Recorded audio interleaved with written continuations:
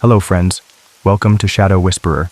All you see is darkness, just the sound of rain, designed to help you relax, focus on the story, and drift into sleep. But before you do, remember to like the video and subscribe to the channel. And yes, feel free to share where you're listening from in the comments. Now, let's begin. I've always had a thing for old stuff. You know, things that have a bit of a story to them. Old radios that probably crackled with news from long ago, heavy brass spoons and forks that felt important in your hand, and those ceramic jars, the kind with tiny spiderweb cracks in the shiny coating. They just felt like they had more soul than anything new and shiny. So, when I found this little rental house, kind of hidden away at the edge of Black Hollow Woods, I figured I'd fill my kitchen with things just like that. Give it some heart. There was a flea market in the next town over, the kind of place where everything is a little dusty and every table has 100 different things piled on it. That's where I went, hoping to find some treasures for my new kitchen.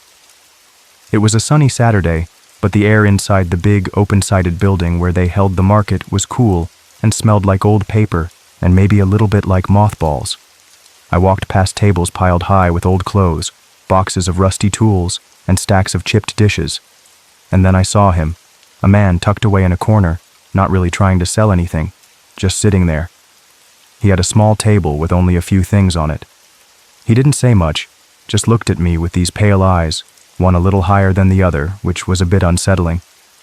When I pointed to the chopping board, he just grunted and said, "Real quiet. You'll want to clean that real good."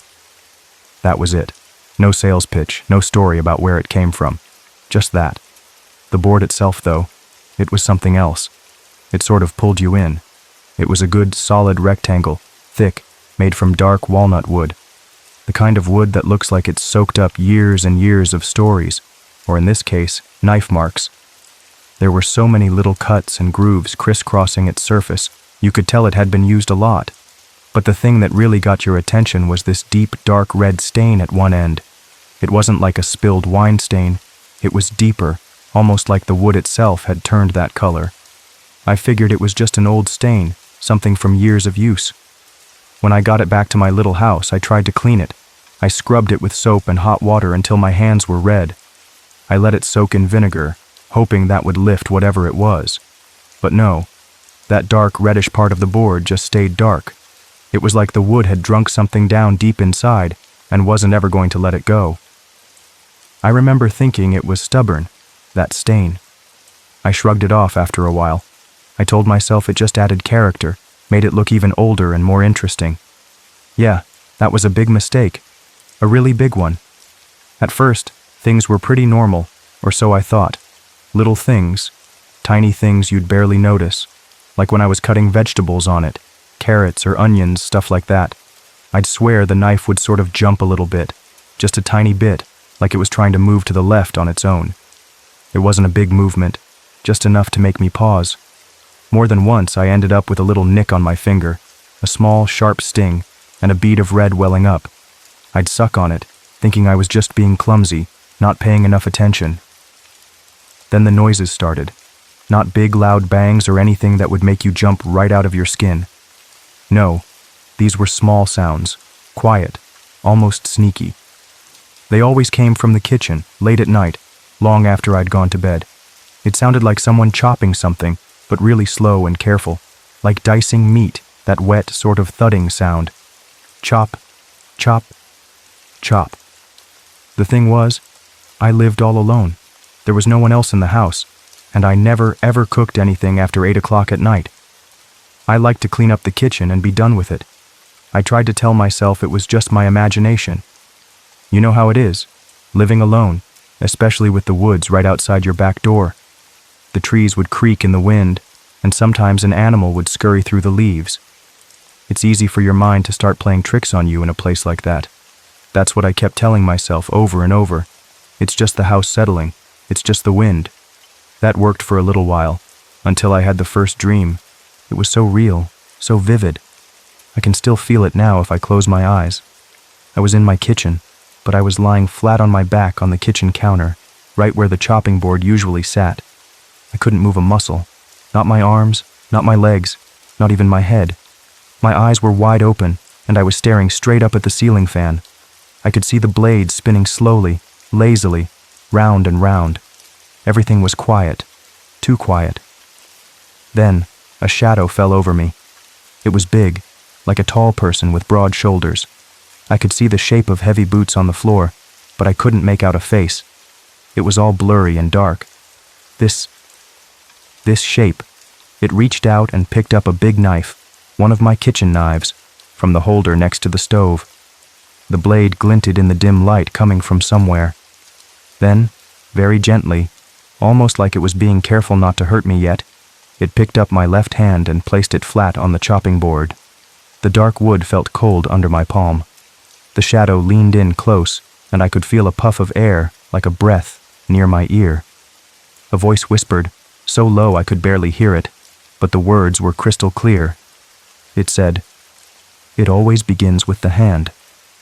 I woke up with a gasp, tangled in my sheets, my heart hammering against my ribs like it wanted to break free. I was drenched in sweat, cold and clammy. My own hand was gripping my left wrist so tight, it was starting to go numb, like I was trying to stop something from happening to it in my sleep. For a few seconds, I didn't know where I was.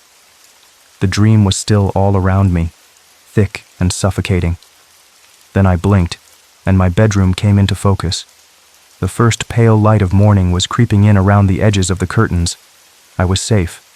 It was just a dream, a horrible, terrible dream. But then I looked towards my bedside table, and then, without even thinking, I threw the covers off and practically ran into the kitchen. The chopping board was still there, sitting on the counter, right where I'd left it after wiping it down the night before. It looked perfectly normal, just a piece of old wood. But I couldn't shake the feeling from the dream, the coldness of it, the shadow, that whisper. The nightmares didn't stop. They started coming more often, every few nights at first, then almost every night. It was always the same scene, me, helpless on the counter, the shadow, the knife, my hand on that dark, stained wood. Sometimes the whisper would change a little. The hand knows, it would say, or the wood remembers. I started to dread going to sleep. I'd stay up late, reading, watching TV, anything to put it off. I started hiding the chopping board. After I used it and washed it, I'd dry it carefully and then stick it in the bottom cabinet, underneath a pile of baking pans and old pots I hardly ever used. I figured if it was out of sight, maybe it would stay out of my dreams too. But it didn't help, not one bit. In the dreams, it was always back on the counter, always looking like it had just been cleaned, always just waiting. It was like hiding it in the real world didn't matter to the world in my dreams. Then the smell started. It was faint at first, so faint I thought I was imagining it, like the chopping sounds. I'd walk into the kitchen in the morning, and there'd be this scent. It wasn't like anything else. It was a mix of things that made the hairs on the back of my neck stand up. It smelled like iron, that metallic tang you get when you've cut your finger. And it smelled like damp earth, like soil that's been dug up after a rain. And underneath all that, there was something else, something sweetish and rotten at the same time, like old blood and decay. I tried to find where it was coming from. I sniffed around the sink, thinking maybe some food had gone bad in the drain. I checked the trash can, even though I'd taken it out the night before. I opened the fridge and took out everything, smelling each container. Nothing. But the smell would linger in the air, strongest near the counter. One time, I actually got down on my hands and knees and followed it, like a dog tracking something. And it always led me back to the cabinet where I kept the chopping board. Even with the cabinet door closed, the smell seemed to seep out from around the edges. One morning, I pulled the board out, determined to give it another scrubbing, thinking maybe something had gotten on it that I'd missed. I set it on the counter, and the light from the window fell across it. And that's when I saw it. It was a fingerprint, right in the middle of the board, pressed into the dark wood. And it wasn't my fingerprint. My hands aren't that big. This print was much larger, the thumbprint of a big man, I guessed. The ridges and whorls were perfectly clear, but it wasn't like a smudge of dirt or grease. No, it looked like it had been burned into the grain of the wood, like a brand. It was a slightly darker shade than the wood around it, almost seared in. I touched it, and the wood felt smooth, but I could almost feel the shape of that print under my fingertip. My heart went cold. Someone, or something, had touched this board, and it wasn't me. I stood there staring at that fingerprint for a long time, the coppery smell of iron and rot seeming to grow stronger in the kitchen. I felt a knot of fear tighten in my stomach. This wasn't just my imagination anymore. This was real. I couldn't stop thinking about that fingerprint, about the smell, about the dreams. It was all too much. I felt like I was slowly losing my mind. I had to know where that board came from, who that vendor was. Maybe he knew something. Maybe he could explain it. So, the next Saturday, I drove back to the flea market. My hands were sweating on the steering wheel. The market was busy, same as before. Crowds of people looking for bargains, vendors calling out. I pushed my way through, heading for that same quiet corner where I'd found the man with the pale, uneven eyes. But his stall was empty, just a bare table, no chopping boards, no nothing. He wasn't there. My heart sank. I started asking the other vendors nearby. "Excuse me," I'd say, trying to keep my voice steady. "Do you remember a man who was selling old kitchen things here last week, or the week before? He had a dark wooden chopping board." Most of them just shrugged. A few gave me funny looks, like I was asking a strange question. "Lots of people sell old stuff, buddy," one guy said, not even looking up from arranging a display of old license plates. I felt a wave of frustration. It was like hitting a brick wall. Then one old lady, who was sitting behind a table covered in delicate porcelain figurines, little shepherdesses and ballerinas with tiny painted smiles, she sort of crooked a finger at me. I went over, and she leaned in close, her voice a dry whisper, like rustling leaves. She smelled like lavender and dust. "You asking about the fellow with the eyes?" she whispered, her own eyes, bright and bird-like, searching mine. "Yes," I said, feeling a small flicker of hope. "He sold me a chopping board." She nodded slowly, her gaze dropping to the board I was now carrying, wrapped in an old towel under my arm. I hadn't even realized I'd brought it with me until that moment, like some part of me couldn't bear to leave it behind, even though it terrified me. "He don't come round often," she said, her voice still low. "Pops up, sells a few things, then he's gone again for months. But that board..." She paused, and her eyes seemed to get darker. "If it's the one I'm thinking of, the big dark walnut one, that was old Everett Goodwin's." "Everett Goodwin?" I asked. The name meant nothing to me. "Local man," she said, her eyes flicking around as if to make sure no one else was listening. "From way back. Butcher, he was. Lived up near Black Hollow before the new road went in. This was in the 1920s, maybe earlier." She leaned even closer, and her whisper dropped further. "Lost his mind, they say. Went completely mad. Killed his wife, Clara. Chopped her all to pieces right in their own kitchen." A shiver went down my spine that had nothing to do with the cool air of the market. Chopped her to pieces. The old lady blinked slowly, like an owl. "He told the sheriff when they finally caught him that the board demanded it, said the board was hungry." She shook her head, a tiny, sad movement.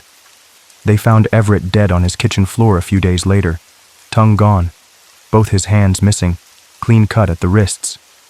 Her voice was flat, just stating facts. "The board was still on the counter when they got there. Had meat on it, they said. Fresh. But when they checked, the meat didn't match his wife's body. It wasn't hers." She sat back then, her story finished, and started fussing with one of her porcelain ladies, straightening its tiny bonnet. I just stood there, the wrapped-up board under my arm suddenly feeling 10 times heavier, colder. The old lady's words echoed in my head. The board demanded it. The board was hungry. The meat didn't match his wife's body.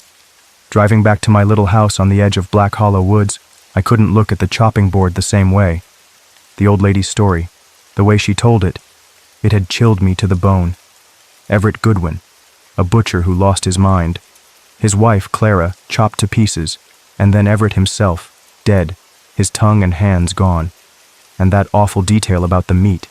My kitchen, which had seemed kind of cozy before, now felt different, threatening, The counter where the board usually sat seemed to loom in the dim afternoon light. I unwrapped the board slowly, the old towel feeling rough under my fingers. The dark walnut wood, the deep crimson stain, the hundreds of tiny knife grooves, they all looked different now. Sinister, like a map of something terrible. I knew I couldn't keep it, not after what I'd heard, not with the dreams, the smell, that awful fingerprint. I tried to throw it out. I really did. That evening, just as it was getting dark, I took the board and a spade from the little shed out back. I walked into the edge of Black Hollow Woods, the trees already dark shapes against the fading light. The air was damp and cool, and the only sounds were the crunch of my own footsteps on the fallen leaves and the distant hoot of an owl. I found a spot a little way in, between two thick oak trees, where the ground was soft. I started digging. The spade bit into the earth, turning up dark soil and tangled roots. I dug and dug, sweat dripping down my face, until I had a hole about 2 feet deep. It felt like I was digging a grave. Maybe I was. I took the chopping board, holding it by the edges, trying not to touch that stained part, and I dropped it into the hole. It landed with a soft thud. Then I started filling the hole back in, shoveling the earth on top of it, packing it down with the back of the spade. When I was done, I stood there for a minute, breathing hard, a strange feeling of relief washing over me. It was gone. Buried. Done. I walked back to the house, not looking back. I even managed a small smile. I felt lighter. But the next morning, when I walked into the kitchen to make coffee, my heart nearly stopped. There it was, sitting right there on my kitchen counter, in its usual spot, the chopping board. It was clean, polished even, like it had never been outside, never been covered in dirt. There wasn't a speck of soil on it, not a scratch from the spade. It was just there, looking like it was waiting for me. My breath caught in my throat. No, this wasn't possible. I ran back outside to the spot between the oak trees. The ground was disturbed, exactly where I had dug the hole. But the hole was empty. The board was gone from there. I stood there staring at the empty depression in the ground, then back at my house. A cold dread, heavier than any I'd felt before, settled over me. This thing, this board, it wasn't just an old piece of wood. It was something else, something that didn't follow the rules. That night, I couldn't sleep. I lay in bed, staring at the ceiling, every creak of the house making me jump. And then I heard it. Not the chopping sound this time. No. This was worse. It was breathing. A soft, slow, wet sound. And it was coming from inside the kitchen cabinet where I used to hide the board. The cabinet under the counter. It sounded like something was in there, something alive, drawing slow, deliberate breaths. In and out. In and out. I pulled the covers over my head like a little kid, my whole body trembling. I didn't dare go and look. I had to stop using it. I just had to. The next day I went to the store and bought a brand new bright blue plastic chopping board. It felt flimsy and cheap in my hands after the heavy walnut one, but I didn't care. I used it to cut up an apple and it felt normal, just plastic and an apple. But then things started tasting strange. The food I made, even simple things like a sandwich, it just tasted off. Not exactly rotten, but not right either. Like the flavor was flat or a little bit sour, and food started to spoil really fast. I bought some fresh tomatoes, bright red and firm. The next morning when I went to get one for breakfast, there was a patch of gray-green mold growing on its side. Milk seemed to sour in a day. My bread got stale almost as soon as I opened the package. My fridge started acting up too. It began making this weird, erratic humming noise. Sometimes it would be quiet, then it would suddenly kick in with a loud, vibrating hum that would last for a few minutes before stopping just as suddenly. It was like the whole kitchen was slowly going wrong. Then one evening, I came home from work, tired, and just wanting to make something simple for dinner. I walked into the kitchen, and I stopped dead in my tracks. The old walnut chopping board was on the counter, and it was covered in diced carrots and potatoes. Tiny, perfect cubes, all piled up neatly. There was a knife resting beside it, one of my good chef's knives. The blade was gleaming, freshly cleaned. I hadn't bought any carrots or potatoes that week. I was sure of it. My mind raced. Had I done this and forgotten? Was I sleepwalking? But I would have remembered buying them, wouldn't I? The vegetables looked so fresh, so perfectly cut. I stood there, frozen, staring at the board. My heart was pounding so hard I could hear it in my ears. The kitchen was silent except for the uneven hum of the fridge. Behind me, the kitchen light, an old fluorescent tube, flickered once, twice, then buzzed loudly. I happened to glance at the window over the sink. It was dark outside, and the glass was like a black mirror. And in that reflection, just for a split second, I saw someone standing in the hallway behind me, a tall, shadowy figure. I spun around, my breath catching in my throat. "Who's there?" I yelled, my voice shaky. No one. The hallway was empty, just the closed door to my bedroom and the coat rack with my jacket hanging on it. My hands were trembling. Was I going crazy? Was this all in my head? I turned back to the counter, almost expecting the carrots and potatoes to be gone. But they were still there. And then I saw it. Carved into the painted wood of the kitchen wall, right next to the counter, were thin, precise letters, like they'd been scratched in with the tip of a very sharp knife. It was a single word: cook. I don't know why I did it. Maybe I was just so tired of being scared. Maybe some part of me just wanted it all to stop, even if it meant giving in.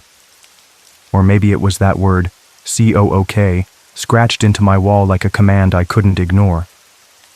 I gave in once, just once, I told myself. I went to the store the next day, feeling like I was walking in a dream. I bought a chicken breast, just one. I brought it home, unwrapped it, and laid it on the dark walnut chopping board. The wood felt strangely warm under the cold chicken. I picked up the knife, the same one that had been lying there next to the diced vegetables. As soon as I started to cut, it was like the knife wasn't entirely under my control anymore. It seemed to guide itself. The slices were smooth, perfect, effortless, thinner and more even than I could ever cut on my own. There was no resistance, no slight veering like before. Just a clean, fluid motion. Chop, chop, chop. It was satisfying, in a really weird and disturbing way. I cooked the chicken. I ate it. It tasted fine, maybe even better than fine. That night, for the first time in weeks, I slept without any dreams. No shadows, no whispers, no paralysis. I woke up feeling rested, almost refreshed, a dangerous feeling. But the peace didn't last. The very next night, the dream came back.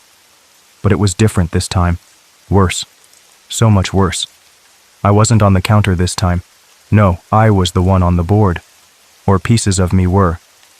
I could see my own hand, then my arm, being laid on the dark, stained wood. And the shadow, the same one from before, was there, with the knife, and it was chopping me, piece by piece. I couldn't feel pain, not exactly, but I could feel a cold, precise separation, and the board, it was different. It seemed to be absorbing me, drinking me in, and then it whispered, not from the shadow but from the wood itself. A dry, rustling voice, like dead leaves skittering across stone.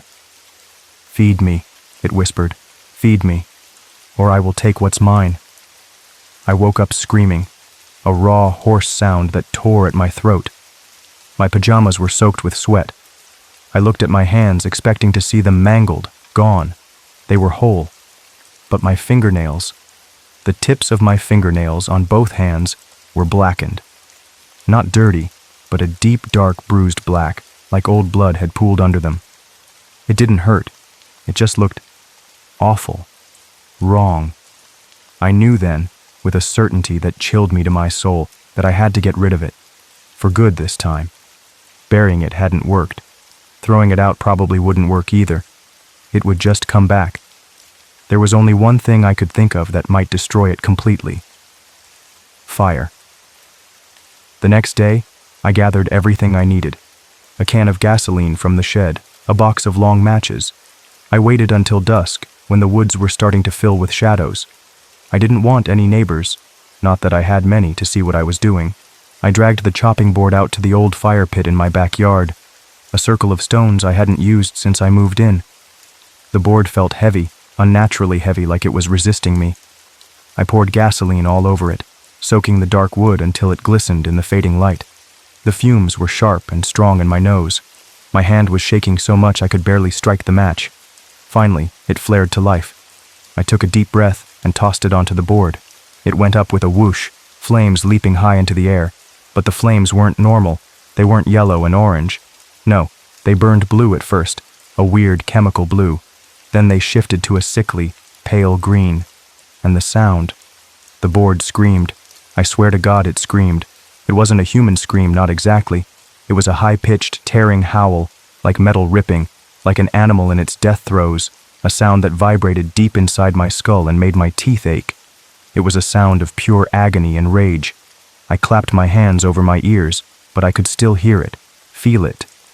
The green flames danced and writhed for a minute, maybe two, and then, just as suddenly as they had flared up, they died out. Not slowly, not flickering down to embers. They just vanished.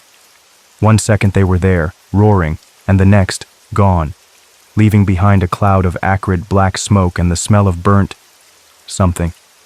Not just wood. I stood there, trembling, my ears ringing. When the smoke cleared a little, I looked at the fire pit.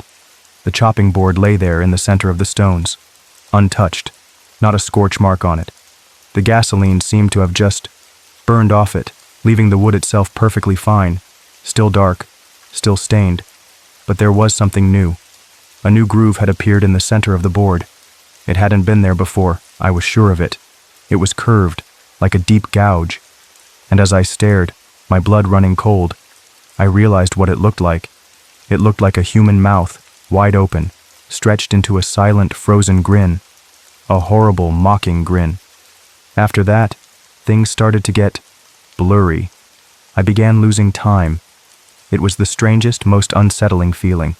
1 minute I'd be sitting on the couch watching TV, maybe reading a book. The next, I'd sort of blink, and I'd find myself standing in the kitchen. I'd be holding the knife, the good chef's knife, and it would be poised above the chopping board. And there would be something on the board, something I was halfway through dicing, raw meat, chunks of dark red meat. Sometimes it looked like beef, maybe. Other times, I didn't know. It didn't look like anything I'd ever bought from a store. It was fresh, but there was a strange, almost gamey smell to it. I'd stare at it, my mind blank, trying to remember going to the store, buying it, bringing it home, starting to prepare it. But there was nothing. Just a gap. A missing piece of my day. I dropped the knife, my hand shaking, and back away from the counter, my heart pounding with a sick, cold fear. Where was this meat coming from? Was I doing this? Was the board making me do it? One evening, there was a knock at my door.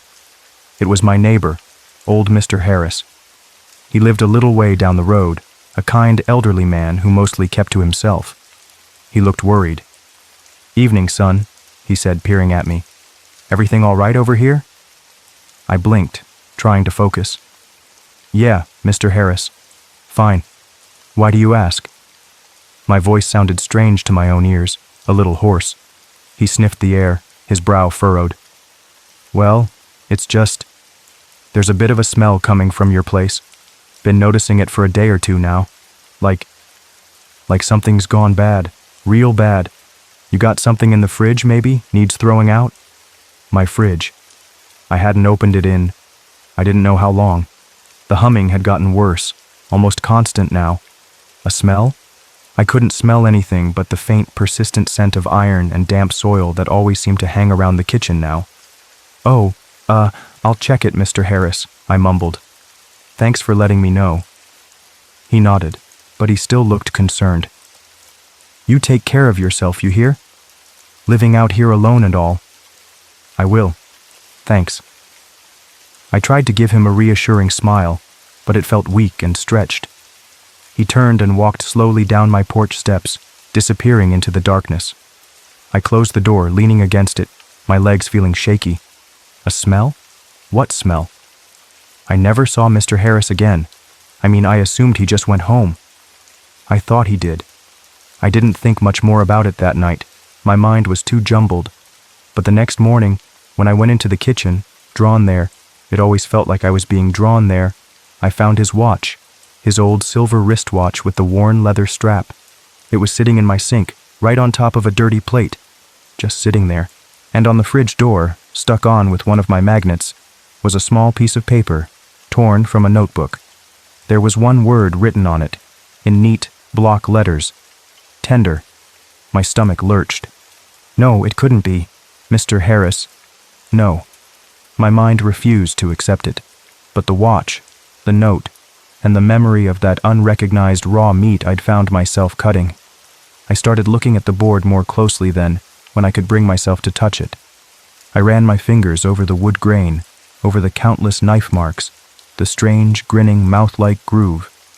I was looking for anything, any clue, any carving or symbol that might explain what this thing was. And then I saw it. It was so tiny, so faint. I couldn't believe I hadn't noticed it before. Along the very edge of the board, almost hidden by the curve of the wood, were tiny, almost invisible letters. They weren't carved, not like the word cook on my wall. No, these looked like they had been burned into the walnut, long, long ago. The wood around them was just a shade darker. I had to squint, tilting the board to the light, to make them out. There were 2 short sentences. As I read them, a cold that had nothing to do with the temperature of the room seeped into my bones. Blood nourishes the maker. Flesh remembers the feast. The words echoed in my head, dark and ancient. This board. It wasn't just haunted by some crazy butcher. It wasn't just a cursed object. It was something more. Something alive, in its own terrible way. It was hungry, and it remembered every meal it had ever been given. The stain, the grooves, they weren't just marks. They were memories. This is hard to write, hard to say. It's my confession, I guess. Though I don't know who will ever read it. I've done things I can't explain, not really. Things I don't fully remember doing. But the evidence is there. Sometimes I find stains on my shirt, dark reddish-brown stains that I don't recall getting. My hands sometimes ache, my muscles sore, like I've been doing hard physical work, but I don't know what. The chopping board sits on the counter behind me right now, as I write this. I can almost feel it there, even with my back to it. It's clean, spotless, polished. It always is now. Patient, just waiting.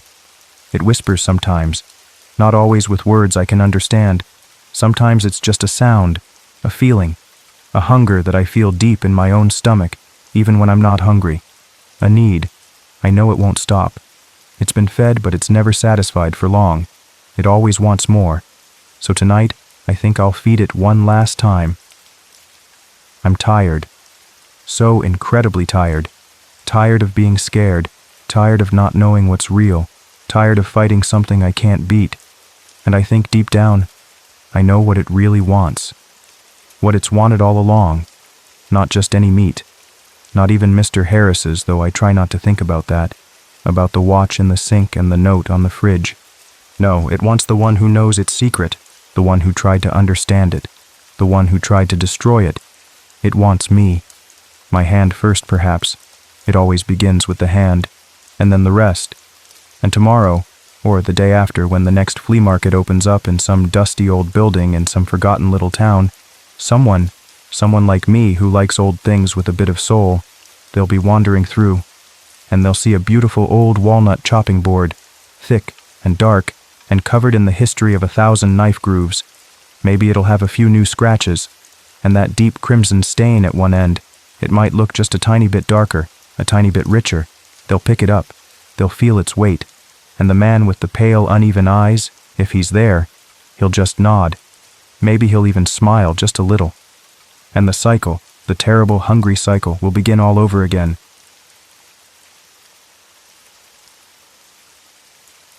The highway stretched endlessly before me, the golden hues of the setting sun painting long shadows across the road. I had been driving back to Los Angeles after a business trip in the far west, somewhere near Carson City. It had been an exhausting journey, and the thought of finally getting home filled me with relief. My eyes burned from staring at the dotted yellow line for hours, and my back ached from being hunched over the steering wheel of my Toyota sedan. Route 50. They call it the loneliest road in America. Lived up to its name that evening. Mile after mile of empty desert stretched on both sides, broken only by the occasional lonely gas station or roadside attraction. The radio had lost reception about an hour back, leaving me with nothing but my thoughts and the persistent hum of tires against asphalt. Just as I pulled into a gas station off the interstate, stretching my aching limbs, I heard a familiar voice call my name. "No way! Is that really you, Chris?" The voice hit me like a splash of cold water. I knew that voice, the slight rasp, the way it lifted at the end of a question. I turned around, blinking against the harsh fluorescent lights of the gas station, and my heart skipped a beat. Daniel Foster. We had been close friends during our college days at the University of San Francisco, but life had pulled us in different directions. I hadn't thought about him in years, yet here he was, standing by the ice machine as if he'd been waiting for me. "Dan," I said, my voice laced with disbelief. "Man, this is unreal." He looked exactly as I remembered him. Same short brown hair, same infectious grin, same lanky frame, hovering around 6'2". The blue USF sweatshirt he wore looked worn but familiar. I was almost certain he'd had the same one in college. His face showed no signs of aging, as if time had not touched him at all. It was uncanny, really, but in my exhausted state, I chalked it up to good genes. We embraced that awkward half-hug men give each other when excitement overrides social norms. His body felt solid, real, though slightly cool despite the warm Nevada evening. A wave of nostalgia washed over me, bringing with it memories of late-night study sessions, basketball games on the quad, and weekend road trips up the coast. "What are the odds?" Dan laughed, his eyes crinkling at the corners. "I was just passing through, needed to stretch my legs and grab some coffee." "Where are you headed?" I asked, pumping gas into my car. "West," he said simply. "Same as you, I guess." After I paid for my gas, Dan suggested we grab dinner at a nearby roadside diner. The place looked like something straight out of the 1950s. Red vinyl booths, chrome accents, and a jukebox in the corner playing oldies. A bell jingled as we pushed through the door, and the smell of fried food and coffee wrapped around us like a familiar blanket. We slid into a booth by the window.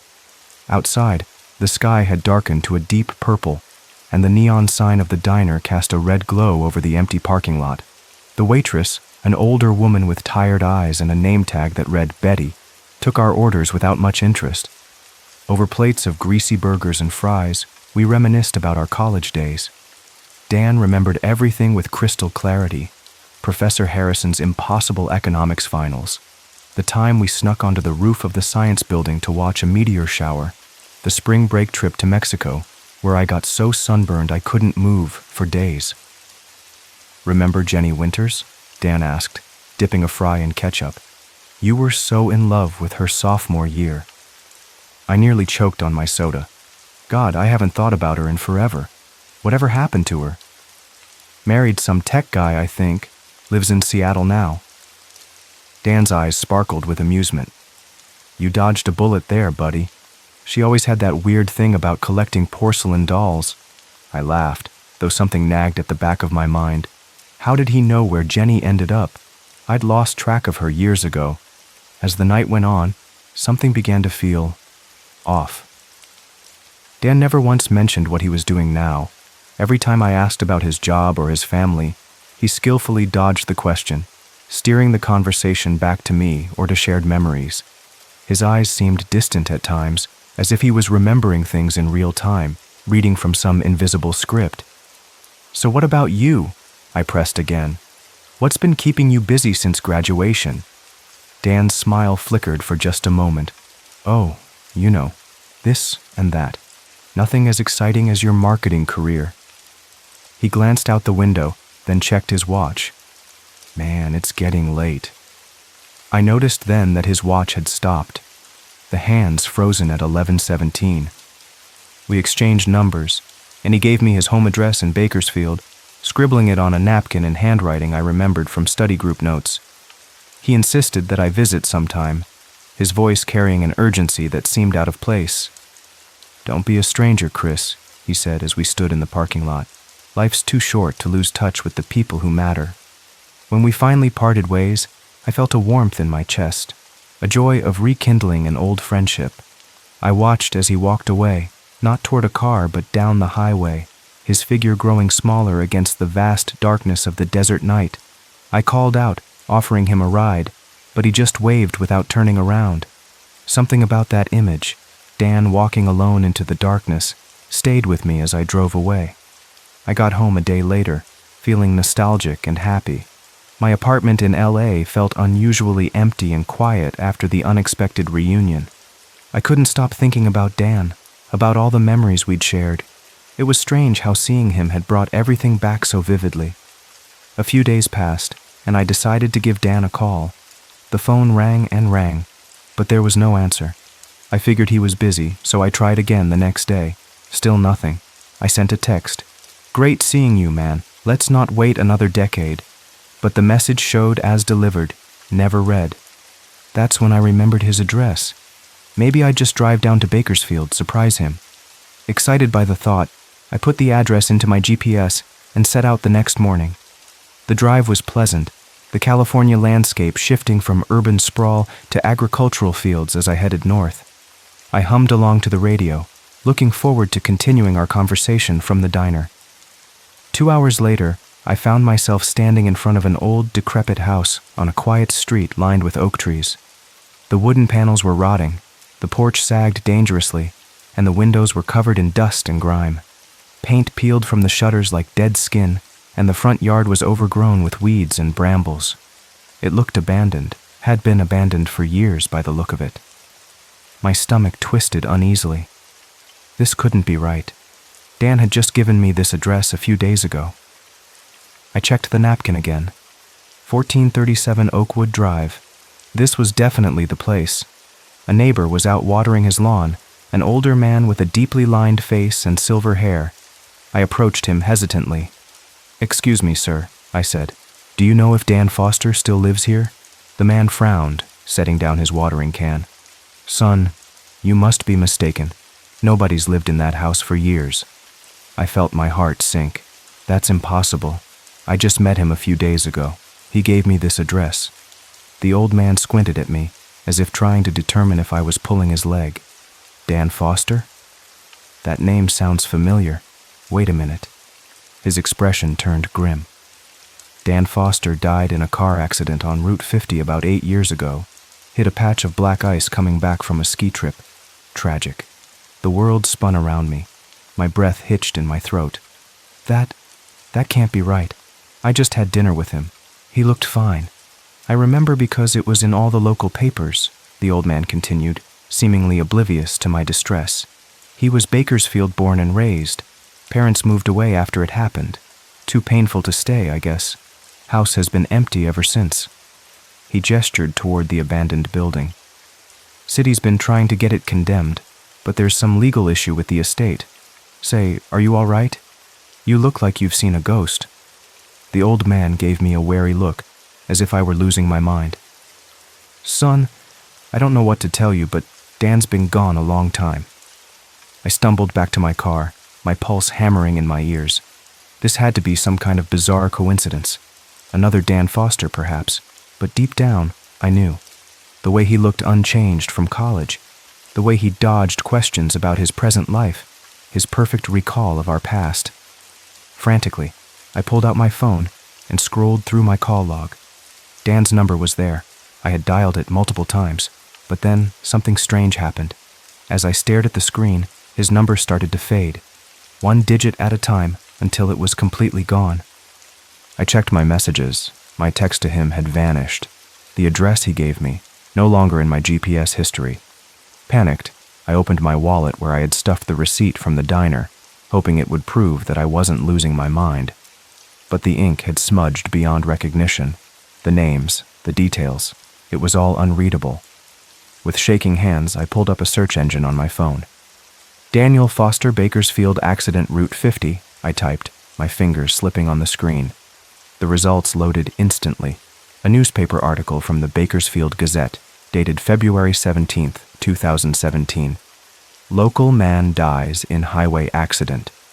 The small thumbnail showed a familiar face, Dan, smiling in what looked like a graduation photo. The article mentioned he was 30 years old, unmarried, an only child.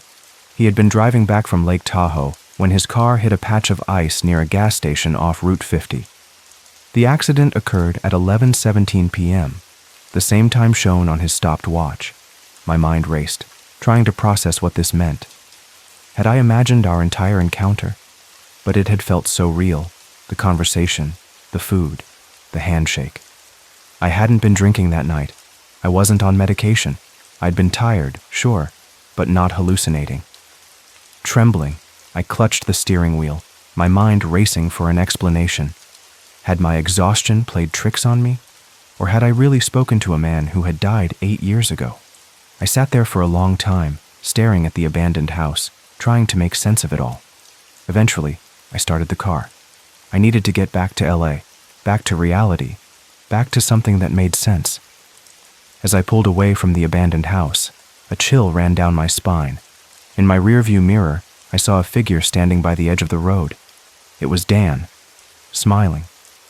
Just like at the diner, he wore that blue USF sweatshirt, but this time, I noticed something I had missed before. A dark stain spread across the front of it, like a shadow or a blood stain that had been washed too many times.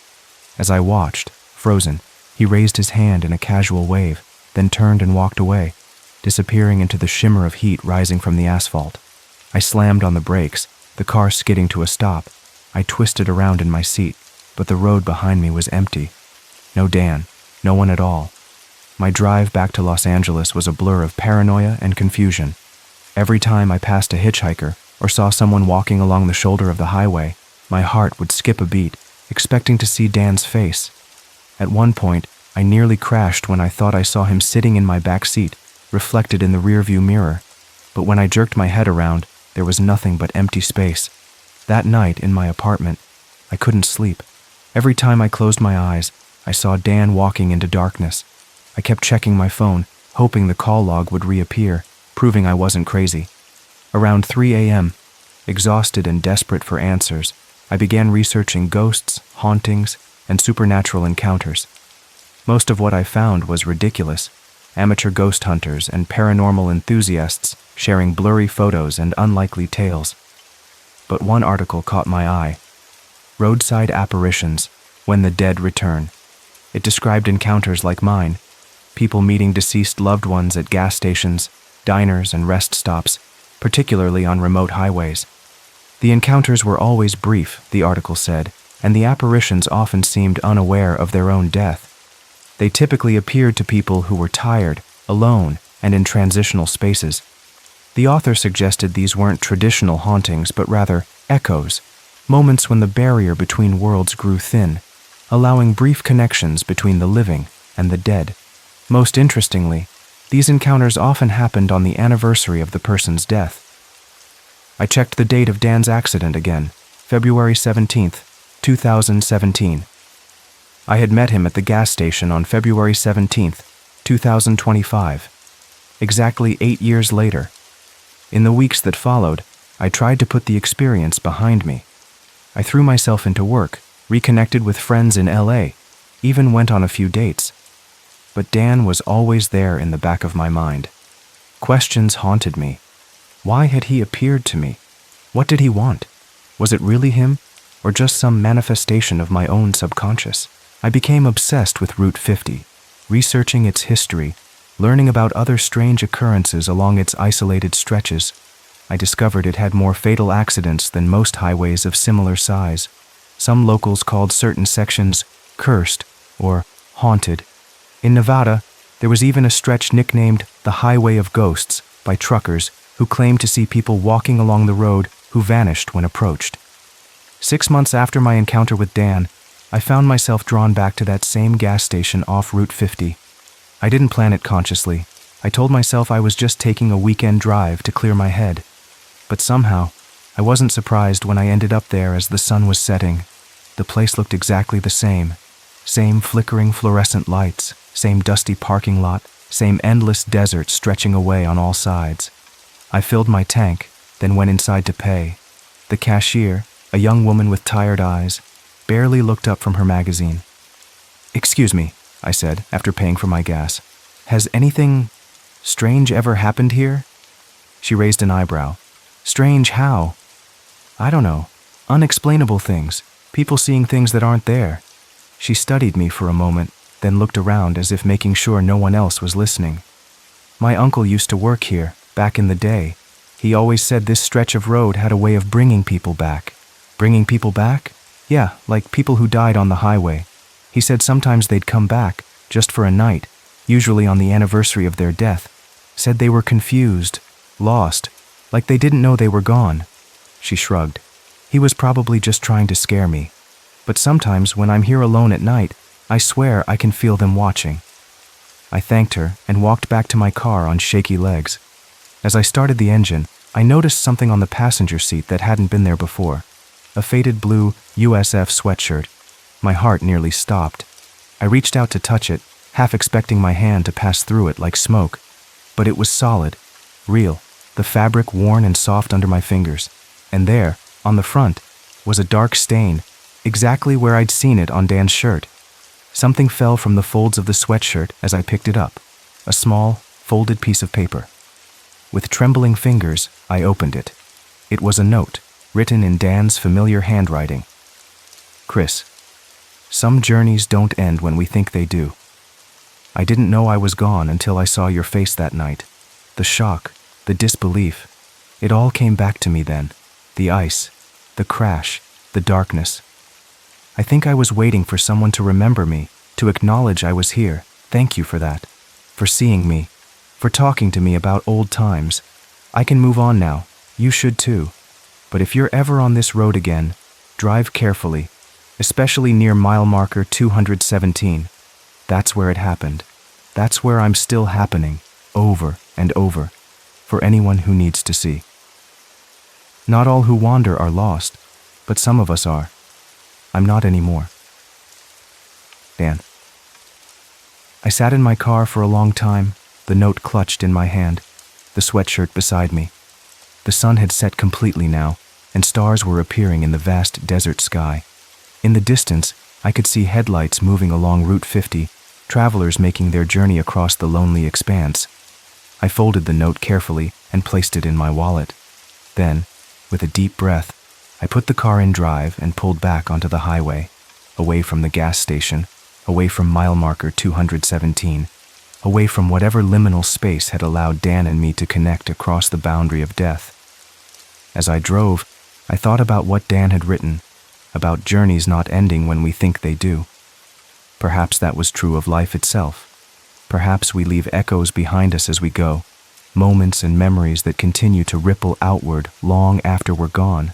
I never saw Dan again after that night, but sometimes, when I'm driving alone on an empty highway as the sun sets, I catch myself looking for him in my rearview mirror, not out of fear now, but out of a strange kind of comfort, a reminder that connections, real, human connections, might be stronger than death itself, and if I happen to pass a hitchhiker standing alone on the roadside at dusk, I always slow down, just in case.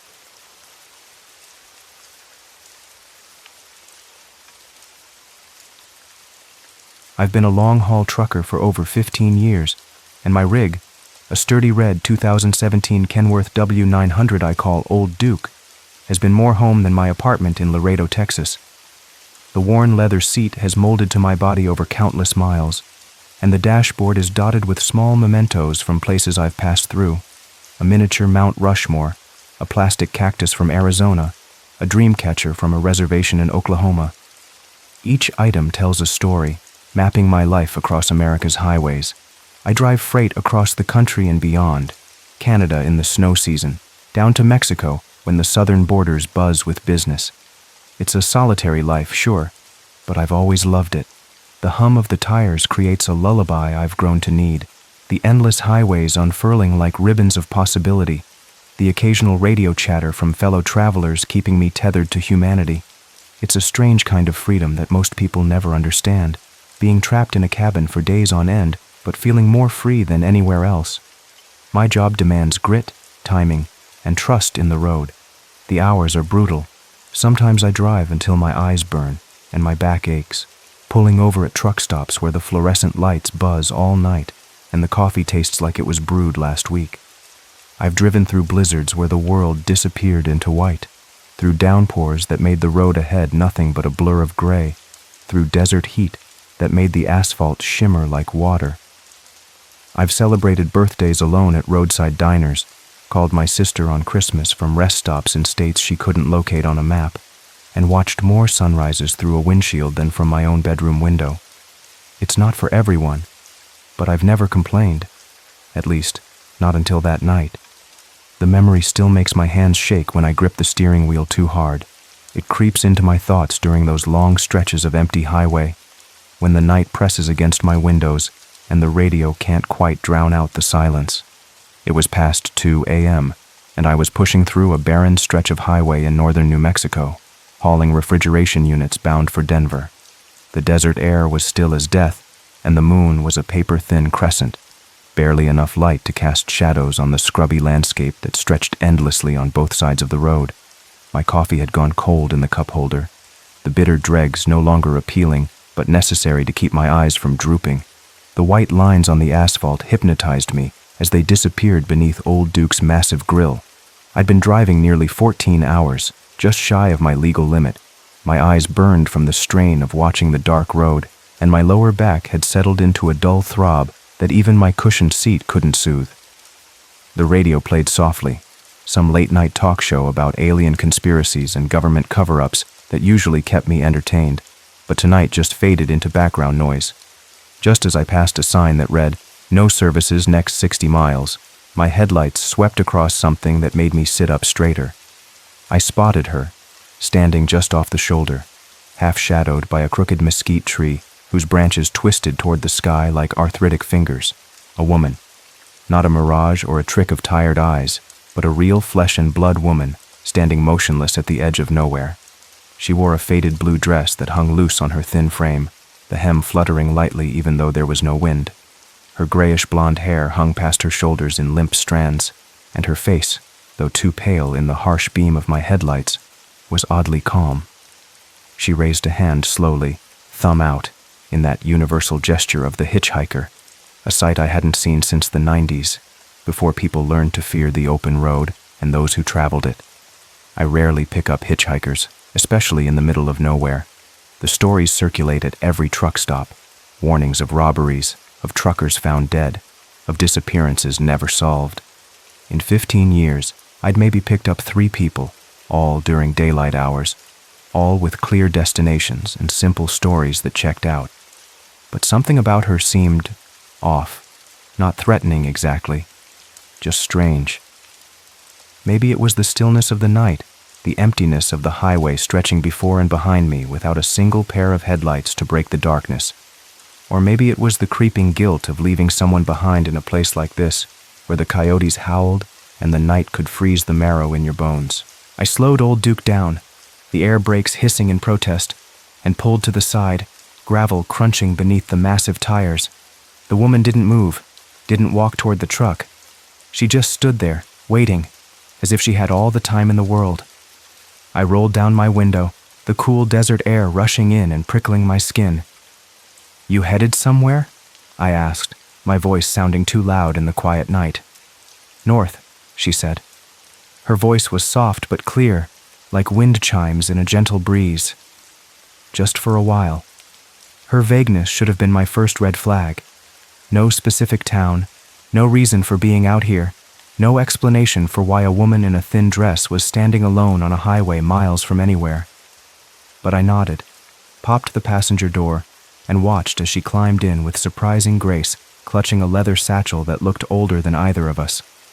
The leather was cracked and worn smooth in places, the brass buckle tarnished with age. She settled it carefully on her lap, her pale fingers gripping the strap tightly. She smelled faintly of lavender and dust, not unpleasant, but old somehow, like linens stored too long in an attic. Up close, her skin had an almost translucent quality, bluish veins visible at her temples and wrists. Her eyes, though, they were alert and dark, watching me with an intensity that made me shift in my seat. I put Old Duke in gear and eased back onto the highway, the engine's rumble a comforting presence in the silence that filled the cab. We rode without speaking for a few minutes, the hum of the road filling the space between us. I stole glances at her profile, illuminated by the green glow of the dashboard. Her face remained impassive, gazing straight ahead at the road unspooling in my headlights. Then she asked, "Do you ever wonder if the road forgets you?" I glanced at her, my hands tightening reflexively on the wheel. "What do you mean?" She smiled faintly, the corners of her mouth barely lifting. "When you've been on it too long, places blend together, people vanish. The road doesn't care. It takes, and one day, it just forgets you." Chills prickled down my neck, raising goosebumps on my arms. Her words echoed thoughts I'd had during my loneliest stretches on the road, when days blurred together and towns became nothing but signs passing in the night, times when I wondered if I'd vanish completely into the endless rhythm of wheels on asphalt, becoming another ghost story told at truck stops. I cleared my throat, trying to shake off the unease that had settled in my chest. "So, where are you coming from?" I asked, steering toward safer conversation. Her fingers traced patterns on the satchel's worn surface. "Used to live in a town called Garnett. Ever heard of it?" I searched my mental map, flipping through all the small towns I'd passed through over the years. "Don't think so," I finally admitted. "Most don't," she replied. "Doesn't exist anymore." I blinked, eyes darting between her and the road ahead. "You mean, like, a ghost town?" She chuckled, a sound like dry leaves rustling. "Something like that." She turned to the window then, watching the empty highway roll past. I noticed that despite the heater pumping warm air into the cab, I could see her breath fog slightly on the glass. The temperature inside began to drop perceptibly. I checked the vents. The heater was still blowing, but somehow the warmth seemed to dissipate before it reached me. I turned the dial up. Still, the chill deepened, seeping into my bones. My windshield began to fog around the edges, and I had to squint through it, leaning forward slightly. The road ahead seemed to waver, like looking through water. "Mind if I turn on some more heat?" I asked, already reaching for the controls. She didn't respond. I glanced at her again. Her eyes were closed, but she wasn't asleep. Her lips moved slightly, whispering something I couldn't hear. The sound of it was lost beneath the rumble of the engine, but seeing her silent recitation made the hair on my arms stand on end. The radio, which had been playing softly, suddenly crackled with static. I reached to adjust it, but before my fingers touched the dial, a voice broke through. "Breaker, breaker. You there, Duke?" The voice was familiar. It was Dale, another trucker I'd convoyed with in Oregon last month. We'd driven together for 3 days, sharing meals at roadside diners and trading stories over CB radio to keep each other awake. He was headed to Chicago, last I heard. "Dale, I hear you," I said, grateful for the distraction. My voice sounded unnaturally loud in the quiet cab. There was a pause, filled with static, before Dale's voice returned, lower this time, almost cautious. "You got company in that rig?" I froze, my eyes instinctively darting to the woman beside me. "How'd you know?" "Saw you from the rest stop cam a few miles back, just past it. You were alone when you left. Now I see 2 shadows. One ain't yours." My blood ran cold, a chill that had nothing to do with the dropping temperature inside the cab. The rest stop he mentioned was at least 30 miles back. I hadn't picked her up until after that. I looked to the passenger seat. Empty. The woman was gone, but the seatbelt was still buckled. The clasp clicked firmly in place. The faint scent of lavender lingered in the air, stronger now, cloying. Her satchel sat on the seat where she had been, as if she'd simply forgotten it. My heart hammered against my ribs. I yanked the wheel, pulling old Duke onto the shoulder, the tires kicking up dust that swirled in my headlights. I slammed on the brakes and flipped on the interior lights, the sudden brightness making me squint. Nothing. No sign of her. The passenger door was still closed, locked from the inside. The windows were up. There was nowhere she could have gone, no way she could have left a moving truck on an empty highway without me noticing. "Dale," I said into the radio, my voice shaking. "You still there?" Nothing but static answered me. I reached for the satchel, my hand trembling. It was ice cold to the touch, like it had been left in a freezer. The leather felt stiff, unnatural. I unbuckled the strap and opened it, holding my breath. Inside were black and white photos, dozens of them, yellowed at the edges, some cracked with age.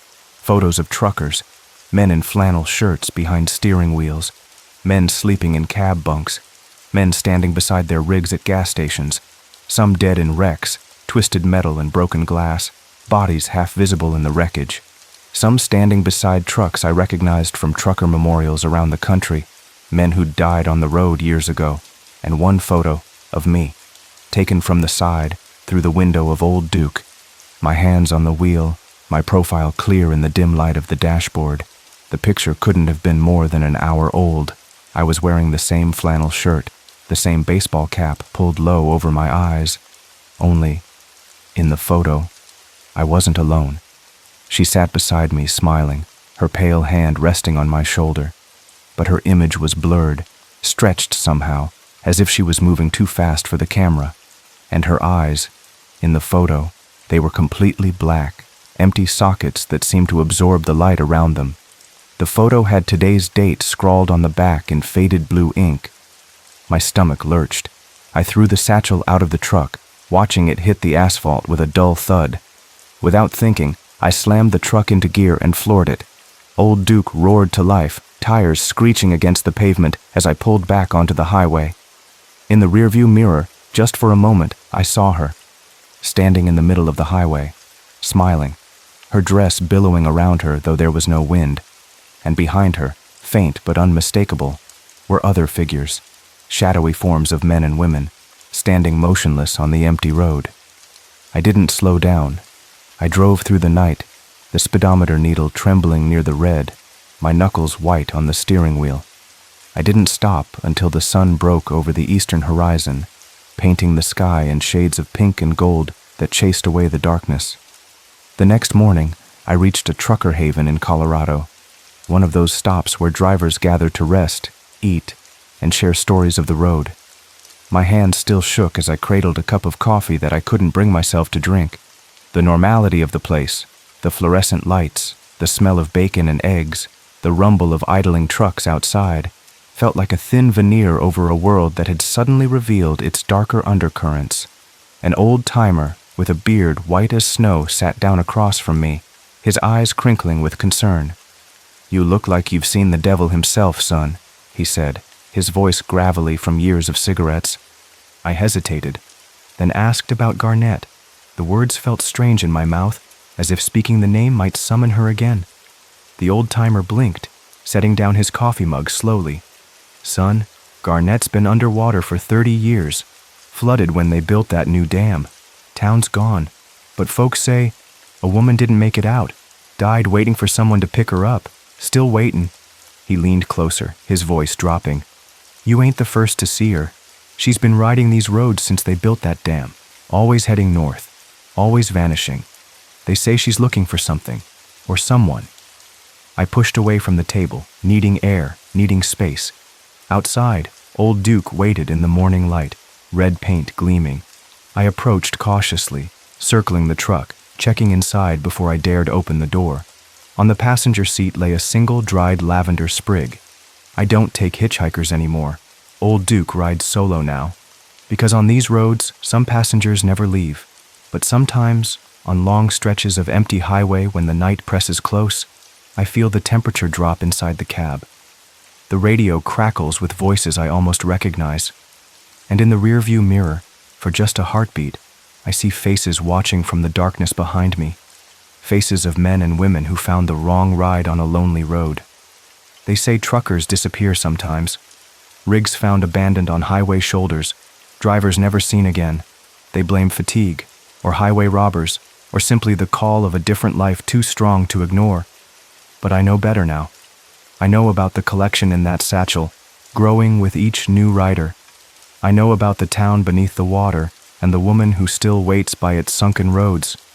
And I know that someday, when I'm driving through the night and see a figure by the roadside, I might stop again. Not out of kindness or guilt, but because after all these years, the road has forgotten who I am. And when that happens, I'll join the others. Another photo in a leather satchel, another shadow in a rearview mirror, another story whispered at truck stops that no one quite believes. Until then, I keep driving. I keep my doors locked. And I never, ever look too long into the darkness beside the road. Because on America's highways, under the endless sky, not all travelers are heading toward a destination. Some are simply looking for company on the long journey into night.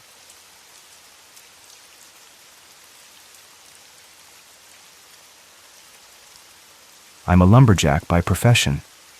For the past 10 years, I've worked for Redwood Timber Inc., a well-established forestry company based out of Bend, Oregon. My life is simple and rugged, filled with travel across the Pacific Northwest and beyond, sometimes even into British Columbia or down into Northern California, wherever trees were marked and projects were planned. It's a hard life, living out of duffel bags and sleeping in tiny trailers, but I've always found a strange kind of peace in the wilderness, the scent of pine, the bite of a cold morning, the sound of saws and axes. It's all second nature to me. My name is Daniel Cooper.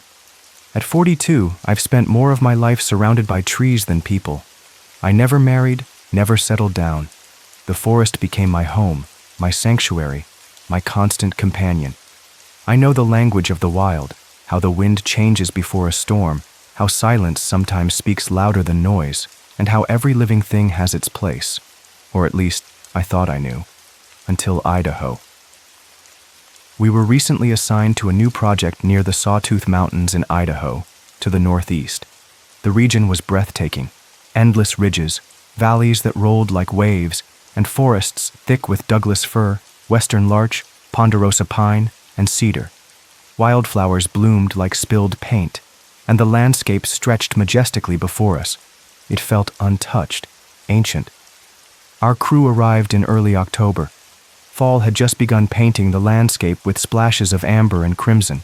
The mountains rose like ancient guardians, their peaks already dusted with early snow. Something about this place felt different from other forests I'd worked. The trees seemed to stand taller, prouder, as if they knew their worth. As our convoy of trucks and equipment rumbled along the dirt roads, I caught myself whispering an apology to the wilderness. It was foolish, I know, but something inside me felt like we were trespassing. The first thing that struck me when we stepped out of our vehicles was the silence. A forest should be alive with sound, the chirping of birds, the rustle of small animals in the undergrowth, the buzz of insects. But there was nothing, not a single bird call, not one flutter of wings among the branches. The absence hit me like a physical blow. "Where are all the birds?" Tim asked, the rookie of our crew, looking up at the empty canopy. No one answered him. No one had an answer. The government had planned to build a hydroelectric dam in one of the nearby valleys, and our job was to clear out a stretch of old-growth forest to make way for the access roads and preliminary foundation. I wasn't thrilled about it, but work was work. The project manager, Harris, had emphasized how this dam would bring clean energy to thousands of homes. Progress, he called it. I nodded along with the others, but my heart wasn't in it. These trees had stood for centuries. Some were older than America itself. We arrived and set up base near a glacial-fed stream, its waters clear and icy. The water was so pure you could see straight to the bottom, where smooth stones glistened like jewels. Our camp consisted of 5 trailers, a mess tent, and equipment sheds. 17 men in total, all seasoned loggers except for Tim, a college kid working his first real job to pay for school. He had that eager look, that hunger to prove himself. I recognized it because I'd worn it myself once, long ago. That first night, something felt off. The woods were too quiet. No crickets, no owls, just wind and the occasional snap of a branch. I chalked it up to altitude and exhaustion. "You hear that, Coop?" asked Mike Bailey, my bunkmate for the last 3 years. Mike was a bear of a man, with hands like leather and a laugh that could shake pine cones from trees. "Hear what?" I replied, straining my ears. "Exactly," he said, zipping up his sleeping bag. "Nothing. These mountains are dead quiet. Ain't natural. Where are all the damn birds? I've never been in a forest this silent." I rolled over, facing the small window of our trailer. Through it, I could see the massive silhouettes of trees against the night sky. The moon hung full and bright, casting long shadows across our camp. For a moment, I thought I saw movement among those shadows, shapes shifting, elongating. But when I blinked, there was nothing but stillness. "Just the wind," I muttered, more to myself than to Mike. But there was no wind that night, not a single breeze. Sleep came fitfully, filled with dreams of roots crawling like fingers through soil and leaves whispering secrets too faint to understand. I woke before dawn, covered in sweat despite the cool mountain air. Something wasn't right about this place. I felt it in my bones. The next day we started early. The sky was painted in shades of pink and gold as we trudged through dewy undergrowth toward the marked zone. The forest remained eerily silent. No birds called from the trees. No squirrels darted across our path. The absence of wildlife was becoming more unsettling by the hour. In all my years of forestry, I'd never encountered a living forest so utterly devoid of animal life. Then we stumbled upon something odd. Dozens of dead birds, small, colorful songbirds mostly, lay in a straight line across the access path. There were no wounds, no signs of predators, just lifeless bodies, as if they'd fallen mid-flight. We radioed back to base, and someone made a note to inform the park authorities. But we moved on. Probably some kind of disease, suggested Harris, our project manager. He was a city man, more comfortable with spreadsheets than spruce trees. Nothing to worry about. But I noticed how he stepped carefully around the birds, how his eyes darted nervously to the forest canopy. He felt it too, the wrongness. We began our work, the roar of chainsaws shattering the morning peace.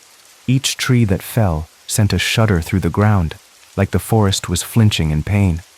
By midday, we'd cleared a small section, maybe 20 yards square. It wasn't much, but it was a start. As I wiped sweat from my brow, I noticed something strange about the cut stumps. The rings weren't normal. Instead of neat circles, they formed spirals and whorls, patterns I'd never seen in my decades of logging. "Hey, check this out," I called to Mike, pointing at the unusual growth patterns. He knelt beside me, running his calloused fingers over the wood. "That's weird. Maybe it's some kind of genetic thing." "Maybe," I agreed, but I didn't believe it. Neither did he. We ate lunch in silence, surrounded by the carnage of fallen trees. The smell of sap hung thick in the air, sweet and somehow accusing. I couldn't shake the feeling that we were being observed, not by people, but by something else, something ancient. By the third day, the strangeness intensified. Massive stones, some weighing hundreds of pounds, had rolled into our cleared path overnight. One of them landed just inches from our lead bulldozer. No tracks, no erosion, just a silent warning. The stones were covered in a type of moss I'd never seen before, glowing faintly in the shadows with an eerie bluish tinge. "This is getting ridiculous," Harris fumed, kicking at one of the smaller rocks. "Someone's messing with us, probably those environmental activists we saw in town." But we all knew better. No group of protesters could have moved these boulders without equipment, and there were no tire tracks, no footprints, no signs of human interference whatsoever. That night, the howling started. Not wolves, not coyotes, something else. Deep, guttural wails that echoed off the mountain like ancient voices mourning the forest.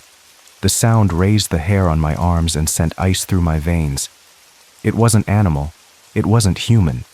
It was the sound of loss, of rage, of warning. My crew, hardened men with years of experience, began whispering of spirits.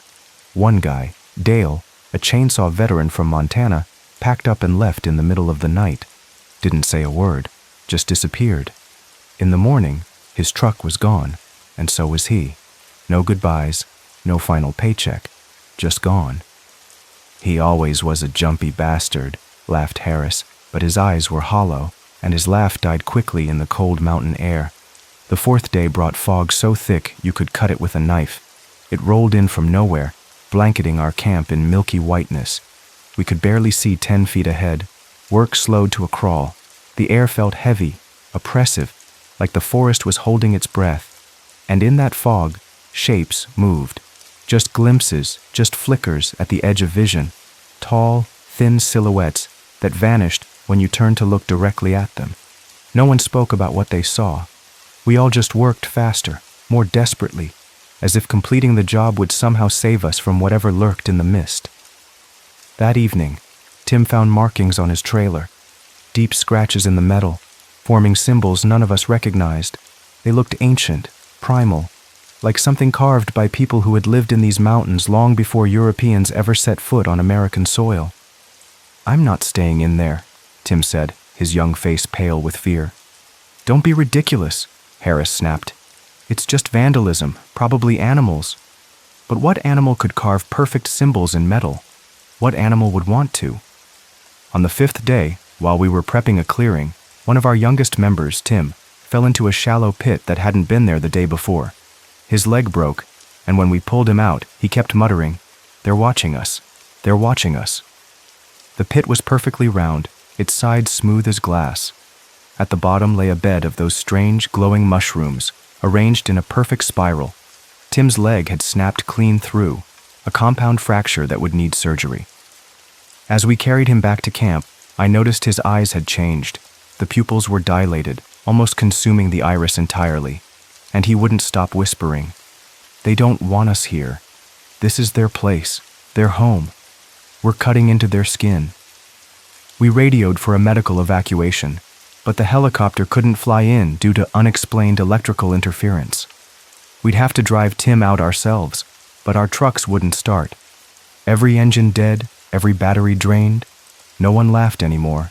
Everyone kept looking over their shoulders. Even our tools began malfunctioning. Chainsaws that wouldn't start, radios that only emitted static, lights that flickered. We tried bringing in replacements, but the same thing happened.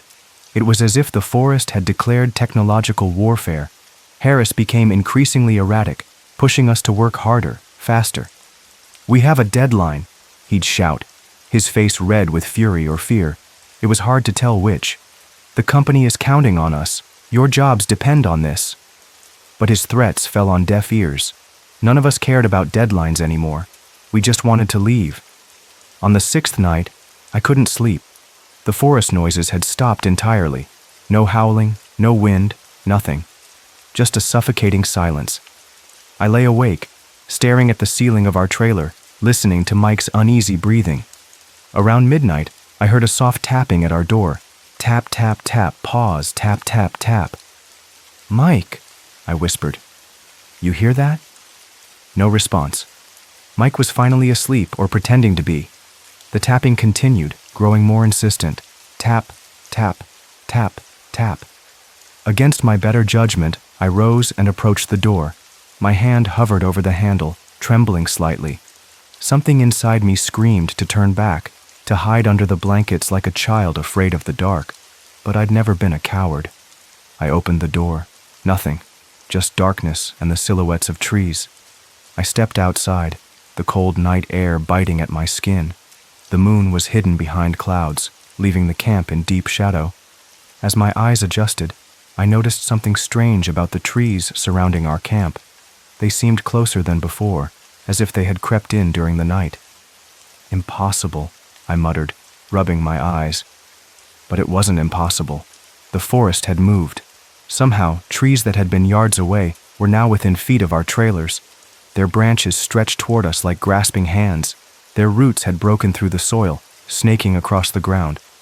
I stumbled backward, nearly falling. That's when I saw it. A figure standing at the edge of the forest. Tall, impossibly thin, with limbs that bent at odd angles. It wasn't human. It wasn't animal. It was something else entirely. Something made of bark and branch and ancient hatred. It saw me looking, and it smiled, a crack opening in what might have been a face, revealing nothing but darkness within. I ran back inside, locking the door behind me. My heart hammered against my ribs like it wanted to break free.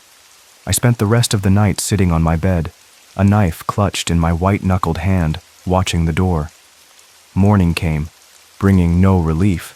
The sky was overcast, the air still and heavy with the promise of rain. When I finally ventured outside, the trees had returned to their original positions. No one else had seen them move. No one else had seen the figure. They looked at me with concern when I tried to explain, exchanging glances that spoke volumes. "Maybe you should take the day off, Coop," suggested Mike gently. "Get some rest." But I couldn't rest. Not here. Not with them watching. That day, we found our equipment sabotaged, not broken or damaged, but changed. Metal parts had somehow fused together into strange organic shapes. Plastic had softened and reformed into patterns like tree bark. One chainsaw had completely transformed, its mechanical parts replaced with what looked like actual wooden components, still somehow functioning, but producing a sound like distant screaming when started. Harris lost it completely. He began chopping at trees with a hand axe, screaming about deadlines and progress and showing them who was boss. We had to restrain him, tie him to a chair in the mess tent until he calmed down. His eyes had that same dilated look that Tim's had, all pupil, no iris.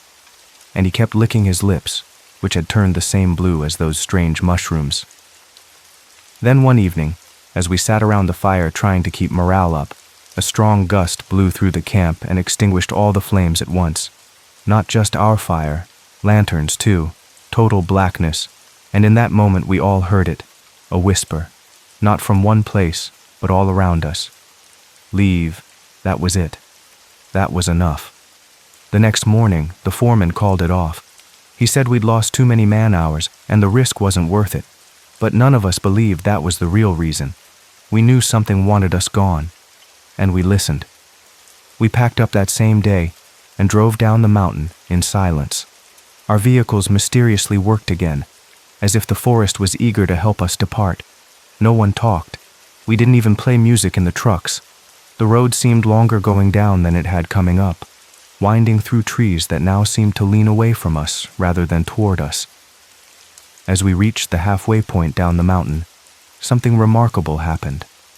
A flash of red caught my eye. A cardinal, perched on a nearby branch. Then another bird appeared, a blue jay, its vibrant feathers stark against the deep green of the pines. Within minutes, the air was filled with birdsong, wrens, chickadees, finches, and more species than I could name. The forest had suddenly, miraculously come alive with the very creatures that had been conspicuously absent during our entire stay. "You seeing this?" Mike asked from the passenger seat, his voice filled with wonder. I nodded, words failing me. The birds darted between trees, their calls creating a symphony that followed us down the mountain. It was as if they were celebrating our departure, reclaiming their territory now that the intruders were leaving. "They're escorting us out," whispered Tim from the back seat, his face pale but eyes clear for the first time in days. His broken leg was propped up, but he had managed to turn toward the window, watching the spectacle unfold. The message couldn't have been clearer if it had been spelled out in the sky. This forest belonged to something else, something that commanded even the birds. And now that we had chosen to respect its wishes, life was returning. The birds weren't just creatures, they were messengers, indicators of the forest's mood and will. As we reached the bottom of the mountain, I glanced in my rearview mirror. The forest receded behind us, shrinking with distance. But for a moment, just a brief, heart-stopping moment, I thought I saw dozens of tall, thin figures standing among the trees, watching us leave. Above them, birds circled in patterns too perfect to be random, like living symbols being drawn in the air. Then they were gone, melting back into the shadows of their ancient home. When I got home, I thought I'd feel disappointed about the failed contract. But instead, there was a quiet joy inside me. For once, we didn't conquer, we didn't cut, we didn't destroy. The forest won, and I was glad being defeated for the first time in my life. 3 weeks later, I received a letter. No return address, no postmark, just my name written in what looked like sap across the envelope. Inside was a single leaf, impossibly green despite the season, and a newspaper clipping. The article detailed how the government had canceled plans for the hydroelectric dam due to environmental concerns. The land would instead become a protected wilderness area, untouchable by development. Most surprising of all, tucked into the fold of the newspaper, was a small, perfect feather, iridescent blue with a band of red at its tip, a species I didn't recognize, perhaps one that existed nowhere else but in that ancient forest. I pinned that leaf and feather above my bed. They never withered, never dulled. They remained as vibrant as the day I received them. A reminder. Sometimes at night, I dream of that forest. I see those tall figures moving among the trees. I hear their whispers on the wind. Birds of impossible colors soar above them, carrying messages I almost understand. But in my dreams, they aren't threatening me. They're thanking me for listening, for leaving, for understanding, finally, that some places aren't meant for humans to conquer. I still work as a lumberjack, but I'm more careful now about which projects I accept. I look for sustainable harvests, for companies that replant what they take. I've become an advocate for responsible forestry practices among my colleagues. Some listen, others laugh. But I know what I saw in those mountains. I know what lives in the ancient woods, protecting them from our chainsaws and bulldozers. And sometimes, when I'm alone in a forest, I whisper apologies to the trees before we cut them, explaining why, promising new growth in their place. Sometimes, I swear the trees whisper back, and I listen, because now I understand. The forest speaks, and those who don't listen to its warnings may find themselves facing something far worse than project failure. They might find themselves facing the ancient guardians who've protected these lands since before humans first walked them. The birds are the first to know. When they fall silent, when they flee, it's time for humans to pay attention. They are the forest's earliest warning system, its most loyal messengers. Their absence speaks volumes. Their return grants permission. The forest remembers. The forest waits. And sometimes, the forest wins.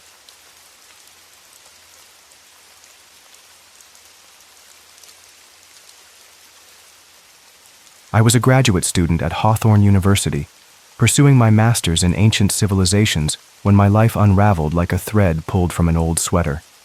History had always been my sanctuary, a place where I could lose myself in stories of people long gone, their triumphs and tragedies preserved in yellowing pages and crumbling artifacts. There was something comforting about the distance of centuries, about studying horrors safely contained by time. If only I had maintained that distance. My name is Andrew Winters, and before everything changed, I spent most days in the university's main library, surrounded by towers of books and the comforting smell of old paper. My thesis topic, the forgotten settlements of early colonial America, had started as a simple academic pursuit. I planned to document several lesser-known colonial towns that had mysteriously disappeared from historical records, leaving behind only fragments of their existence. Professor Lucinda Hayes, my advisor, had encouraged the research, calling it a fascinating gap in our understanding of early American history. I remember the day everything shifted, a Tuesday in late October, when the trees outside the library windows blazed with autumn colors and a cold rain tapped against the glass. I had been granted special access to the university's restricted archives, a dusty collection housed in the basement of the oldest building on campus. Most students never ventured there, preferring the digital databases and modern comforts of the main library. The restricted section felt frozen in time, metal shelves packed with cracked leather bindings, fragile manuscripts, and oddities donated over the centuries. The fluorescent lights flickered overhead as I carefully sorted through a recently cataloged collection of colonial-era artifacts. According to the label, they had been anonymously donated in the 1950s and mostly forgotten until now. That's when I found it.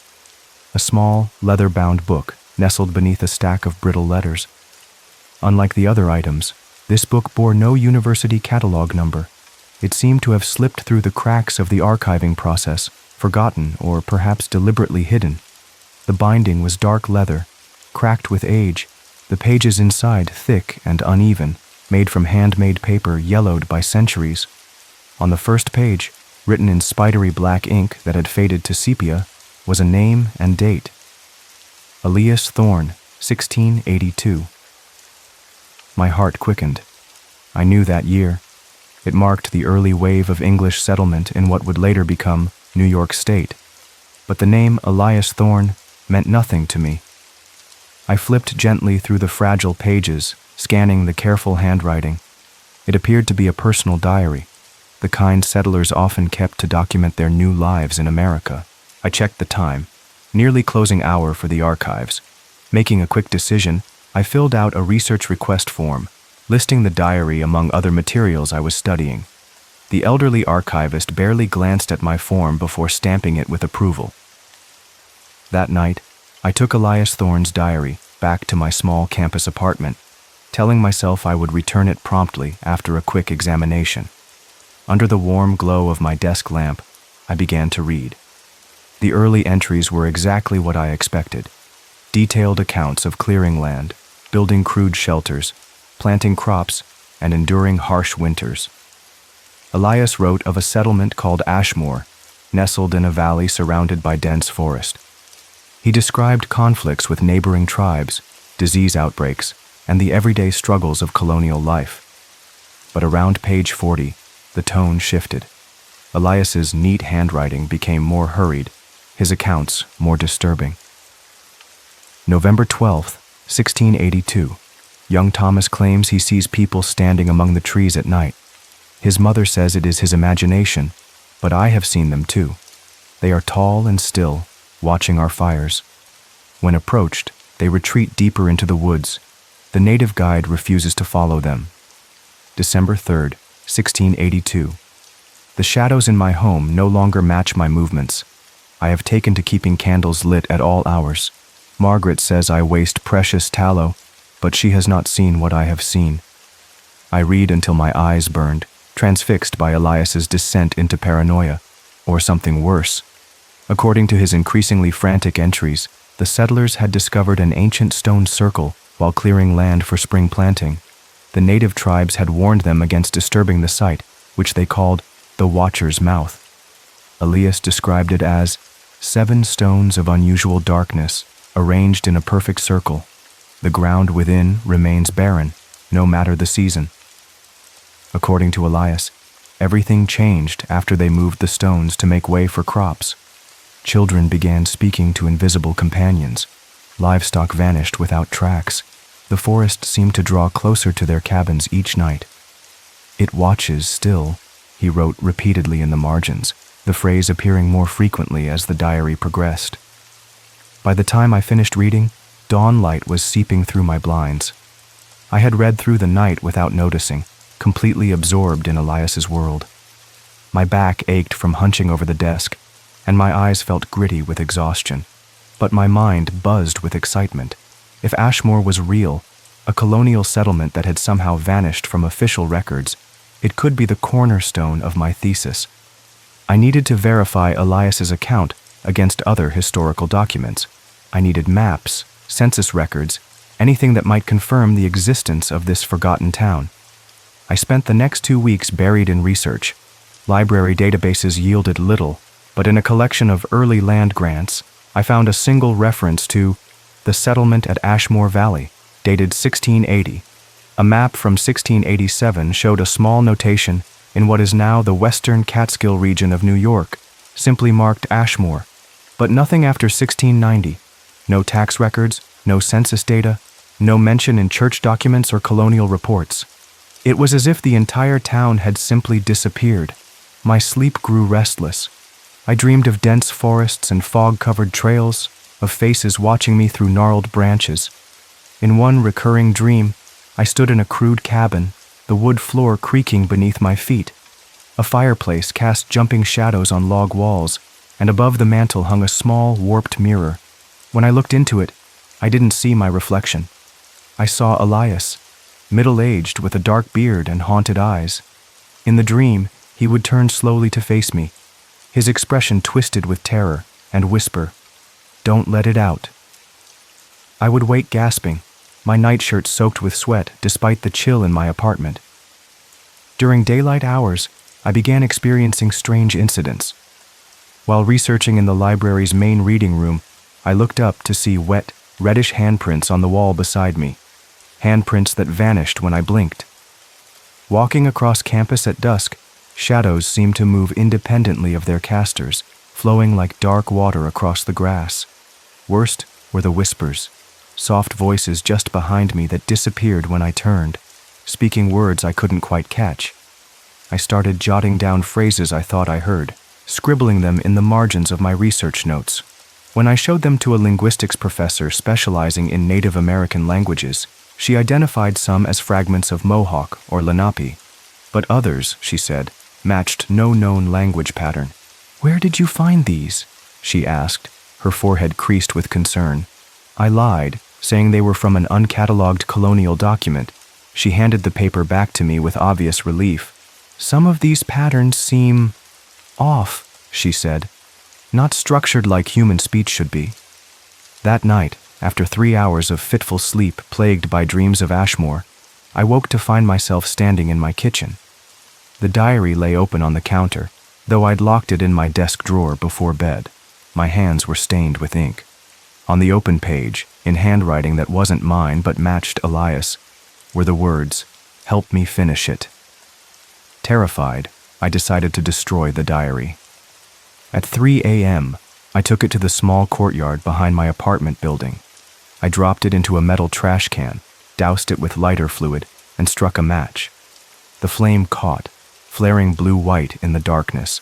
The pages curled, blackened, and then the fire died, snuffed out as if by an invisible hand. I struck another match.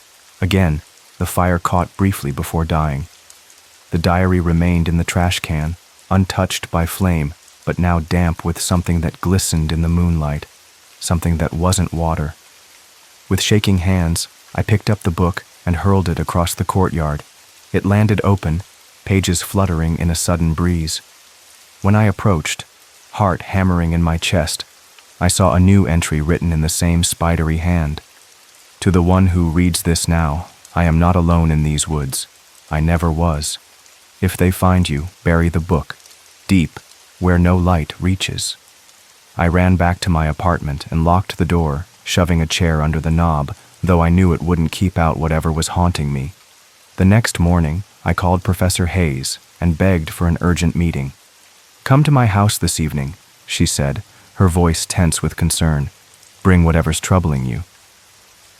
Lucinda Hayes lived in an old Victorian at the edge of town, its painted trim and stained glass windows a stark contrast to the modern apartment complexes surrounding campus.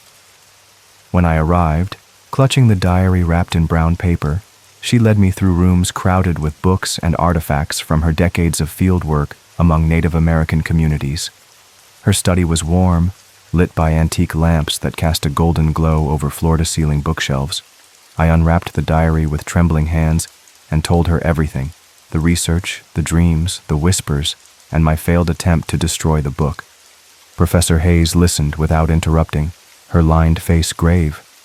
When I finished, she remained silent for a long moment, then rose and crossed to an ancient wooden cabinet.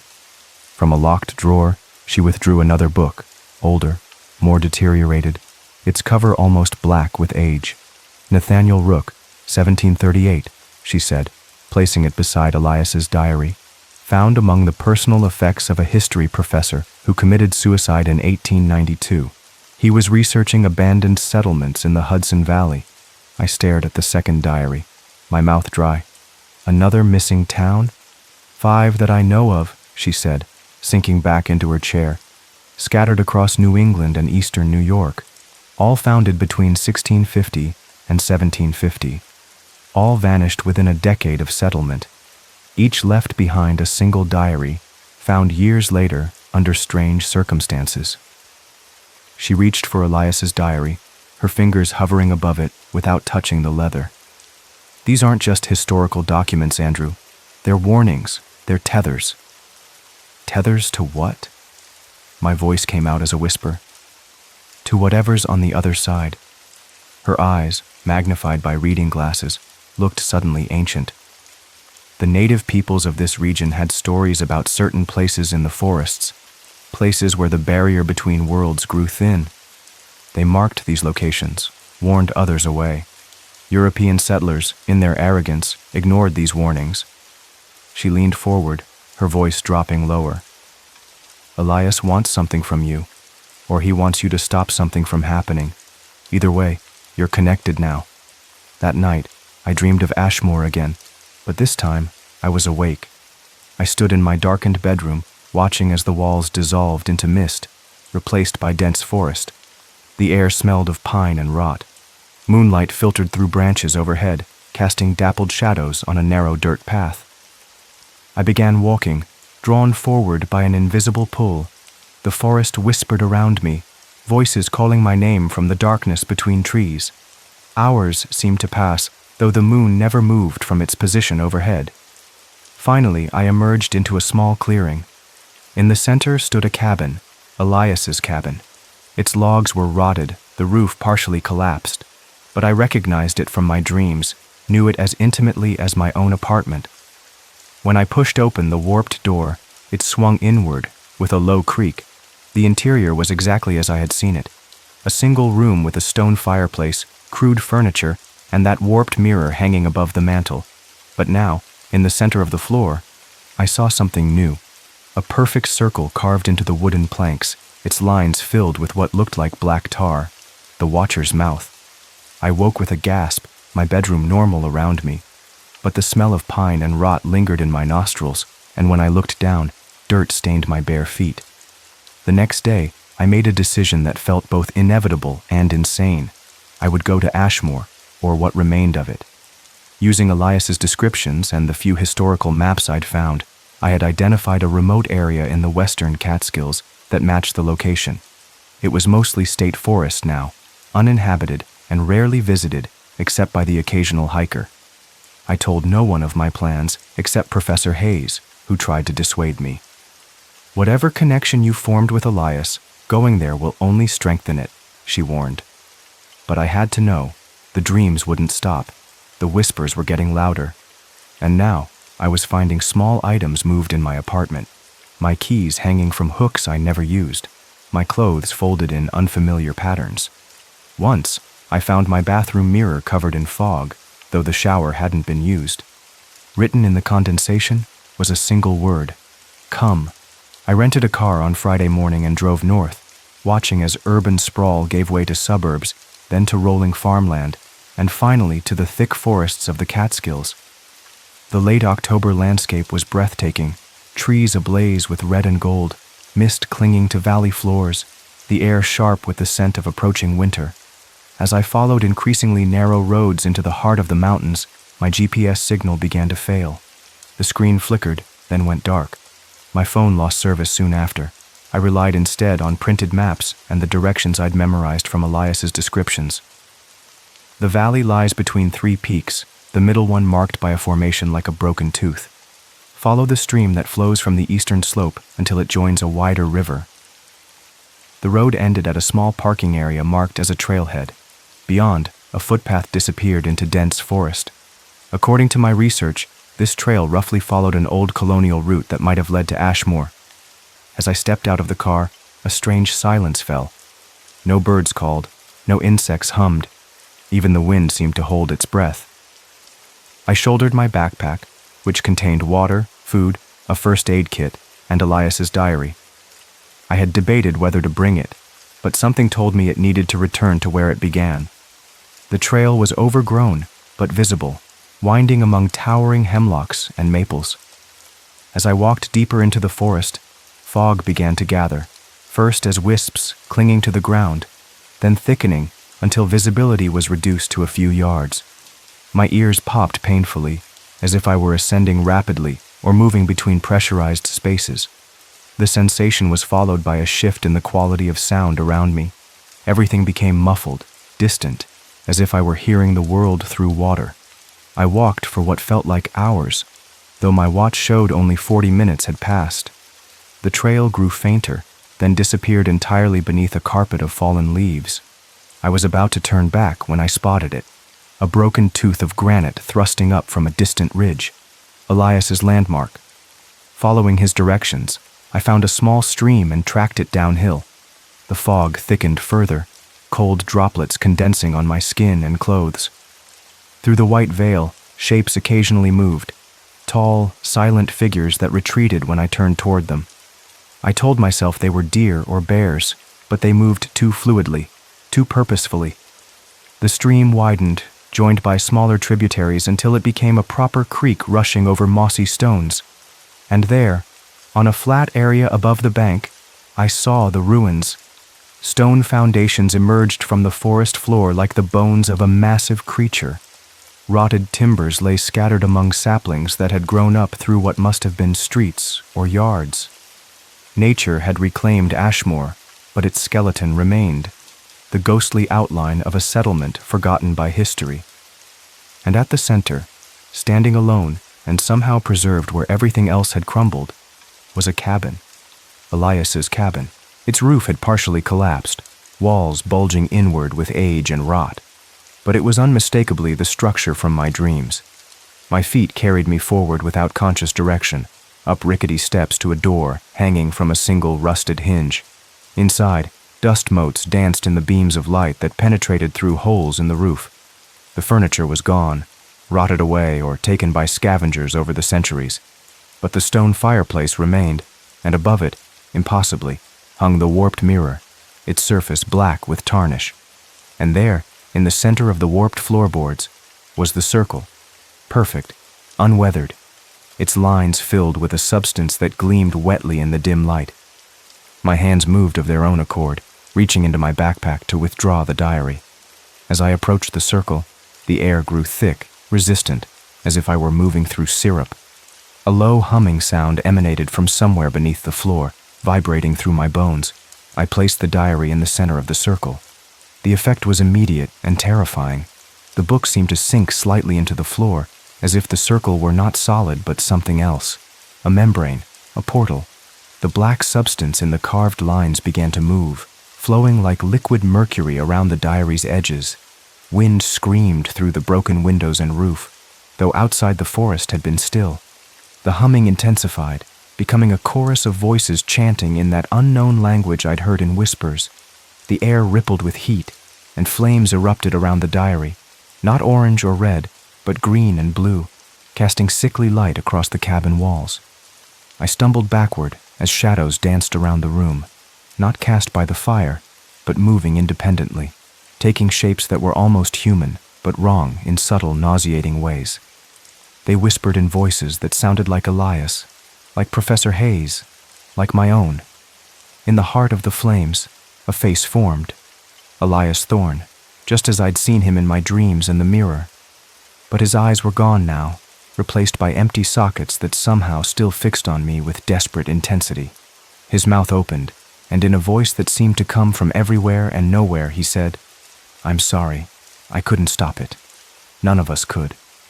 The flames surged higher, engulfing the diary completely. The shadows whirled faster, their whispers becoming screams. The circle pulsed, widening, the floor around it splintering as something pushed up from below. Terror finally broke my paralysis.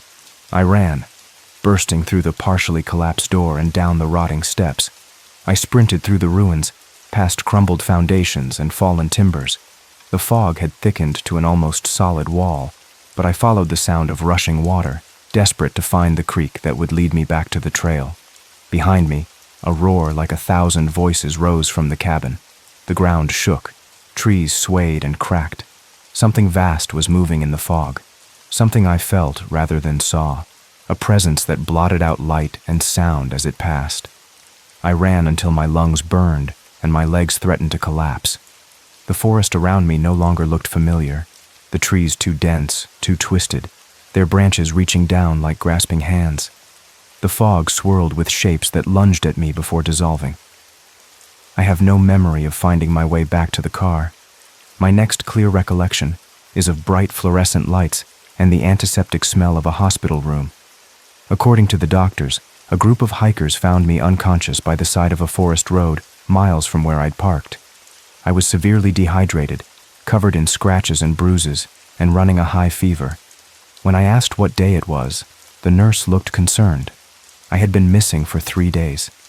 The doctors diagnosed me with a psychotic break triggered by stress and exhaustion. They couldn't explain the circular burns on my palms, perfect rings that matched the size of the circle in the cabin floor. They also couldn't explain why my hair, previously dark brown, now had streaks of white running through it. I told no one the full story, not the doctors, not my worried parents who drove up from New Jersey, not my friends who sent flowers and concerned texts. The only person who might have understood was Professor Hayes, and when I called her home after being discharged, there was no answer. 3 days later, the local newspaper ran a small story. Retired professor dies in house fire. Lucinda Hayes's Victorian home had burned to the ground in the middle of the night. Investigators found no evidence of foul play, attributing the blaze to faulty wiring in the old structure. Nothing survived the fire, not her books, not her artifacts, and not, I suspect, Nathaniel Rook's diary. I finished my degree quietly, switching my thesis topic to a safe, well-documented aspect of colonial trade. I avoid the restricted archives. I no longer hike or visit forests of any kind.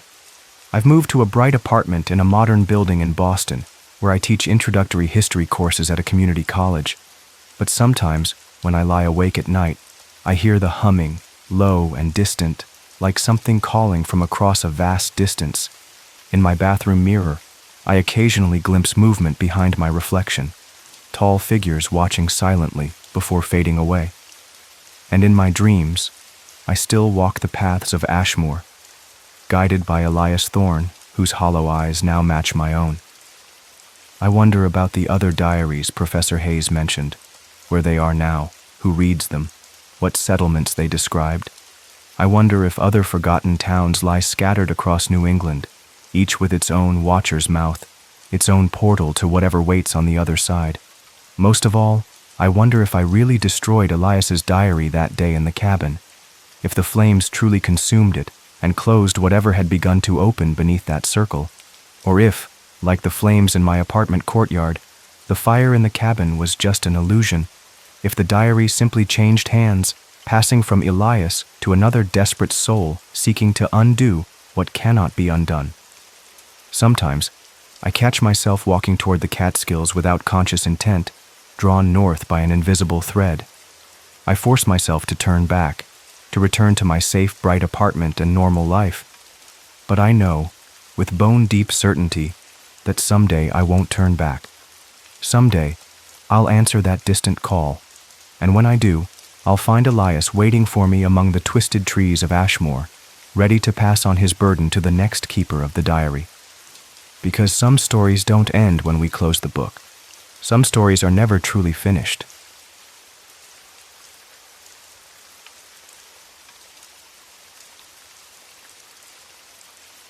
I've always found a strange comfort in the cold logic of code. As a blockchain specialist at Synercrypt Labs in San Jose, my days revolve around encrypted data structures and decentralized ledgers, a digital maze I navigate with ease. My colleagues often joke that I'm unnaturally calm when facing impossible deadlines or system crashes. It's like nothing gets under your skin, Riley once said, half admiring, half concerned. But that's just how my mind works in the office, methodical, patient, unflappable. But outside those glass walls and air-conditioned rooms, I'm a different person entirely. Nature calls to something primal in me. My weekends and vacation days are spent chasing the thrill of unexplored trails and forgotten paths. I felt the sting of Arizona's desert sun on my face, heard the crunch of Colorado ice beneath my boots, and breathed in the earthy perfume of Pacific Northwest forests. Each hike peels away another layer of the digital world that consumes my workdays. Out there, among ancient trees and timeless mountains, I find myself again. It was during one of my late-night searches for new trails when I stumbled upon a forum post that changed everything. Just 3 paragraphs about a place called Elderpine Ridge, tucked deep within the northern Cascades. The post was vague, the coordinates approximate at best, but something about it pulled at me like a magnet. The writer described towering Douglas firs and western red cedars, valleys so steep they seemed to fold into themselves, and springs that bubbled up from the earth like nature's secrets spilling forth. Most enticing of all, complete solitude. The kind of isolation that's becoming extinct in our hyper-connected world. I could almost see the morning fog hanging over the forest floor like a lover's breath, feel the crunch of untouched pine needles beneath my boots. My fingers moved automatically, typing up a leave request before my logical mind could intervene. A week away from screens and servers, a week to lose myself in wilderness. The approval came from Riley herself, my boss of 3 years and girlfriend of 2. Her response came with the expected warning, "Are you sure about going alone? These unmarked trails can be dangerous." But she knew me well enough not to push when my mind was set. That's what I loved about her. She understood my need for solitude without taking it personally. "I'll be careful," I promised, kissing her goodbye on Friday evening. "And I'll call when I get back to civilization." Saturday morning arrived with perfect hiking weather. crisp autumn air with just enough bite to keep you alert. I loaded my Jeep with well-worn gear, my trusty pack, the ultralight tent that had sheltered me through countless storms, enough freeze-dried meals to last 10 days, though I'd only be gone 7. My old hiking boots, scuffed, stained, and shaped perfectly to my feet, went last into the pile. The drive took me through the heart of the Pacific Northwest, from metropolitan sprawl to small towns with single traffic lights, and finally onto unmarked dirt roads that tested even my Jeep's capabilities. Cell service disappeared 4 hours into the journey, exactly when I needed it most. I relied on downloaded maps and the vague directions from the forum post, taking turns that felt more like guesswork than navigation. By late afternoon, when the autumn sun hung low and golden through the trees, I found it, Elder Pine Ridge. The forum post hadn't done it justice. Massive pines stood like ancient guardians, their trunks wider than my arms could encircle. A silver stream cut through the base of the ridge, its waters so clear I could count the smooth stones beneath the surface. Bird calls echoed through the canopy in complex conversations. Everything smelled of moss, pine resin, and that indescribable freshness that exists only far from human habitation. My chest expanded with a deep breath, drawing in air that felt somehow more substantial than what I breathed in the city. I was home. After choosing a small clearing for my camp, I had just begun unpacking when movement caught my eye. About 50 yards away, a figure knelt beside a half-erected tent. For a moment, disappointment flooded me. I'd come seeking solitude after all, but curiosity quickly replaced it. Who else would venture this far off the beaten path? As I approached, the stranger looked up and smiled. He appeared to be around my age, early 30s, with the lean, weathered look of someone who spent more time outdoors than in. Faded cargo pants hung loosely on his frame, and his face bore the subtle marks of countless days under the sun. But it was his eyes that struck me most, hazel with flecks of gold, alive with intelligence, and a quiet confidence that immediately put me at ease. "Didn't expect company out here," he chuckled, rising to his feet and extending a hand. "Name's Nolan." His grip was firm, his palm calloused. "Alex," I replied. "Guess Elder Pine isn't as secret as I thought." "Few places are truly secret anymore," Nolan said, his voice carrying a slight accent I couldn't place. "But this comes pretty close. Been coming here for years and rarely see another soul." We fell into conversation as naturally as old friends. Nolan explained he worked for a small ecotourism journal, mapping lesser-known trails and wilderness areas. He'd been hiking remote regions for over a decade, documenting places too wild or inaccessible for mainstream travel guides. "People want the Instagram shot without the effort," he said as we shared coffee that evening. Firelight danced across his features, softening the weathered lines. "They want wilderness with cell service and safety rails. I show them what's left of the real thing, hoping a few might actually venture out." I told him about my work in blockchain, expecting his eyes to glaze over as most people's do. Instead, he asked insightful questions about decentralized systems and cryptographic security. His intelligence was evident, but worn lightly, like his well-used hiking gear. "Tomorrow I'm heading up to Aldervane Pass," Nolan mentioned, as the fire burned down to embers. "It's supposed to have one of the best views in the entire range. Want to join me?" Any lingering disappointment about sharing my solitude had vanished. Something about Nolan felt right, like meeting someone you were meant to know. "Sounds perfect," I agreed. It was only later, as I settled into my sleeping bag, that I remembered something from my research. Aldervane Pass had been mentioned briefly in an old forestry report. Something about it being unofficially closed since the 1960s after several hikers had gone missing. But such stories attach themselves to remote places like moss to stones. Every wilderness had its legends. Besides, Nolan clearly knew the area well. Sleep came easily that night, deep and dreamless, the kind that only fresh air and physical fatigue can bring. We set out at dawn, when the world felt new and untouched. A thick fog carpeted the forest floor, swirling around our boots as we moved. Nolan led confidently, pointing out rare plants and animal tracks I would have missed. The trail climbed steadily, switching back through dense forest before emerging onto rockier terrain as we gained elevation.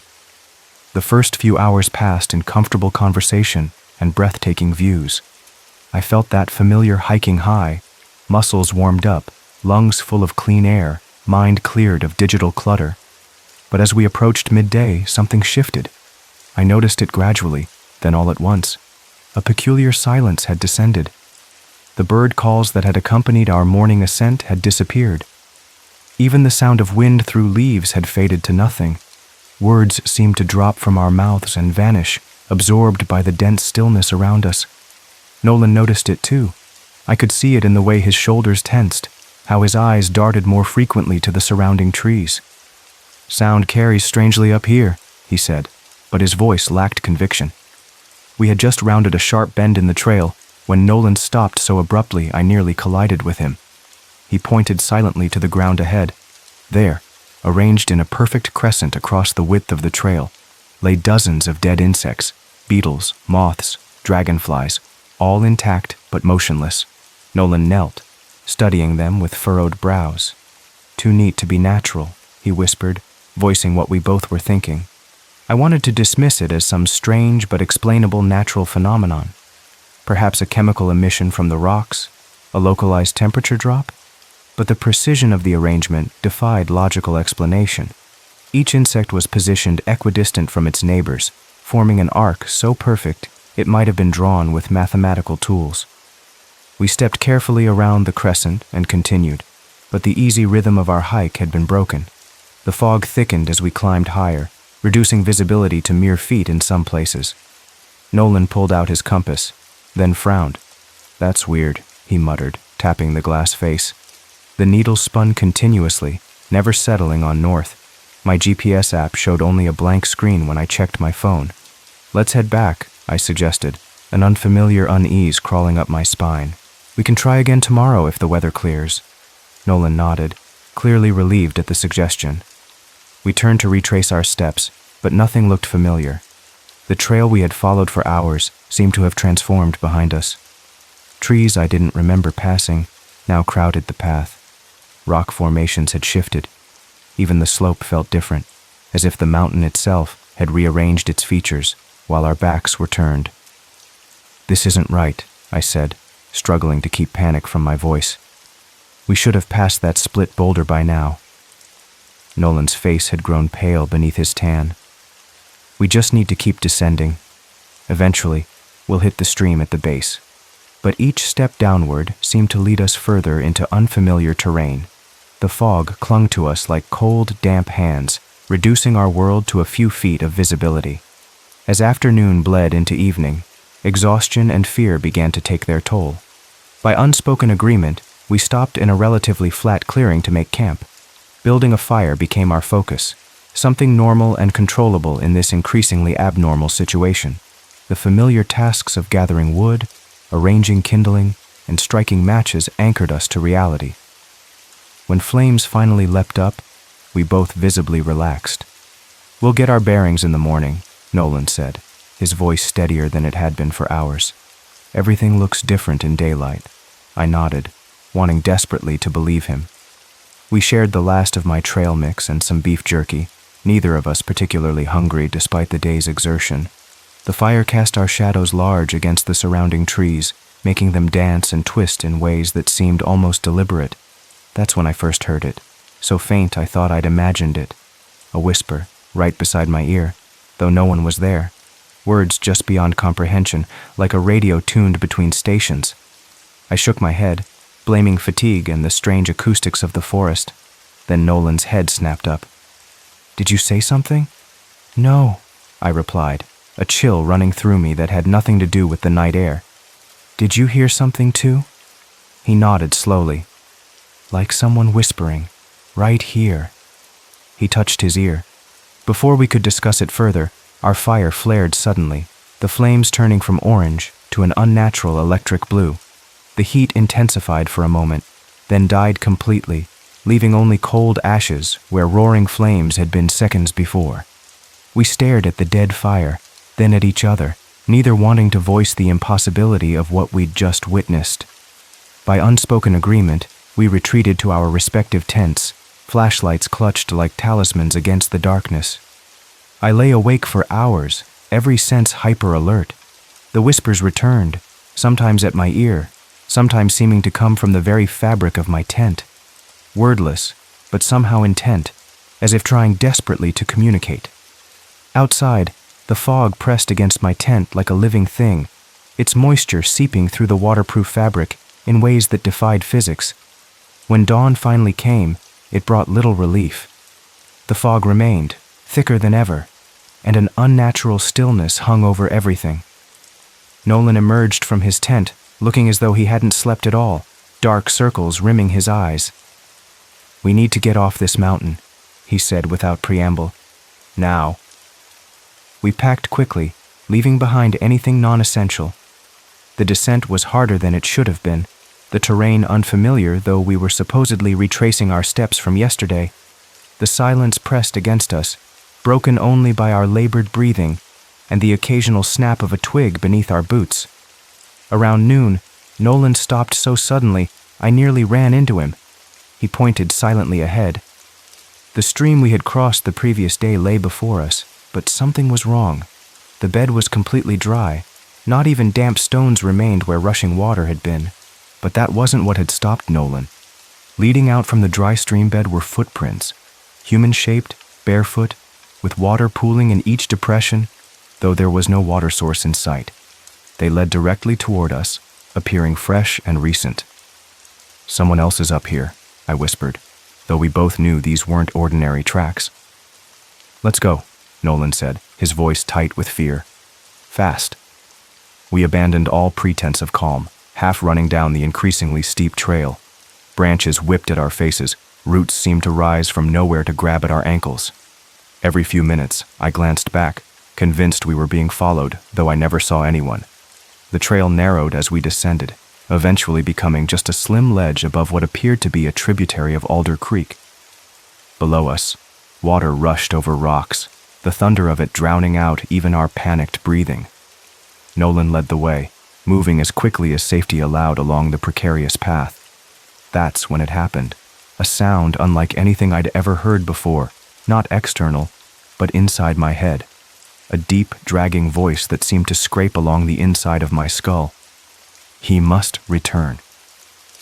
Nolan spun toward me, eyes wide with terror. His mouth moved, but the roar of the water below swallowed his words. Then, from the mist that curled along the ledge, something emerged. Not solid, not fully visible, but a darker concentration of fog that moved with purpose. It didn't touch him. It didn't need to. Nolan stumbled backward as if pulled by invisible hands. For one terrible moment he teetered on the edge, arms windmilling desperately.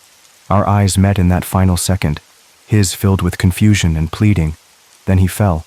I screamed his name until my voice gave out, the sound lost in the thunder of water. Without thought for my own safety, I scrambled down the steep embankment toward the creek, slipping and sliding on loose stones, hands bleeding from grabbing at sharp rocks. But when I reached the water, there was nothing. No body, no pack, not even a ripple to suggest Nolan had fallen there moments before. Just the endless rush of water over ancient stones, indifferent to human tragedy. I searched for hours, calling his name until my throat was raw, wading through freezing water, checking every pool and eddy. As daylight began to fade, desperation drove me to the nearest high point where I might get cell service. My phone showed no bars, but I tried emergency calls anyway, shouting Nolan's description and our approximate location to dispatchers who could barely hear me through the static. I spent the night on that ridge, too afraid to return to our original campsite, too exhausted to move further. The whispers returned, more insistent now, and I curled into myself, hands over my ears, though it did nothing to block the sounds that came from inside my head. At dawn, I hiked out to the nearest ranger station, a grueling 8-hour journey through terrain that seemed to fight me at every step. The ranger on duty listened to my frantic account with increasing skepticism. "Sir, Alder Vein Pass has been officially closed for almost a year due to unstable terrain," he said, showing me an official notice dated last spring. "And we haven't issued any permits for journalists mapping the area." "But I met him," I insisted, voice breaking. "We hiked together. We talked for hours. His name was Nolan." The search and rescue operation lasted 3 days. They found my campsite exactly where I said it would be, but there was no sign of a second tent, no evidence anyone but me had been there. They discovered no body in the creek, no personal effects belonging to anyone named Nolan. The only thing they did find was a faded bandana caught on a branch near the ledge where he fell, a green and black pattern I recognized immediately as his. When they handed it to me, it was cold to the touch, colder than the autumn air could explain. I returned to San Jose a week later, a hollow shell of the man who had left. Riley met me at my apartment, her face lined with worry. I tried to explain what had happened, but the words came out fragmented and confused. How could I make her understand when I didn't understand it myself? "You need to see someone," she said gently, after I'd rambled for nearly an hour. "A professional.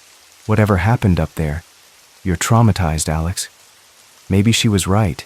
Maybe grief and isolation had fractured my mind on that mountain. But that doesn't explain the bandana locked in my desk drawer, which remains ice cold no matter how long I hold it. It doesn't explain why, 3 months later, no one can find any record of an ecotourism journal hiring someone to map remote trails. Or why, when I searched online for information about Aldervane Pass, I found decades-old newspaper clippings about hikers who went missing there. All men in their 30s, all described as experienced outdoorsmen. I don't hike anymore. The very thought of mountains or forests fills me with paralyzing dread. I've thrown myself into my work, spending 14-hour days immersed in the comforting logic of blockchain protocols. Riley and I tried to make it work, but eventually she couldn't handle the broken man I'd become. We parted ways last month, amicably but finally. Sometimes, on the edge of sleep, I hear those whispers again, always the same message. He must return. For months, I assumed it meant Nolan, that whatever dwells in Elderpine Ridge demanded his presence for some unknowable purpose. But lately, a more terrifying thought has taken root in my mind. What if it meant me? What if Nolan wasn't the first to encounter something ancient and hungry in those forgotten woods? What if he, like others before him, was merely bait in an elaborate trap? A lure designed to draw in someone specific, someone like me. Last night, I dreamed of Elderpine Ridge. In the dream, I stood at the edge of the forest while fog curled around my ankles like affectionate cats. The trees parted, revealing a path I somehow knew would lead me to answers. And at the end of that path stood Nolan, back turned to me, hazel eyes no longer visible. I woke, gasping, sheets drenched in sweat, the room ice cold despite the San Jose heat. On my phone, a notification blinked, an email from an address I didn't recognize. The subject line read simply, "Elderpine waits." I deleted it without opening it, hands shaking so badly I dropped my phone twice. But when I checked my deleted items folder later, the email was gone, as if it had never existed. Tonight, I'll double lock my doors. I'll leave all the lights on and the TV playing for company. I'll take the sleeping pills my doctor prescribed for the nightmares that have plagued me since returning. But part of me knows these precautions are futile, because the whispers are getting louder, the dreams more vivid, and sometimes, when I pass mirrors or catch my reflection in windows, I see something standing behind me, just for a split second. A tall figure with familiar cargo pants and a sun-scarred face.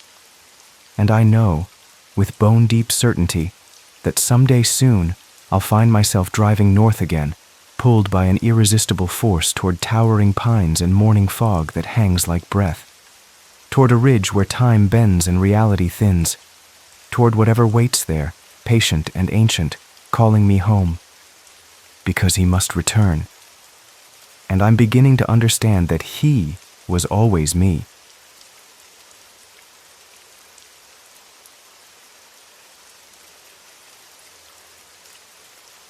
The wind howled like a wounded animal as I rolled down a desolate stretch of Highway 220, deep in the remote Appalachian countryside of Virginia.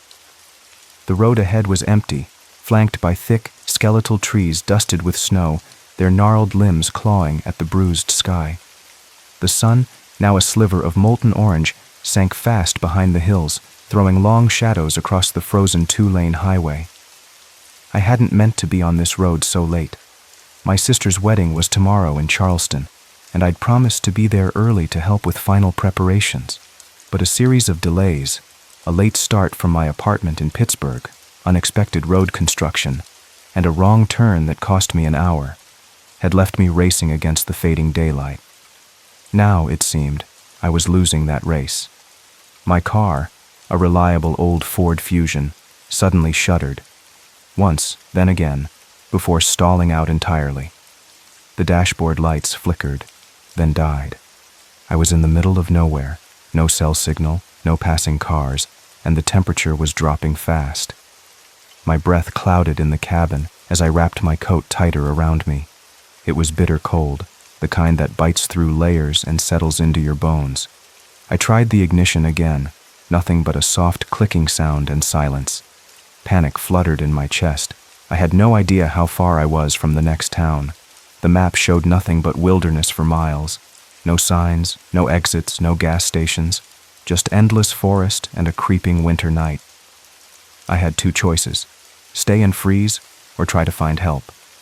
I grabbed my flashlight from the glove compartment, shoved my hands into my gloves, and stepped out into the icy dusk. The trees loomed around me like tall sentinels. The road behind me had already been swallowed by the gathering gloom. I began walking. Crunch, crunch, crunch. Each footstep echoed in the quiet. The wind had stilled, replaced by an eerie hush, as if the woods were holding their breath. About a mile in, the darkness thickened. My flashlight's beam barely cut through the mist curling between the trees.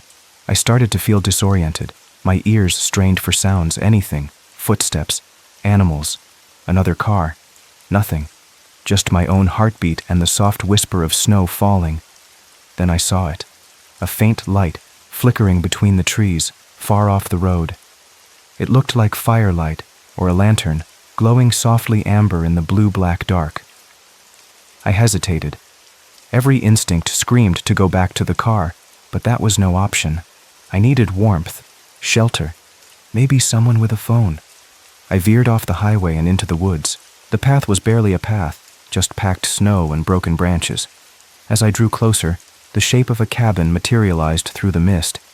It sat alone in a small clearing, squat and heavy under a thick coat of snow.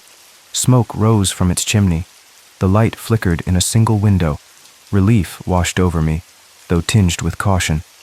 Who would live so far from everything? I approached slowly, my boots crunching in the fresh snow. The cabin was older than I'd first thought.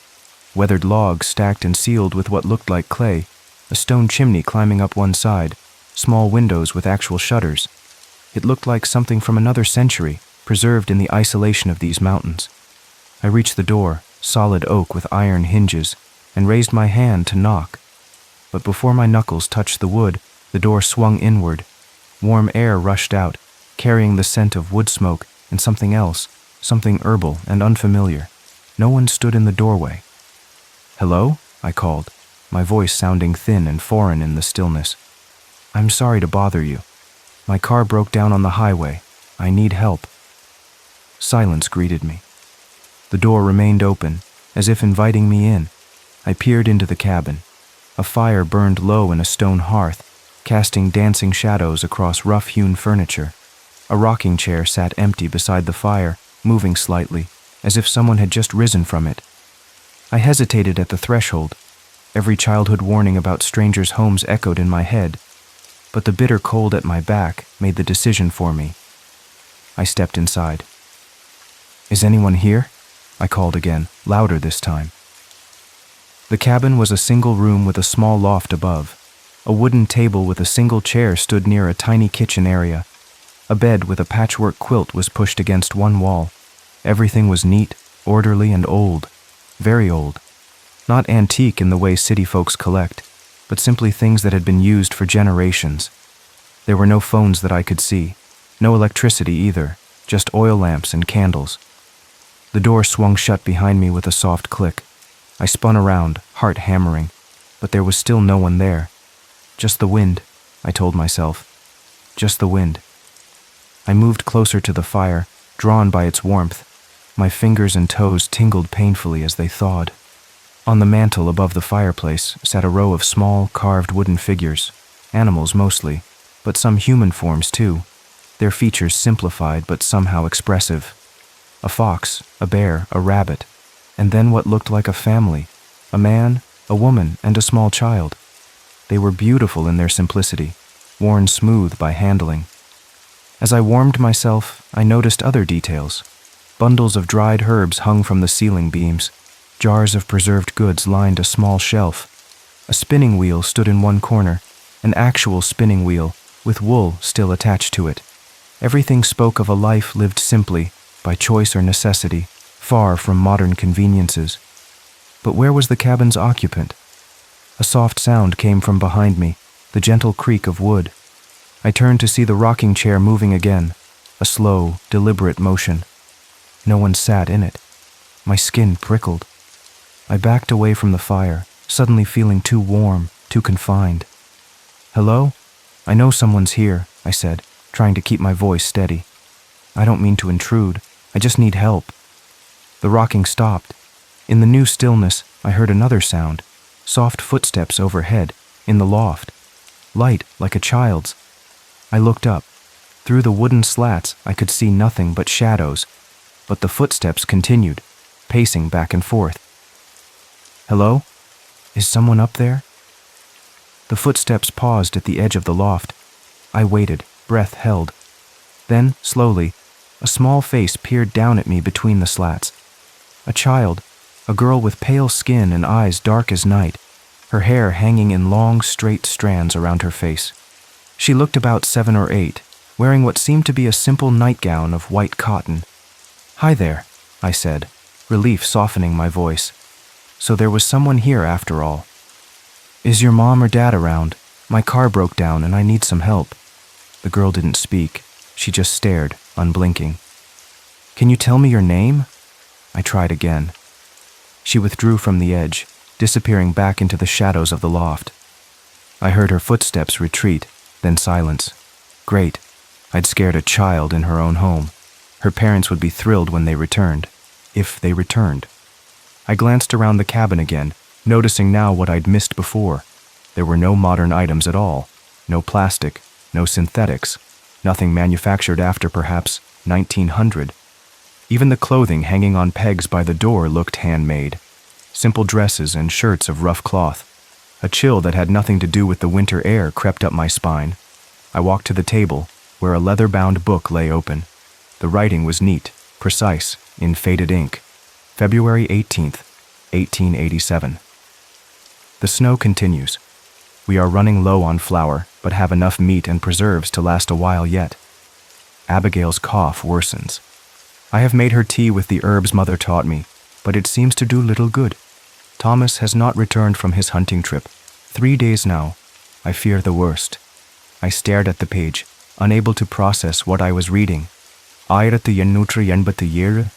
This had to be some kind of historical recreation, like those pioneer villages where people dress up and pretend to live in the past. That would explain the strange absence of modern conveniences. But if that were true, where were the information placards, the hidden modern amenities? And why would such a place be open in the dead of winter, miles from any road? A loud crack from the fire made me jump. A log had split, sending up a shower of sparks. In that brief flash of brighter light, I caught sight of something on the wall I hadn't noticed before.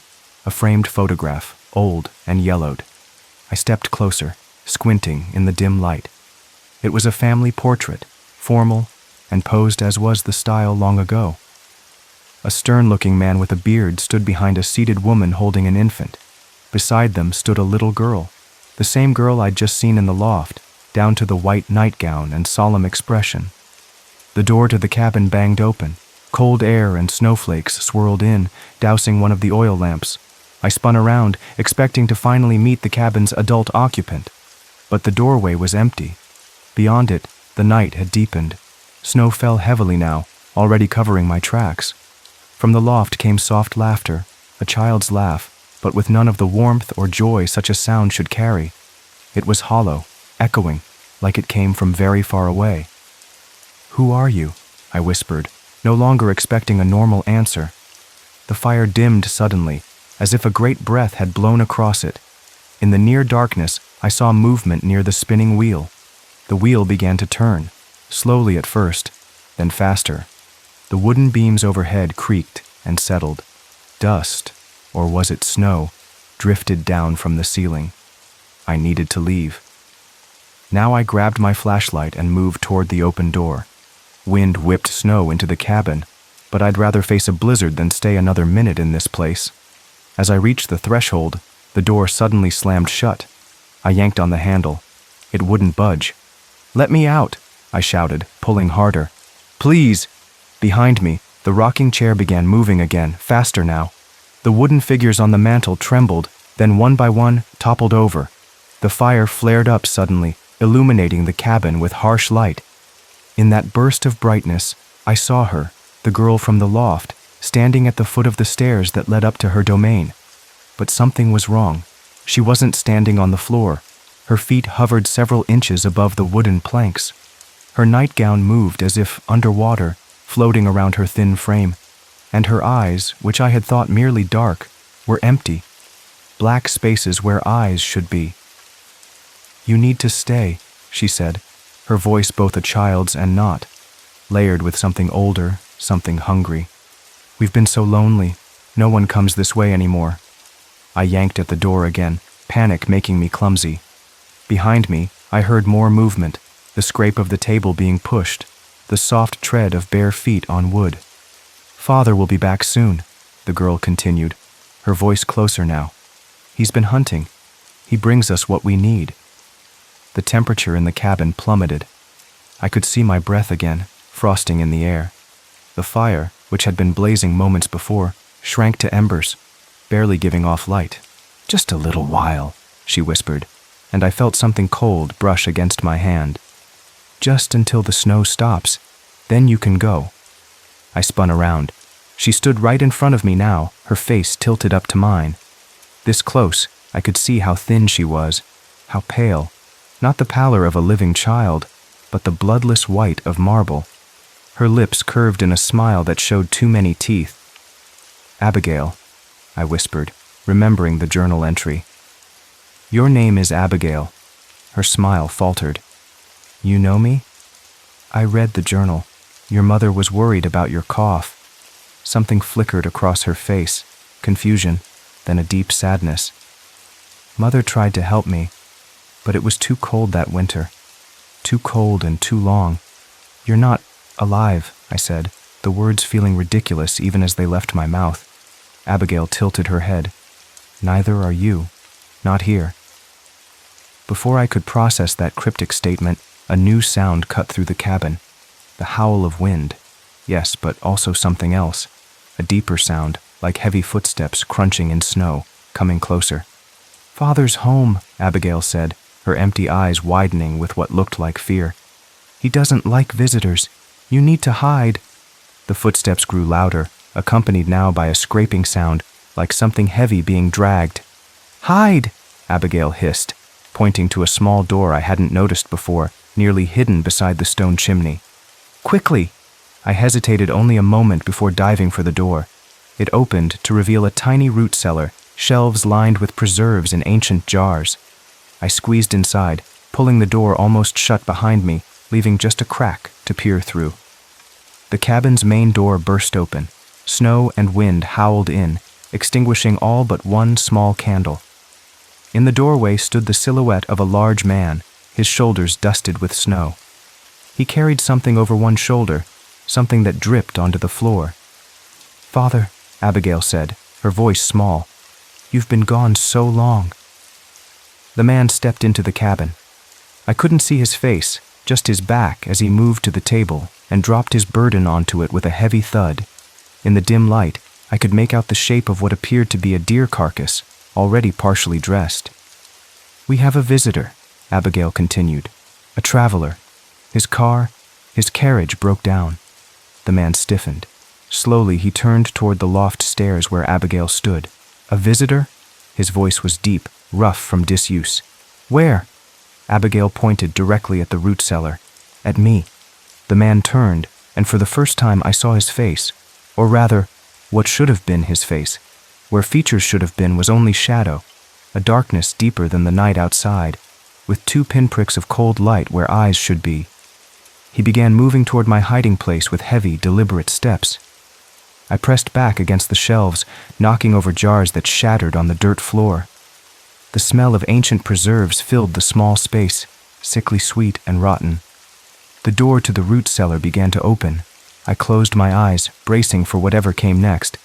"Lucas! Lucas, wake up!" My eyes snapped open. Bright light blinded me momentarily. I was sitting in my car, engine running, heater blasting warm air. Beside me, a state trooper peered in through the driver's side window, which was now rolled down. "Sir, are you all right? You can't park here. It's dangerous in this weather."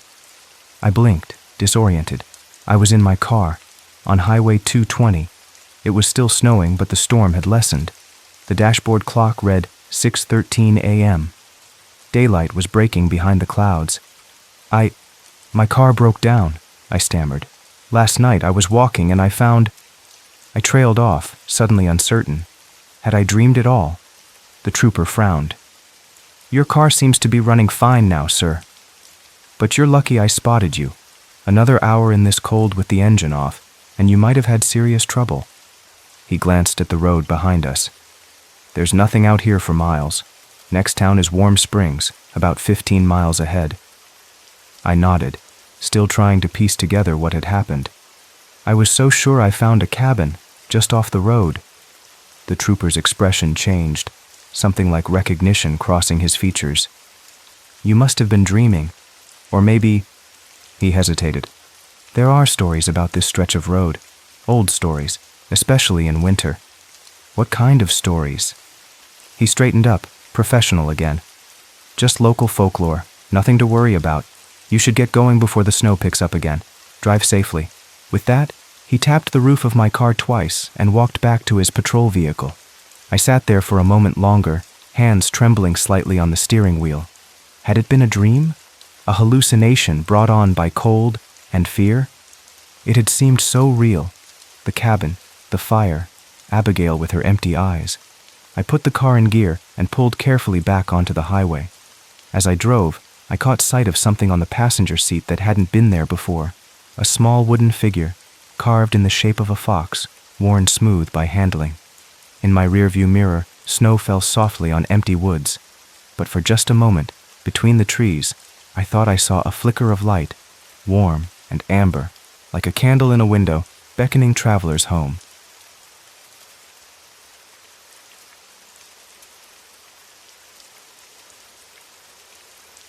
I never should have taken that last fare. It was raining that night, not just a light sprinkle, but the kind of downpour that turns the world into a blurry mess. I'd been driving my taxi for almost 14 hours straight, and my eyes kept trying to close on their own. Every streetlight looked like it had a hazy rainbow around it, and the roads shimmered with puddles that reflected the city's neon signs like melted paint. I was planning to head home, to crawl into my warm bed and sleep until noon. Just one more passenger, I told myself. One more fare, and I'd call it a night. That's when I saw him. He was standing under a flickering streetlight at the corner of Maple and Fifth, completely still despite the pounding rain. Something about him didn't look right. He wore an old-fashioned suit and a wide-brimmed hat that cast a dark shadow over his face. His clothes should have been soaked through, but they looked perfectly dry. I should have driven past. Every instinct told me to keep going, but I needed the money, so I pulled over and lowered my window, asking where he wanted to go. "Shadowvale Road," he said in a voice so soft I barely heard it over the rain. I'd been driving in this city for 8 years and knew every street, every alley, every shortcut, but I'd never heard of Shadowvale Road. I checked my GPS, but nothing came up. When I turned to ask him for more details, he was already sliding into the back seat, bringing a burst of cold air with him that made me shiver. "Just drive," he whispered from the shadows of the back seat. "I'll direct you." Something about his voice made my skin crawl, but I put the car in gear and pulled away from the curb. Rain hammered on the roof of my taxi, creating a rhythm like impatient fingers drumming on a table. The streets were empty, and the buildings looked taller than usual, looming over us like silent giants. I flipped on the radio to break the awkward silence, but all I got was static. I tried every station, but the static just got louder, occasionally breaking into whispers I couldn't quite understand. I mumbled something about the storm interfering with the signal and turned it off. The silence felt heavy after that, pressing down on me like a weight. I glanced in the rearview mirror to get a better look at my passenger. He sat perfectly still, his hands folded in his lap. The dashboard lights cast a faint glow, but somehow his face remained in shadow. Only his lips were visible, curved into a small smile that didn't look friendly. I drove through the rainy streets, following his occasional directions to turn left or right. The buildings around us started to change. They grew older, more run down, until we reached parts of the city I didn't recognize. The streets became narrower, and the streetlights fewer. My taxi's headlights carved tunnels through the darkness, showing glimpses of crumbling walls and boarded-up windows. "Where exactly is Shadowvale Road?" I finally asked, my voice sounding small in the quiet car. He didn't answer. When I looked in the mirror again, I saw his lips moving silently, like he was talking to someone I couldn't see. The whispers from the radio came back, leaking through the speakers, even though I'd turned it off. They seemed clearer now, warning me to stop, to turn back, that this wasn't real.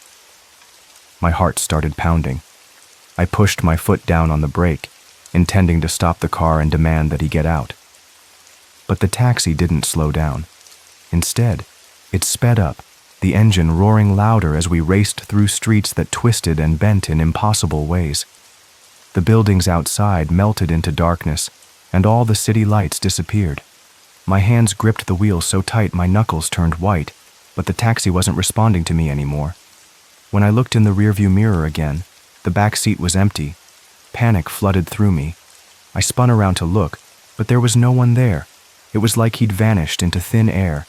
The radio burst to life, blasting a jumble of voices, music, and harsh laughter that bounced around the inside of my taxi.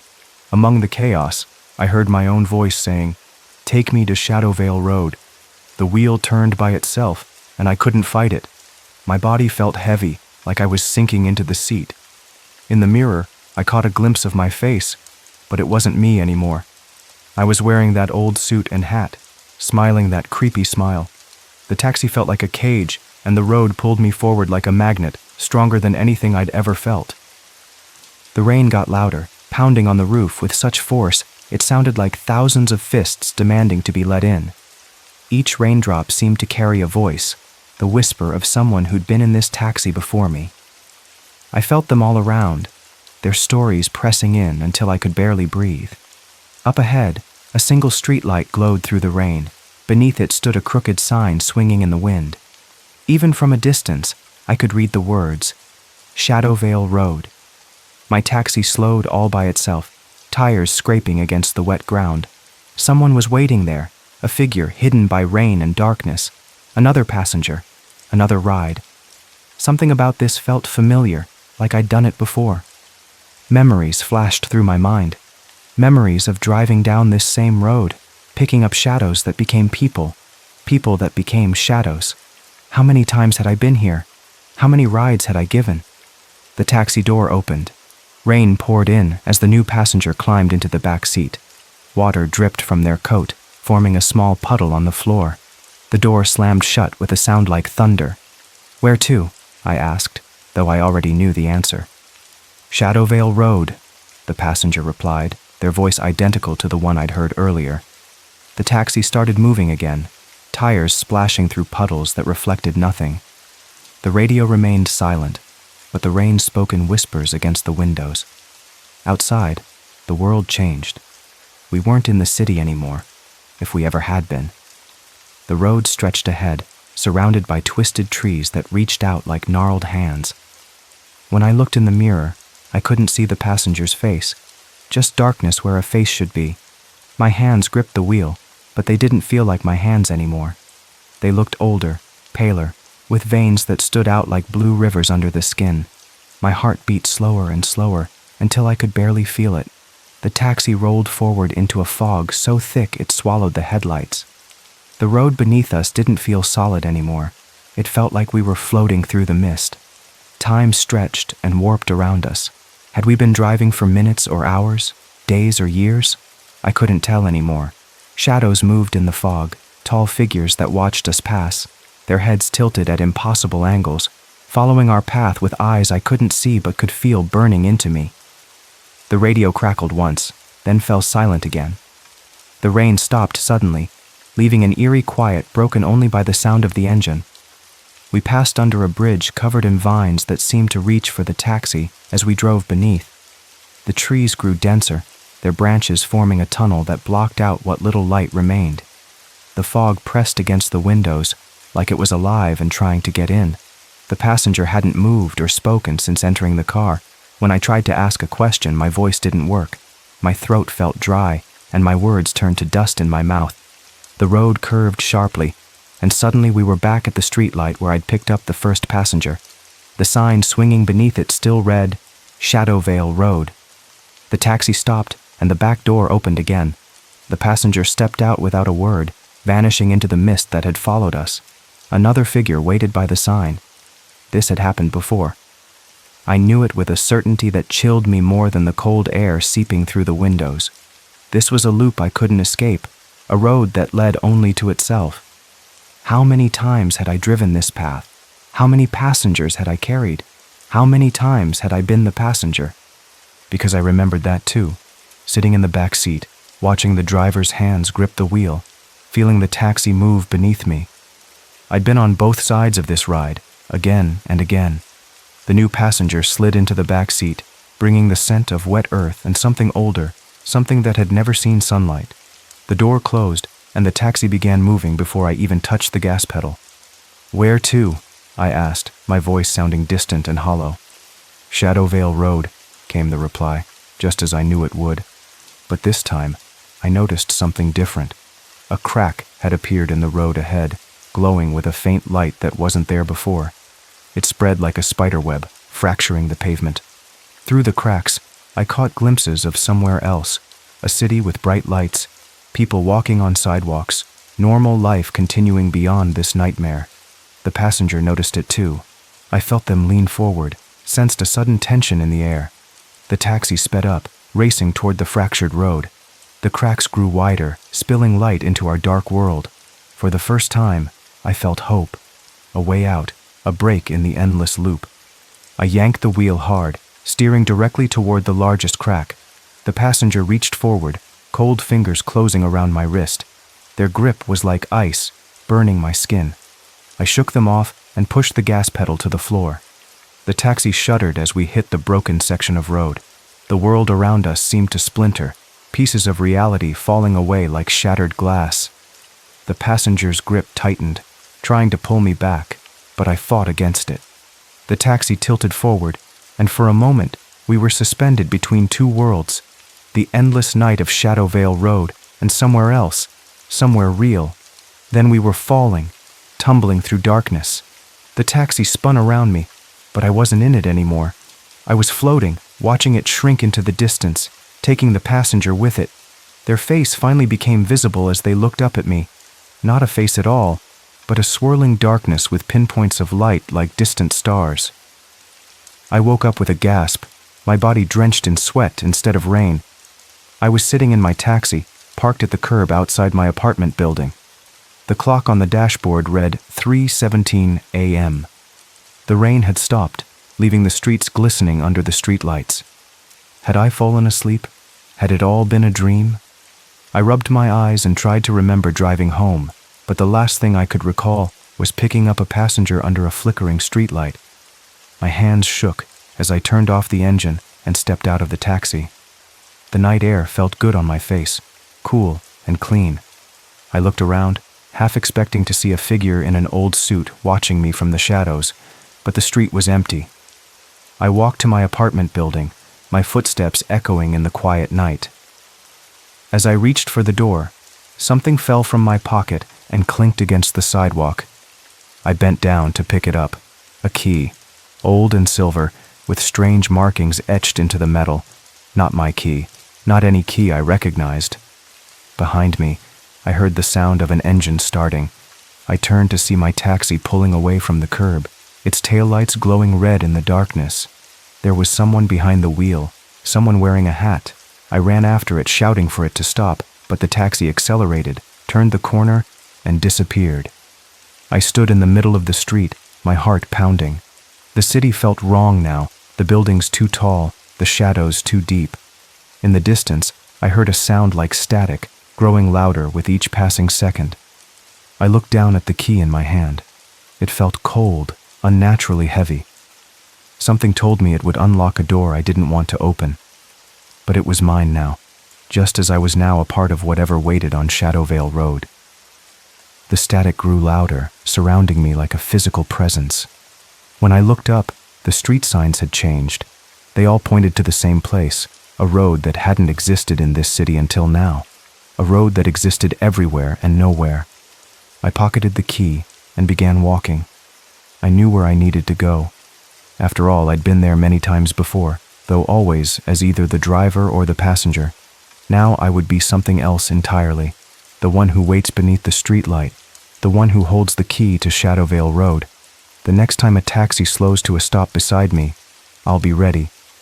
I'll slide into the back seat, feel the familiar movement as we pull away from the curb. I'll watch the driver's hands grip the wheel, see their eyes dart nervously to the rearview mirror, and when they ask, "Where to?" I'll smile and give them the only answer that matters. "Shadowvale Road," I'll say. "Just drive. I'll show you the way." Because the road goes on forever, and the passenger never truly reaches the end of their journey. We just change seats again and again, driving through the endless night, carrying the darkness with us wherever we go. The darkness that was once my passenger is now a part of me, and soon it will be a part of someone else too. The taxi is coming. It always does. I am the passenger now, and the ride never ends.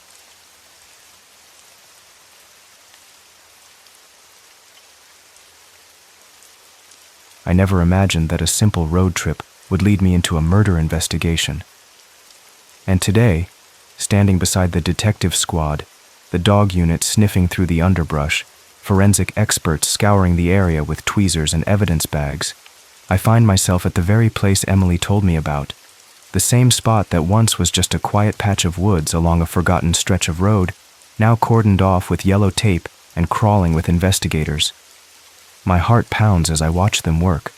The autumn breeze carries whispers of something I can't quite name. Fear? Relief? Maybe both.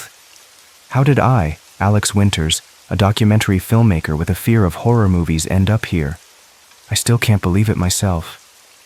It all started 3 weeks ago. The memory feels both distant and fresh, like a wound that's begun to heal but still throbs when touched. I was traveling east, heading through the Blue Ridge Mountains of North Carolina, working on a documentary project about abandoned towns and fading Appalachian culture. My boss, Eleanor, had sent me to capture footage of places time had forgotten. "Find the stories nobody's telling," she'd said, her eyes bright with excitement.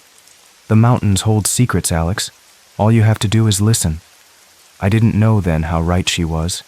It was a long, winding drive, dense trees on either side, low-hanging fog curling over the road like fingers, and the distant peaks watching like silent sentinels. The air was sharp with pine and a hint of something older, almost metallic. My old Honda struggled up the steeper climbs, the engine whining in protest. I'd had the radio on for company, but the signal faded to static an hour back, leaving me alone with my thoughts and the endless green blur outside my windows. My camera equipment rattled in the trunk with each bump in the road. I'd spent the day filming an abandoned mining town, walking through empty homes where family photos still hung on walls and dishes remained stacked in kitchen cupboards. Places where people had simply walked away, leaving everything behind. It was eerie but fascinating, these snapshots of interrupted lives. As the afternoon bled into evening, exhaustion settled over me. I'd been on the road for 4 days straight, sleeping in cheap motels with scratchy sheets and noisy air conditioners. My eyes burned from focusing the camera, and my back ached from carrying equipment up and down uneven terrain. I just wanted to get back to my motel, download the day's footage, and fall into bed. On the return journey, my legs were stiff, and my stomach grumbled louder than the tires beneath me. I hadn't eaten since a granola bar at breakfast.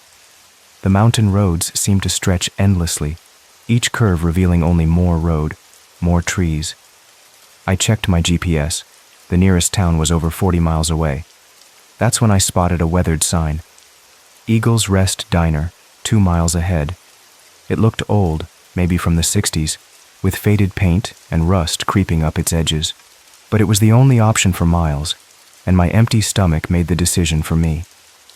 I slowed the car, peering ahead for any sign of the establishment.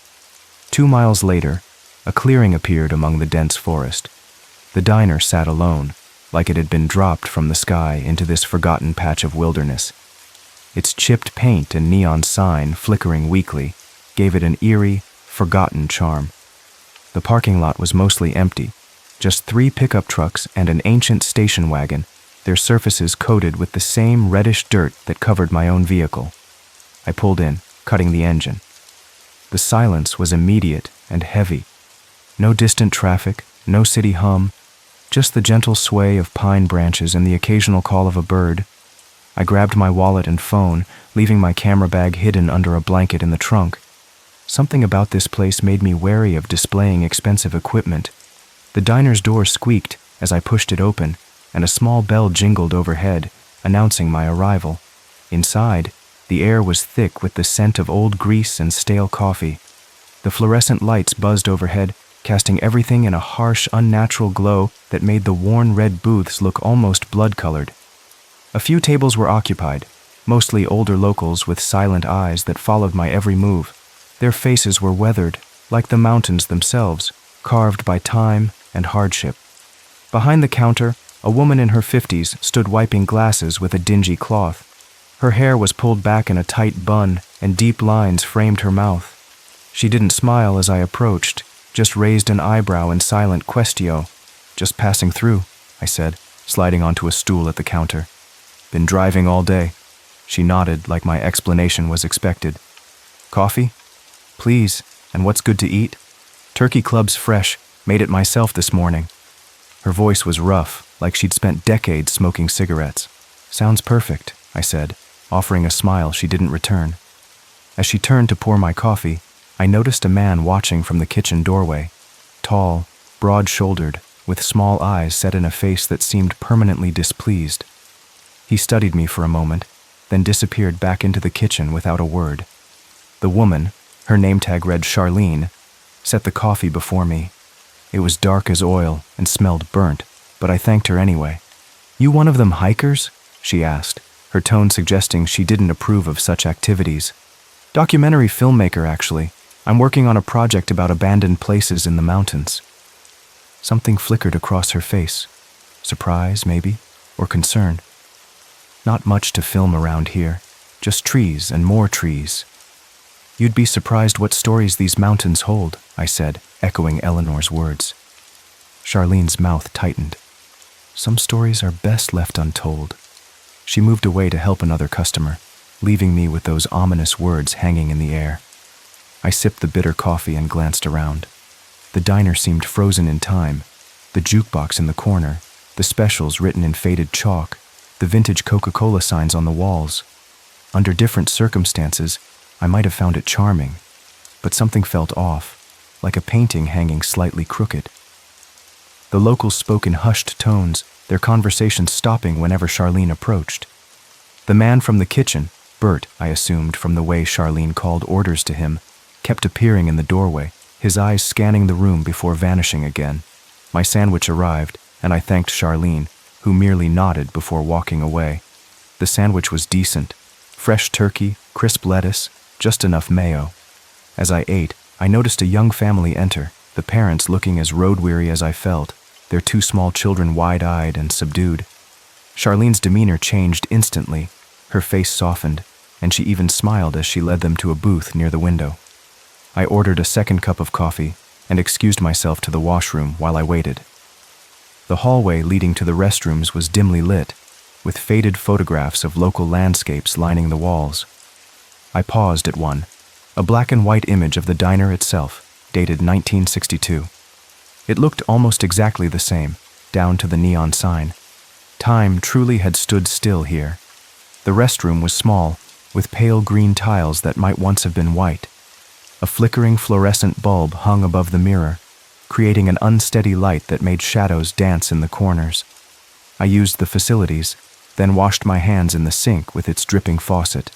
And like all of us instinctively do, I glanced at the mirror. That's when I saw it. A soft movement, not behind me, but within the mirror itself, like the reflection wasn't synced with my world. A ripple, like water disturbed by an unseen stone. I blinked, thinking it was a trick of the unsteady light or my tired eyes. But there it was again. I leaned closer, my heart suddenly racing. There, through the haze of condensation that hadn't been there moments before, a shape formed. A girl, no older than 20, her face pale and slightly distorted as if underwater. Her dark hair floated around her face like she was suspended in liquid, though the strands never moved past her shoulders. Her eyes locked with mine, deep, pleading. They were a striking blue, almost luminous against her pallid skin. I froze, unable to look away, unable to scream, unable to even breathe. This wasn't happening. It couldn't be happening. I'd fallen asleep at the wheel, perhaps, or the exhaustion had finally caught up with me. Her mouth moved. No sound emerged, but I could see she was trying to communicate, begging for something. Her hands pressed against some invisible barrier, fingers splayed, like she was trapped inside the glass itself. I wanted to run, but my feet wouldn't move. I wanted to call out, but my voice was trapped in my throat. The temperature in the tiny room plummeted, my breath forming clouds in the suddenly frigid air. Then a knock at the door startled me. 3 sharp raps that cut through the silence like gunshots. "You okay in there?" Charlene's voice, tinged with impatience. I turned toward the door, my heart hammering so hard I thought it might crack my ribs. Yes, I managed. Just a minute. When I looked back at the mirror, nothing. Just my own face, pale and sweating, eyes wide with shock. The room was warm again, the mirror clear of any condensation. I splashed cold water on my face, trying to calm myself. Exhaustion. It had to be exhaustion and an overactive imagination. Too many hours driving, too many empty ghost towns filling my head with images of abandoned lives.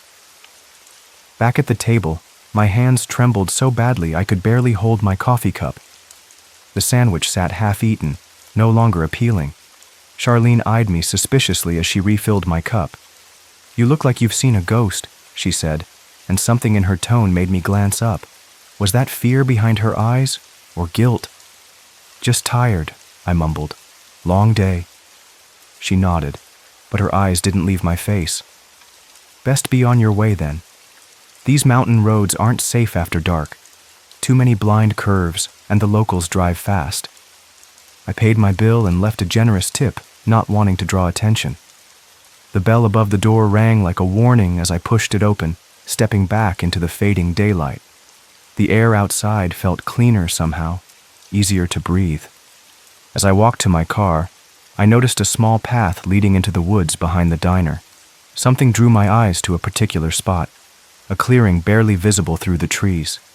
Nothing remarkable about it, just a patch of earth covered in fallen leaves and moss, but I couldn't look away, a cold dread settling in my stomach like a stone.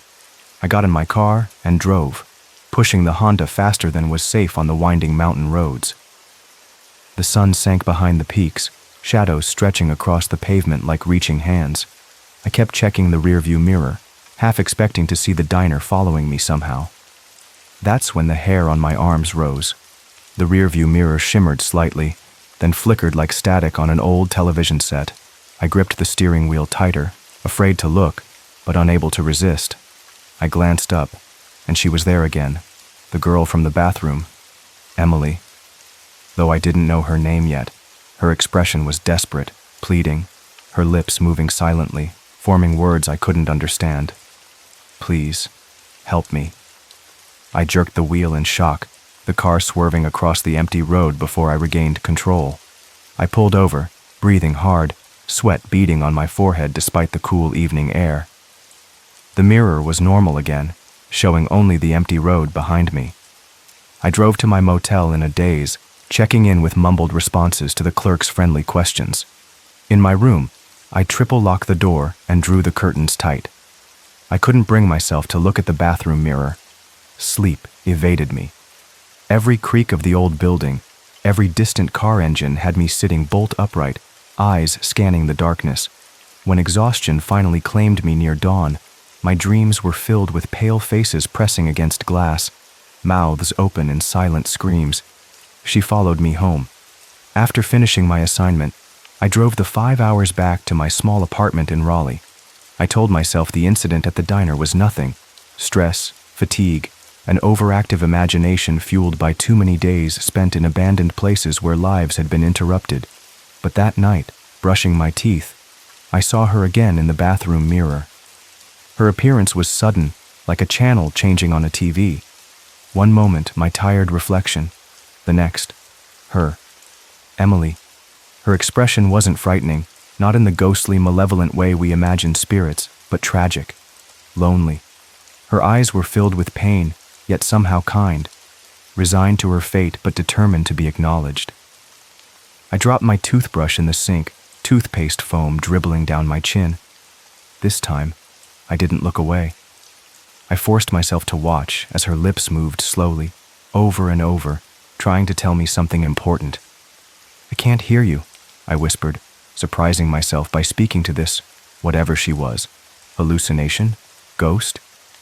"I don't understand what you want." She pressed closer to the glass, her movements deliberate, exaggerated. Eventually, I began reading her lips, piecing together fragments. Buried, woods, diner. I couldn't sleep that night, or the next. Every reflective surface became a potential window into her world. The television screen when turned off, my phone's dark display, even the glass of water by my bed. I started keeping notes, writing down everything I could make out from her silent communications. Her name was Emily Collins. She was 22. She had moved to the area from Asheville a year ago, trying to escape an abusive relationship. Her ex had found her twice before. Each time leaving her with bruises, she had to explain away to concerned co-workers. The mountains seemed remote enough, safe enough. She got a job as a waitress at the Eagles Rest Diner. The owners, Bert and Charlene Mason, seemed friendly at first, offering her a room in their house near the diner, helping her settle in. Then one night, Emily overheard something she shouldn't have. Bert and another man discussing a local girl who had vanished months prior. A girl whose disappearance had barely made the local news. From what Emily could gather, Bert wasn't just running a diner. He and Charlene were key players in a trafficking ring, using the remote location to move women further south. Emily tried to leave quietly, making plans to slip away in the night, but Charlene noticed her packed bag. Emily panicked, threatened to go to the police with what she knew. She never made it out. According to Emily, they poisoned her coffee during a closing shift. She collapsed before she could leave the kitchen. She remembered Bert's face hovering over her, his expression cold and calculating as the life drained from her body. They buried her in a shallow grave behind the diner, near a mossy stone with a rusted horseshoe nailed into it, a local superstition meant to trap her spirit. Over several days, Emily appeared to me, filling in more details. I cross-checked what I could, town records, local news archives. I found an old missing person flyer for her, filed, but barely investigated. The police report noted that she had a history of unstable living situations and had likely moved on again. I grew pale and lost weight. Friends commented on the dark circles under my eyes, my jumpiness. I couldn't explain that I was being haunted, that every mirror held the face of a murdered girl begging for justice. They'd think I'd lost my mind. Some days I wondered if I had, but the details were too specific, too consistent. This wasn't my imagination running wild. This was something else entirely. After 2 weeks of these visitations, I contacted a journalist friend, Mia, who had connections to local law enforcement in western North Carolina. I told her I'd stumbled across something concerning while filming. I didn't mention mirrors or ghosts, just that I had reason to believe a missing woman named Emily Collins might be buried near the Eagles Rest Diner. Mia was skeptical, but intrigued. "How do you know this, Alex? This isn't like you, getting involved in potential crime investigations." "I can't really explain," I said. aware of how weak that sounded. But I'm certain. Please just pass it along to someone who can check it out. 3 days later, Detective James Harmon called me. His voice was gruff, suspicious. "Mr. Winters, I understand you have information about a missing person case from last year." I took a deep breath and told him what I knew. Or rather, a version that wouldn't sound insane. I claimed I'd heard rumors while filming in the area that locals had mentioned a waitress who vanished suddenly. I described the exact location Emily had shown me, down to the rusted horseshoe. "That's very specific information for someone who just heard rumors," Harmon said, his tone making it clear he didn't believe me. "I'm good at details," I replied weakly. "It's part of my job." There was a long pause. "We'll look into it," he finally said, in a way that suggested he was humoring me. I didn't expect to hear back. Why would they take seriously the wild claims of a documentary filmmaker who'd spent too much time alone in ghost towns? But 3 days later, my phone rang. Detective Harmon again, his voice different, urgent, serious. "We found something. I can't discuss details over the phone. How quickly can you get back to Black Ridge County?" I drove through the night, arriving as dawn broke over the mountains. Harmon met me at a local police station, a small brick building with an American flag hanging limply in the still morning air. He was tall, with salt and pepper hair, and eyes that had seen too much. "I don't know how you knew," he said after introductions, "but you were right. We found disturbed soil exactly where you described. Ground-penetrating radar showed something consistent with human remains." My legs nearly gave out. I'd been right, or rather Emily had been right, but hearing it confirmed made it real in a way that seeing her ghost hadn't. "We're executing a search warrant today," Harmon continued. "I want you there. You might notice something we miss, since you seem to have insight into this case. And so today, standing beside the detective squad, the dog unit sniffing through the underbrush, forensic experts scouring the area with tweezers and evidence bags, I find myself at the very place Emily told me about, the same spot that once was just a quiet patch of woods along a forgotten stretch of road, now cordoned off with yellow tape and crawling with investigators. Bert and Charlene Mason were taken in for questioning earlier this morning. They arrived in separate police cars, Charlene's face a mask of indignation, Bert's eyes darting nervously as officers led him inside.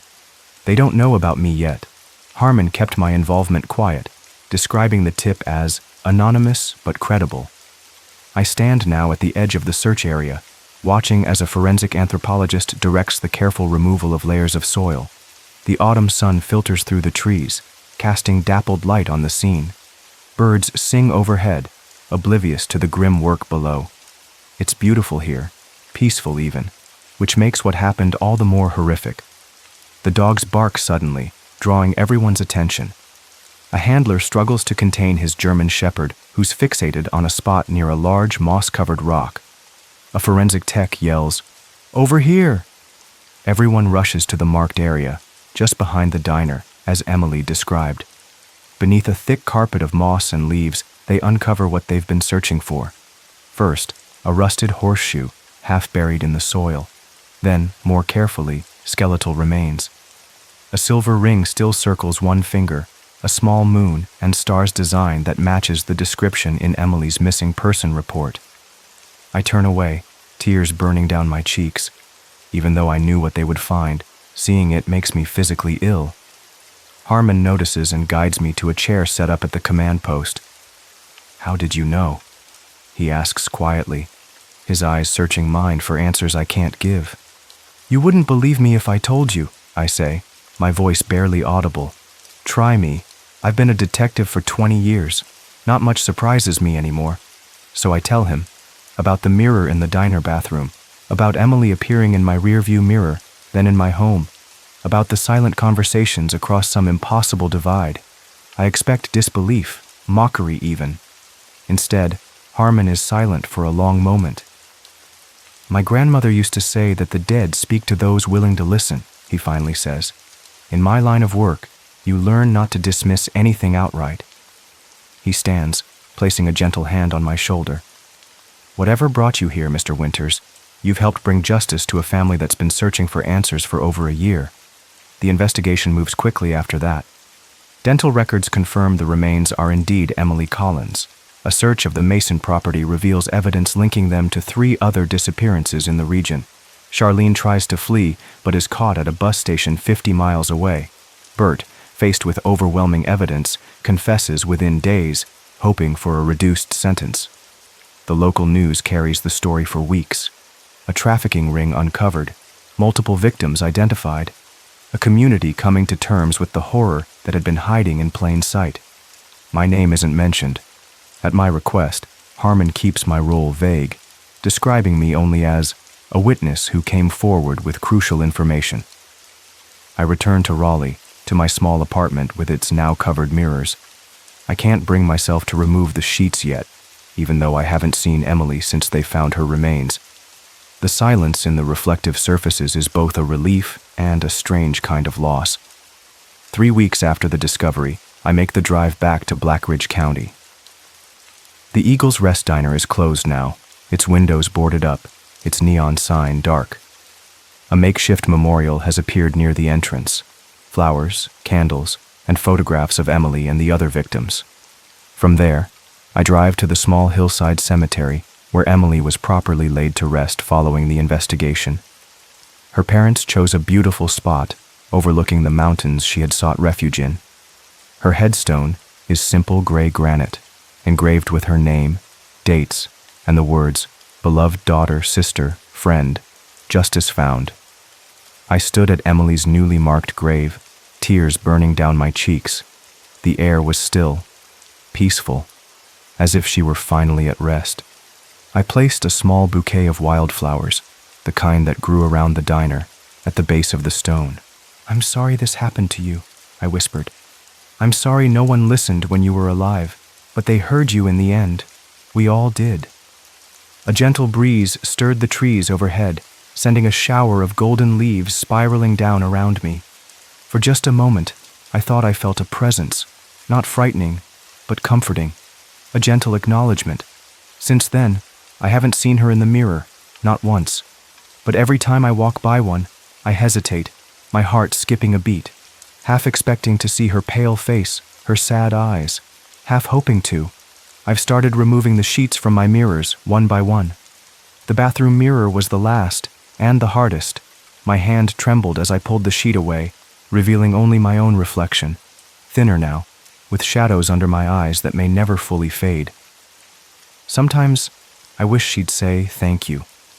A final message, a proper goodbye. Some confirmation that what happened was real, that I didn't imagine it all. But deep down, I know she already did. Her peace is her gratitude, her justice, her farewell. I still work on my documentaries, still capture the stories of abandoned places, but now I look more closely at empty rooms, at the spaces between things. I listen more carefully to the silences, because sometimes the stories that need telling most are the ones no one can hear until someone finally listens.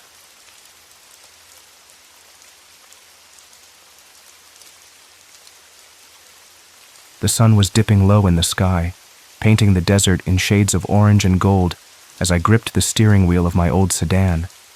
I'd been driving for what felt like forever along Route 375, a lonely stretch of road in Nevada they call the Extraterrestrial Highway. The name always made me smirk. Aliens seemed more exciting than the reality of cracked asphalt and endless sand. I was on my way to Reno, chasing a job lead that promised better days, but right now, all I could feel was the weight of exhaustion pressing down on me like a heavy blanket. My head throbbed, my eyes burned, and the world outside my windshield blurred into a dull mix of dry bushes and jagged rocks. The radio had stopped working hours ago, fading to static when I hit the county line. Now it was just me and the endless hum of tires against pavement. I rolled down the window, letting the cool desert air slap my face in hopes it would keep me awake. The wind carried that distinct smell of sand and sage, dry and ancient. I glanced at the clock on the dashboard. 10:47 p.m. glowed in faint green numbers. Hours had slipped by since I'd last stopped, and I knew I should have pulled over somewhere to rest. But out here, in the middle of nowhere, the idea of stopping felt strange, almost creepy. The highway was so empty, so quiet, that it seemed like the world had forgotten this place existed. Every now and then, a faded sign would pop up, warning me about cattle crossings, but I hadn't seen a single cow, or anything alive, for miles. It was just me, my rattling car, and the hum of the engine keeping me company. My eyelids felt heavy, drooping despite my best efforts. The white lines on the road began to dance, hypnotic in their rhythm. I shook my head hard and slapped my cheek, desperate to stay awake. Just a few more miles, I told myself. Just a little further. That's when I noticed something in my side mirror, a flicker of movement cutting through the stillness. I squinted, my tired eyes struggling to focus, and there he was, a biker. His motorcycle roared into view, a sleek, vintage Harley-Davidson that gleamed under the last rays of sunlight. He pulled up beside me, matching my speed as if it were the easiest thing in the world. I couldn't help but stare. He wore a black leather jacket that looked worn but tough, and his full-face helmet caught the glow of my headlights, flashing like a mirror. For a moment, I wondered where he'd come from. There hadn't been another soul on this road for hours. He raised a gloved hand, waving it in a slow, deliberate motion. At first, I thought he was just saying hello, but then he pointed toward me and mimed rolling down a window. My gut twisted. Out here, alone, with a stranger? Every instinct told me to keep driving, to ignore him, and let the miles swallow him up. But my curiosity, and maybe my exhaustion, got the better of me. I pressed the button, and the window slid down with a groan, letting in a rush of cool desert air. "You look tired, buddy," he called out over the wind and the growl of his engine. His voice was steady, almost too calm for the situation. "There's a diner up ahead. Best coffee on this road." I blinked, trying to process his words. A diner? I hadn't seen a gas station, a rest stop, or even a tumbleweed-covered shack for miles. This highway was a wasteland, and yet he spoke like he'd just rolled out of some hidden oasis. My brain screamed at me to be cautious, to question it, but my body was begging for a break. The promise of coffee, of anything to shake off this bone-deep weariness, was too tempting to resist. "Sure," I mumbled, my voice rough from hours of silence. "I could use some coffee." He gave a small nod, like he'd known I'd agree all along, and then he pulled ahead, his Harley leading the way. I followed, my car rattling along behind him, the headlights cutting through the growing darkness. About a mile later, I saw it. A rusty old building sitting off the side of the road, its neon sign buzzing and flickering in the night. The words, "Earl's 24-Hour Diner," glowed in uneven red letters, one of the R's blinking on and off like it couldn't decide whether to stay lit. The place looked ancient, like it had been dropped here decades ago and left to rot.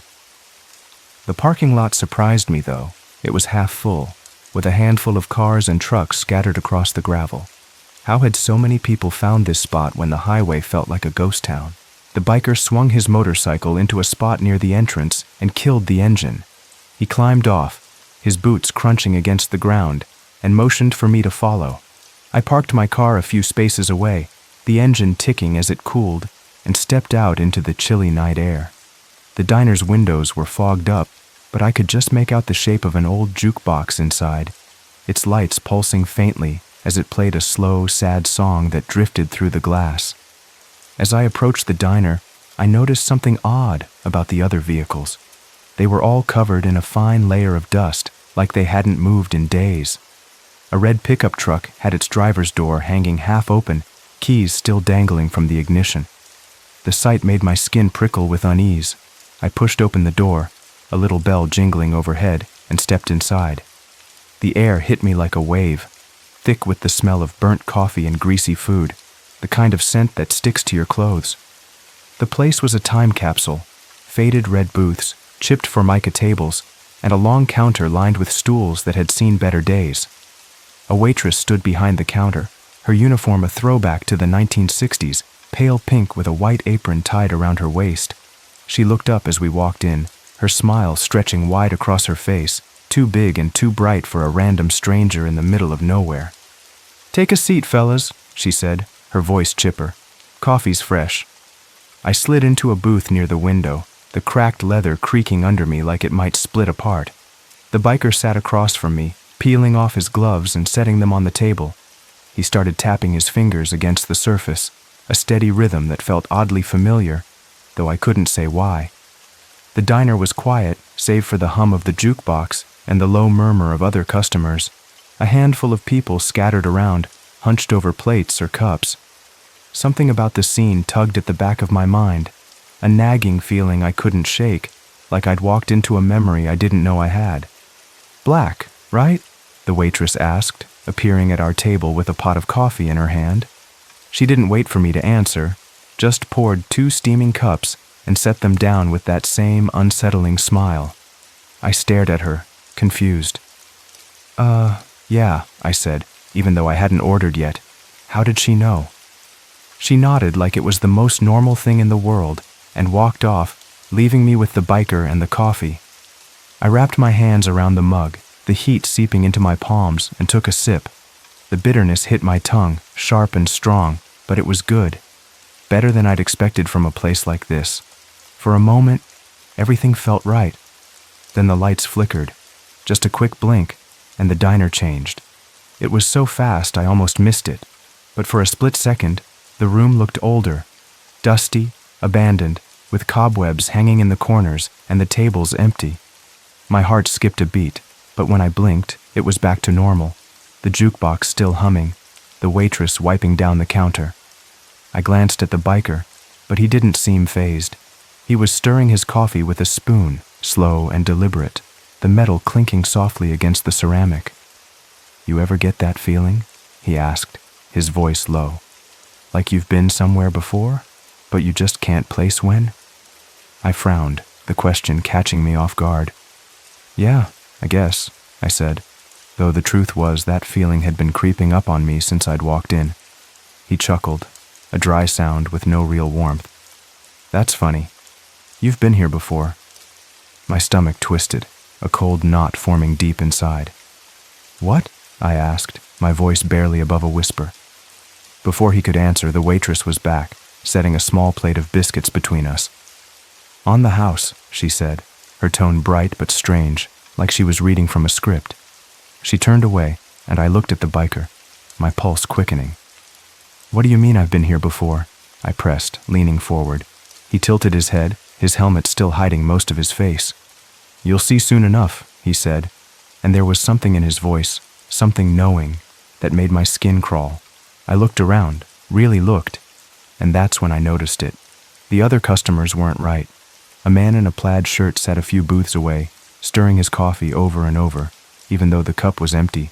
A woman in the corner held a menu, her lips moving silently as she stared at it, her eyes blank. The jukebox kept playing the same song, Elvis Presley's "Are You Lonesome Tonight?" over and over, the notes looping in a way that made my head spin. And then there was the clock on the wall. Its hands were frozen at 10:47, the same time my dashboard had shown when I first saw the biker. I checked my watch. It too read 10:47. I tapped the glass, but the second hand refused to move. "Time moves different here," the biker said, noticing my confusion. "Or maybe it doesn't move at all." I pulled out my phone, desperate for a signal, for some connection to the outside world. Nothing. The bars were flat, the screen useless. I shoved it back in my pocket, my hands shaking, and that's when I saw it. A newspaper clipping taped to the wall near the register. The headline was bold, black letters that seemed to scream at me. "Tragic highway collision, driver and biker among the dead." Below it was a grainy photo, and my blood turned to ice. It was me, my face, my car, smashed and crumpled on the side of Route 375. I shot up from the booth, my breath coming in sharp, ragged gasps. "No, that's impossible," I stammered, my voice echoing in the suddenly silent diner. The biker leaned back, watching me with a calm that made my stomach churn. "You finally see it, huh?" he said, almost like he'd been waiting for this moment. I spun toward the door, my legs wobbly but determined. Outside the windows, the world had changed. The parking lot was gone. The highway was gone. There was nothing, just a black void stretching out forever. My phone buzzed in my pocket, a vibration that shouldn't have been possible with no signal. I fumbled it out, my hands trembling, and saw a number I didn't recognize flashing on the screen. Against every ounce of sense, I answered.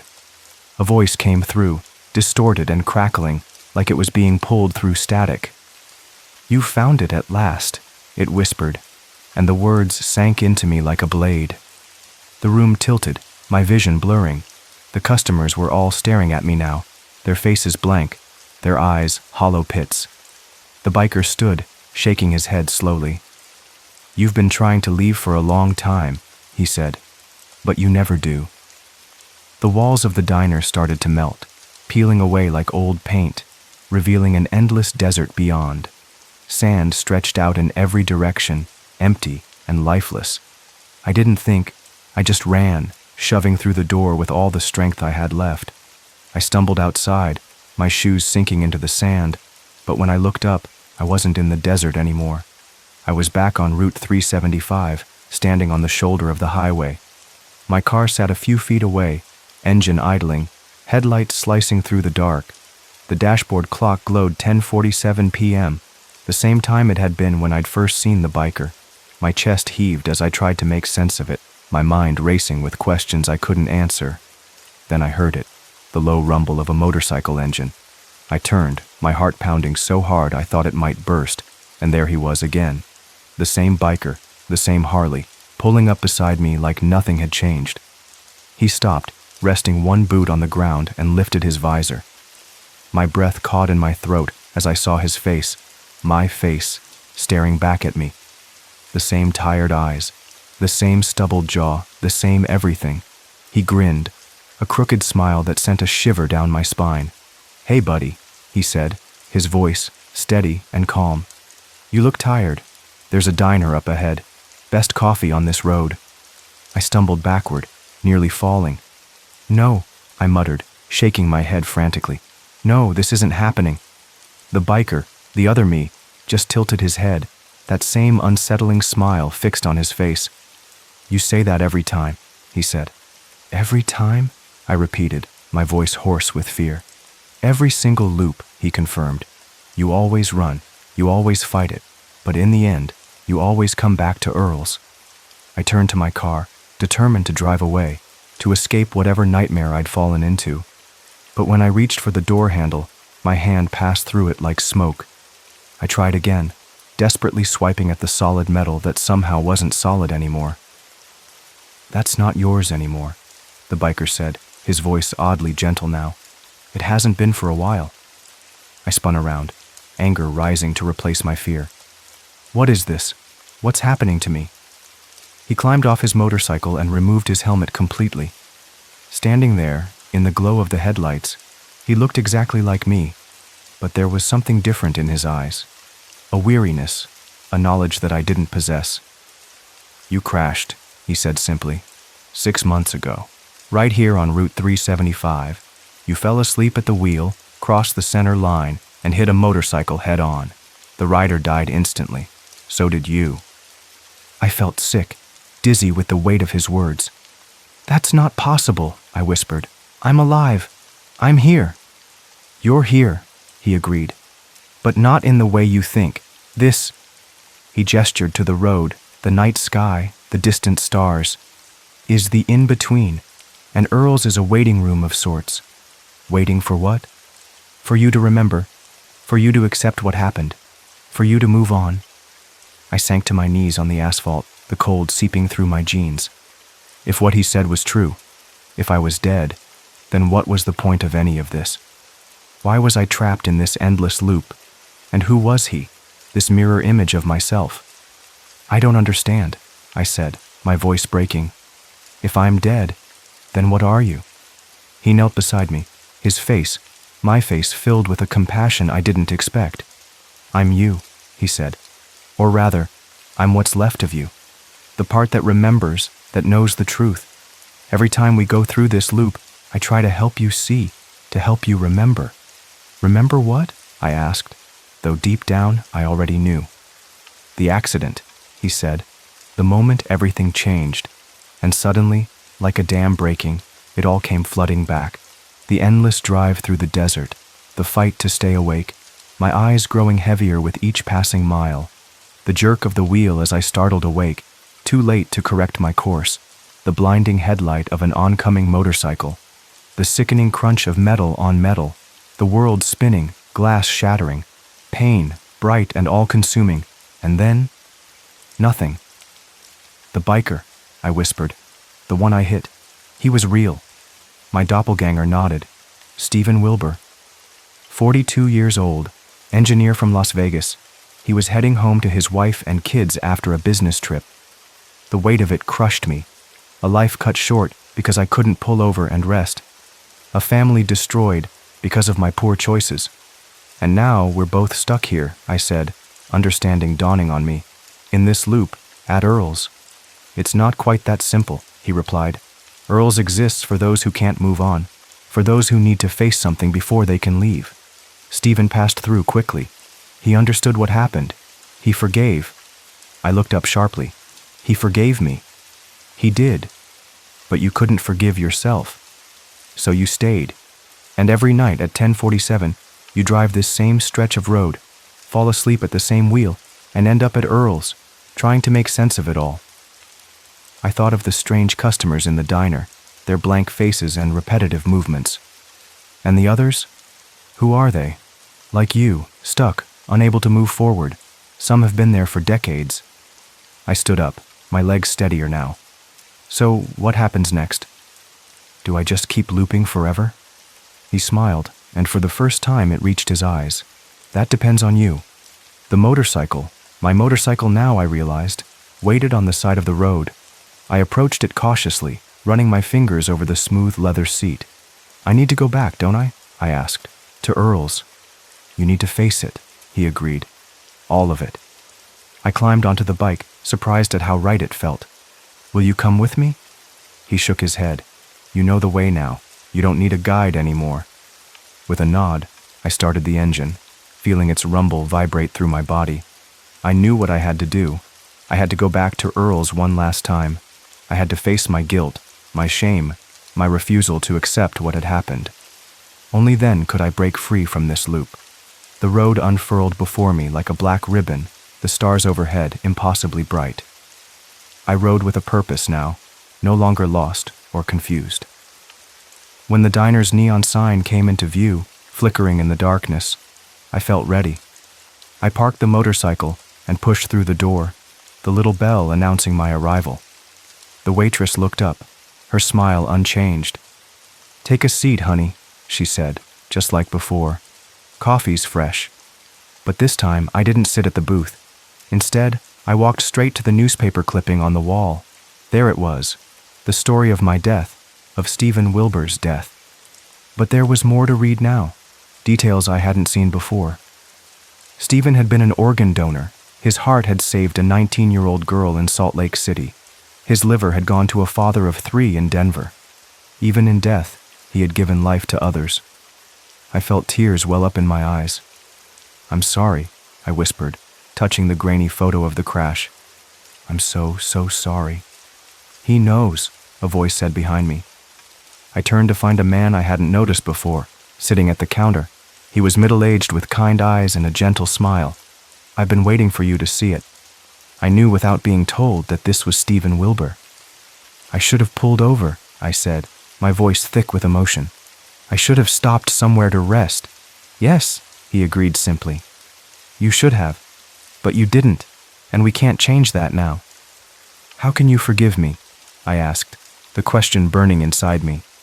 "Because holding on to anger would only trap me here," he said. "And I have people waiting for me on the other side." I nodded, understanding finally washing over me. "I've been punishing myself," I said, "keeping myself trapped in this loop because I couldn't face what I'd done." "It's time to let go," Stephen said, standing up from his stool. "It's time for both of us to move on." As he spoke, the diner began to change around us. The walls became translucent, the ceiling fading away to reveal a sky filled with more stars than I'd ever seen. The other customers shimmered and faded like mirages, leaving just Stephen and me standing in the ruins of Earl's. "What happens now?" I asked, a strange peace settling over me. Stephen pointed to a door I'd never noticed before, glowing softly at the back of the diner. "You choose," he said. "You can stay in the loop, keep punishing yourself. or you can walk through that door and see what's waiting on the other side." I looked at the door, then back at Stephen. "Are you coming?" He smiled. "I've got my own door," he said, gesturing to a similar glowing entrance that had appeared beside him. "But maybe we'll see each other again someday." "I hope so," I said, and I meant it. "I hope I can make it up to you somehow." "You already have," he replied. "By finally letting go, you freed us both." With one last look at the ruined diner, at the endless desert beyond, I walked toward my door. The light grew brighter with each step, warm and inviting. I could hear voices on the other side, familiar voices calling my name. My hand reached for the knob, and as I turned it, Earl's diner faded away completely. The door swung open, revealing not darkness or emptiness, but a brilliant, beautiful light. And standing in that light were faces I recognized, loved ones who had passed before me, waiting with open arms and welcoming smiles. I stepped through, leaving behind the lonely highway, the endless loop, and the guilt that had kept me trapped for so long. As the door closed behind me, I thought I heard the distant rumble of a motorcycle engine, fading into the night. But it wasn't sad or frightening anymore. It was just a memory, slipping away as I moved forward into whatever came next. The loop was broken. I was free. Years later, a young woman drove along Route 375, fighting exhaustion as the miles stretched endlessly before her. At 10:47 p.m., her eyes grew heavy, her head nodding forward. For a moment, the car drifted toward the center line, but then, from nowhere, a sound like a motorcycle engine roared past her, startling her awake. She jerked upright, pulling the car back into her lane. Heart pounding, she scanned the road for the biker, but the highway was empty in both directions. Shaken, she pulled onto the shoulder and killed the engine. She needed rest, she decided. No job was worth risking her life, or someone else's. As she leaned back in her seat, closing her eyes for a quick nap, she didn't notice the faded sign that briefly appeared in her rearview mirror. Earl's 24-hour diner, best coffee on the road. By the time she looked again, it was gone, just another mirage in the desert night. And somewhere beyond the veil that separates this world from the next, I smiled, knowing that another soul would make it home safely tonight.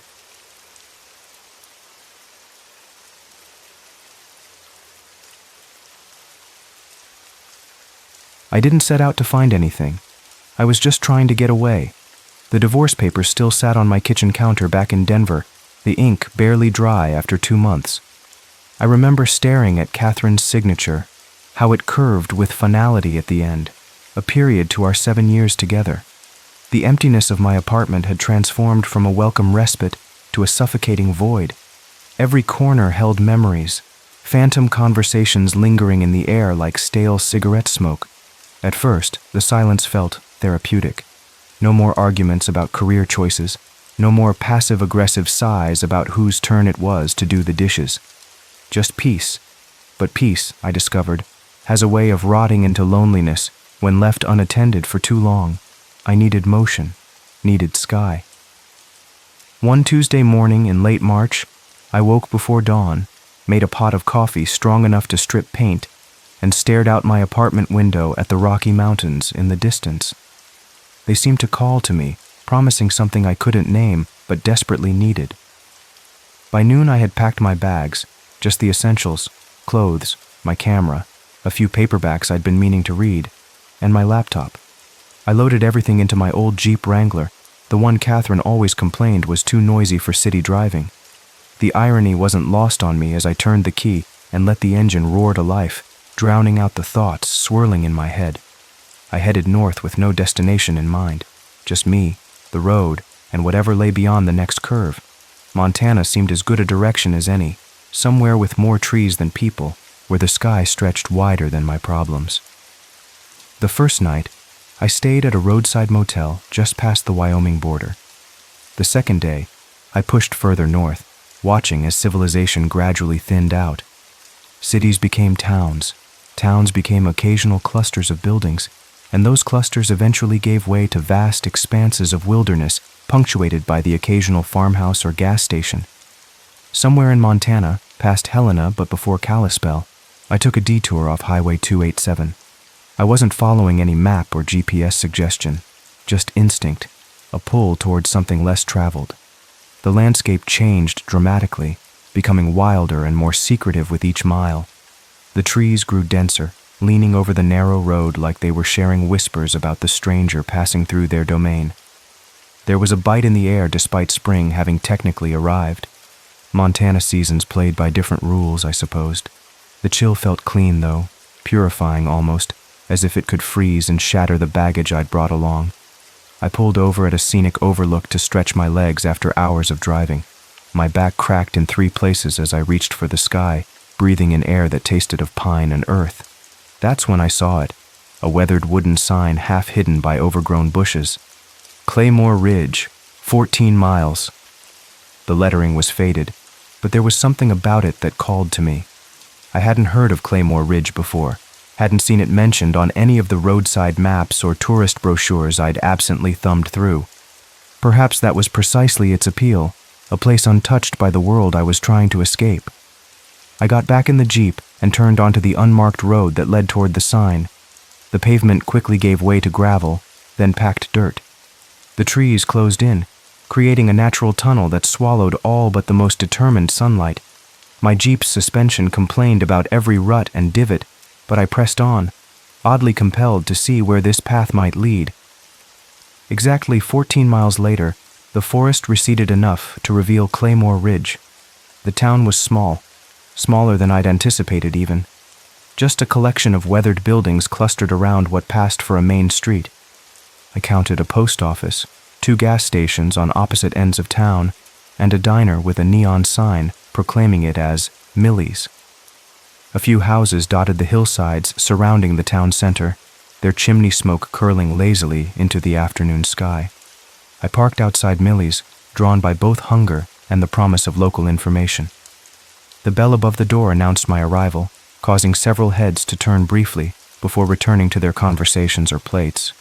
I slid into a booth by the window, the vinyl seat squeaking beneath my weight. A waitress who looked to be in her mid-20s approached with a coffee pot and a menu. Her name tag read Abby, and she wore her auburn hair in a practical ponytail. "Just passing through?" she asked, filling my cup without waiting for a request. The coffee smelled rich and homemade, nothing like the chain store stuff I'd been surviving on. "I think so," I replied, realizing I hadn't given much thought to what came after finding this place. "Though I wouldn't mind staying a night or two if there's somewhere quiet." Abby gave me an appraising look. Most folks who come here are either lost or running from something. I met her gaze and offered a small smile. Maybe a bit of both. She nodded, seeming to appreciate my honesty. "Well, you'll find plenty of quiet around here. Too much, if you ask me." I ordered a late lunch, meatloaf that the menu proudly declared was famous in 3 counties, and as Abby set down my plate, I asked if she knew of any cabins or rooms for rent nearby.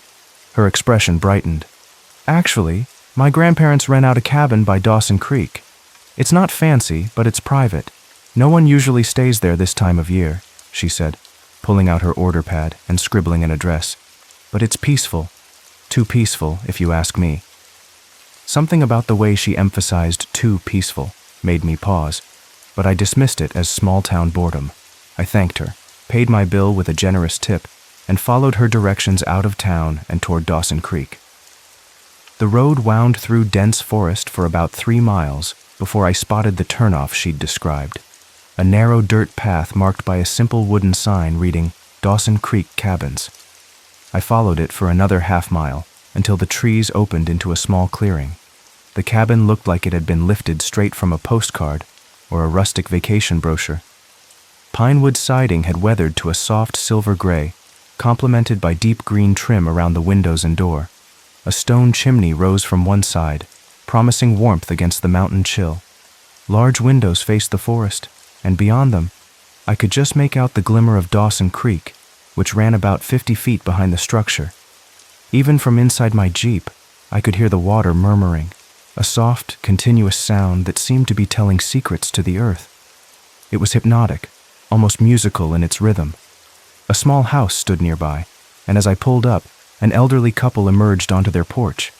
The man walked with a slight limp, leaning on a handcrafted wooden cane. His wife, I assumed it was his wife, stayed on the porch, watching me with what looked like cautious curiosity. "You must be James," the old man called as I stepped out of my vehicle. "Abby called about you." I nodded, somewhat surprised at the efficiency of small-town communication. "That's right, James Cartwright." "Warren Teller," he replied, extending a weathered hand. "That's my wife Martha up there." Martha offered a tight smile and a small wave, but didn't come down to greet me. There was something in her expression I couldn't quite read, reservation, perhaps, or worry. "Nice place you've got here," I said, looking back at the cabin. "How long have you owned it?" "Been in the family since my father built it in '52, Warren replied with obvious pride. "Used to be our main house until we built the new place. Started renting it out in the '80s. He led me to the cabin door and produced a rusted key from his pocket. The lock turned with a reluctant groan, and he pushed the door open to reveal a cozy interior that smelled of pine and wood smoke. "Everything works," he explained, pointing out the amenities. "Electricity, plumbing, propane stove. Phone lines spotty, especially when it storms. Cell service is non-existent out here. One of the charms of the place, depending on who you ask." I followed him through a brief tour. A main room with a stone fireplace and comfortable-looking furniture, a small but functional kitchen, a bathroom with an old clawfoot tub, and a bedroom with a queen-sized bed and handmade quilt. A narrow staircase led upward from the main room. "What's up there?" I asked, pointing to the stairs. Warren's expression flickered for just a moment. "Just an attic, used for storage mostly. Nothing up there you'd need." As we concluded the tour and discussed rental terms, surprisingly reasonable for a week's stay, Warren handed me the key and added, almost casually, "Watch the attic. It likes to creak."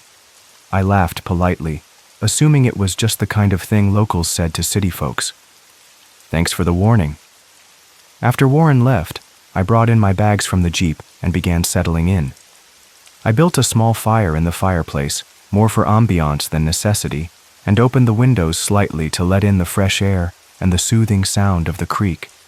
That first night, the only sounds I heard were the wind through the pines, the gentle babble of Dawson Creek, and the occasional call of an owl somewhere in the forest. I slept more deeply than I had in months, dreamless and still. It wasn't until the next morning, as I was making coffee, that I noticed something odd about the attic door at the top of the narrow staircase. It had no lock, no deadbolt, no latch, not even a simple hook and eye, but there appeared to be scratch marks on the floor beneath it, as if something heavy had been dragged repeatedly across the wood. Later, exploring more thoroughly, I discovered what looked like the indentation of a chair leg on the attic side of the door, as if someone had wedged a chair underneath the knob. From inside. The morning was misty, the kind that turns familiar landscapes into dreamscapes. After a quick breakfast of instant oatmeal, I decided to explore the area around the cabin. The air held that special crispness unique to mountain springs, cool enough to make your lungs feel scrubbed clean, but with hints of warming earth and growing things. I followed a narrow trail that wound alongside Dawson Creek, my boots leaving temporary imprints in the damp soil. The creek itself was wider than it had appeared from the cabin, rushing with snowmelt from higher elevations.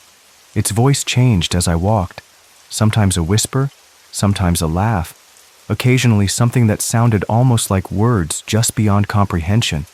I took photos of deer tracks pressed into muddy banks, of sunlight fracturing through icicles that still clung stubbornly to overhanging branches, of the creek's surface when it stilled enough to reflect the trees above. Everything felt clean and untouched, as if I were the first person to discover this particular slice of wilderness. For those few hours, I even forgot that I was alone. The weight I'd been carrying since the divorce, the sense of failure, of incompleteness, lifted temporarily, replaced by simple appreciation of the moment. I found myself smiling without realizing it, my camera capturing not just images, but a state of mind I wanted to preserve. I returned to the cabin in the late afternoon, pleasantly tired and hungry. After a simple dinner of canned soup and crackers, I settled into the worn leather armchair by the fireplace with one of my paperbacks, a dog-eared copy of Hemingway's The Old Man and the Sea that had been a fixture on my nightstand for years. The combination of the day's hike, a warm fire, and Hemingway's hypnotic prose must have lulled me to sleep, because when I next opened my eyes, full darkness had fallen outside the windows. The fire had burned down to embers, casting the room in a dim, reddish glow. I was about to head to bed when I heard it. Thump. A single distinct sound from above, then another. Thump. Not the random settling of an old building or the scurrying of some woodland creature seeking shelter. These were deliberate, measured footsteps. I froze, book forgotten on my lap, listening intently. The sounds continued, slow, regular steps crossing the attic floor directly above me. They moved from one end to the other, paused, then returned. My rational mind immediately searched for explanations. Squirrels or raccoons that had found their way in, branches scraping the roof in the wind, the natural groans of an aging structure responding to temperature changes. But none of these matched what I was hearing. These were footsteps, human footsteps. I stood up, grabbed the heavy flashlight I kept in my backpack, and approached the narrow staircase. The steps continued overhead, seemingly oblivious to my presence below. As I placed my foot on the first stair, they stopped. Complete silence descended, broken only by the soft popping of the dying fire and my own breathing, which suddenly seemed too loud. I waited, listening, but the footsteps didn't resume. Slowly, I climbed the stairs, wincing at each creak of the worn wood beneath my weight. The attic door stood shut at the top, a darker rectangle in the dim hallway. I raised the flashlight, its beam catching dust motes that danced in the air like miniature stars. I reached for the doorknob, cool metal beneath my fingers, and turned it slowly. It wouldn't budge. I tried again, applying more pressure, but the door remained firmly shut, not locked exactly, but as if something on the other side was holding it closed. "Hello?" I called, feeling both foolish and frightened. "Is someone there?" No response.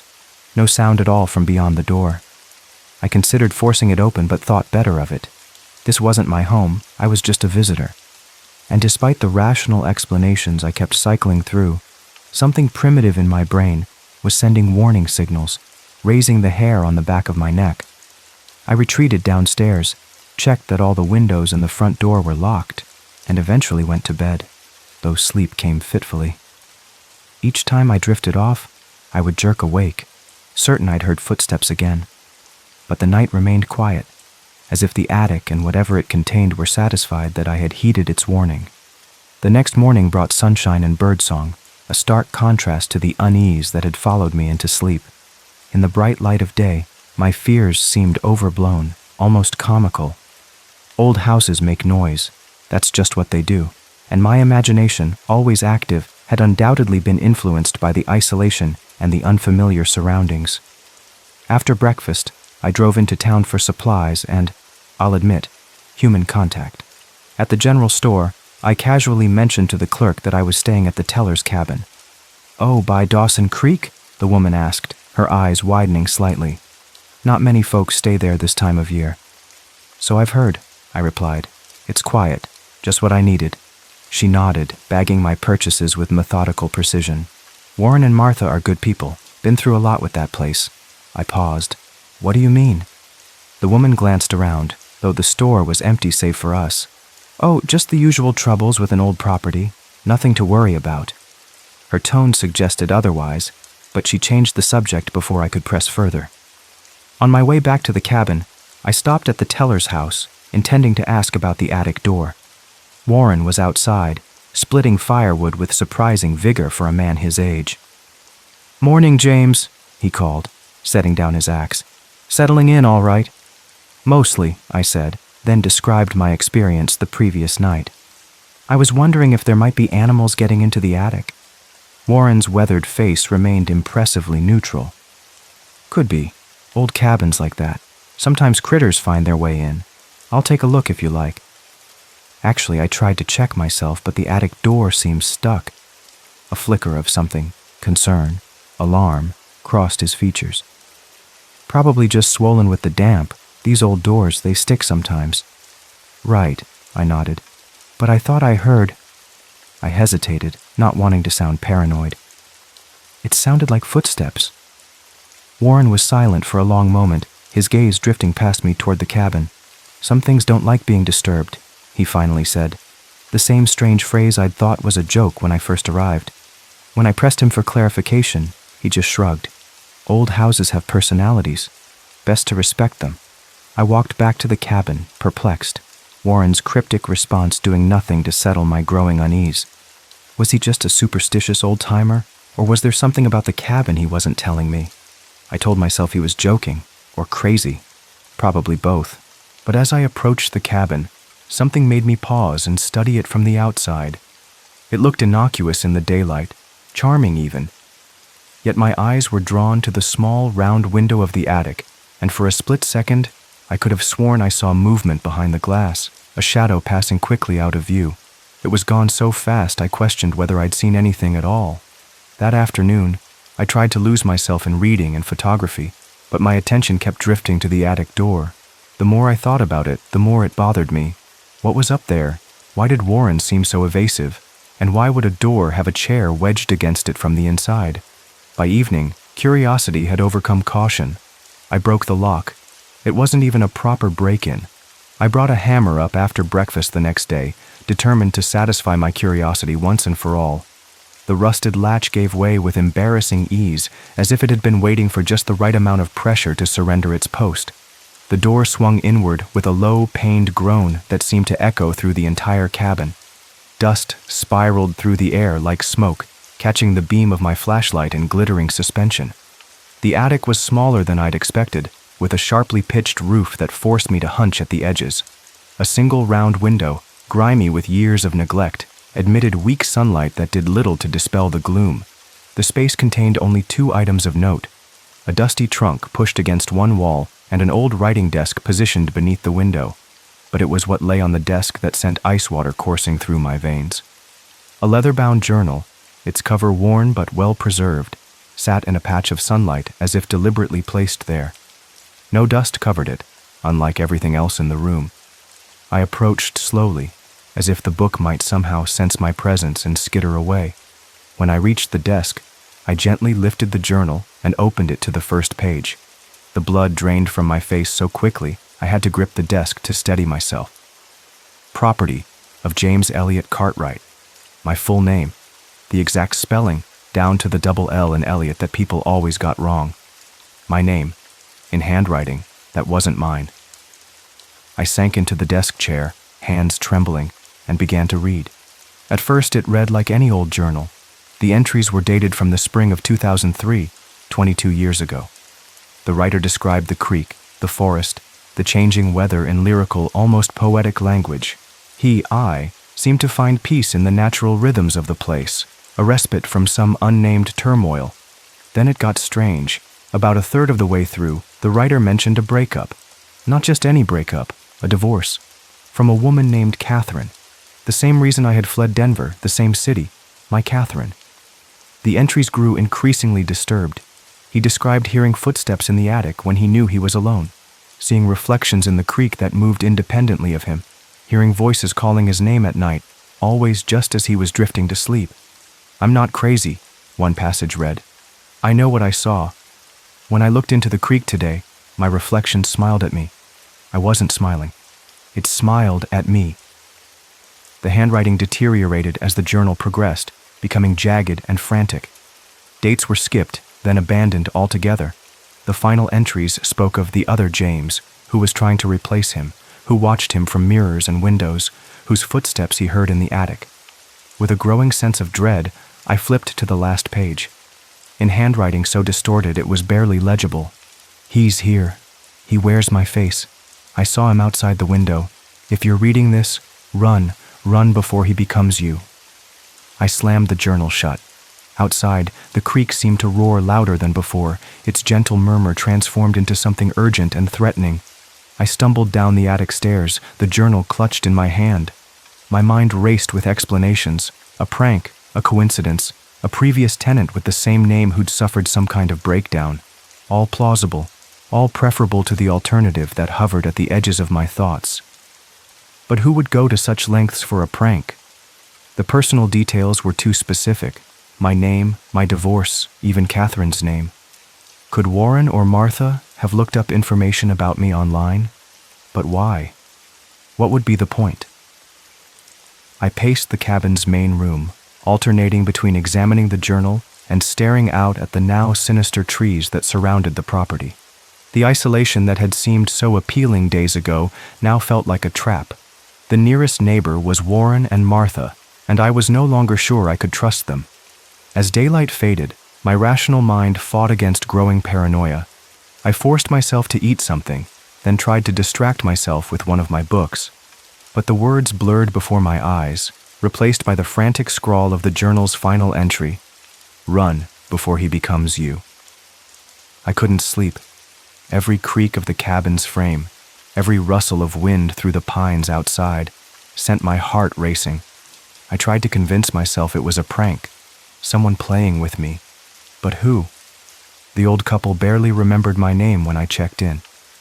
Around 2 a.m., I heard it, tapping on the window, not from the outside, from the inside, behind the curtains of the living room window. I'd been dozing in the armchair, the journal open on my lap, when the sound jolted me awake. Soft but insistent, like fingernails against glass. Tap, tap, tap. Pause. Tap, tap, tap. I sat frozen, staring at the curtained window. The tapping came again, more insistent this time.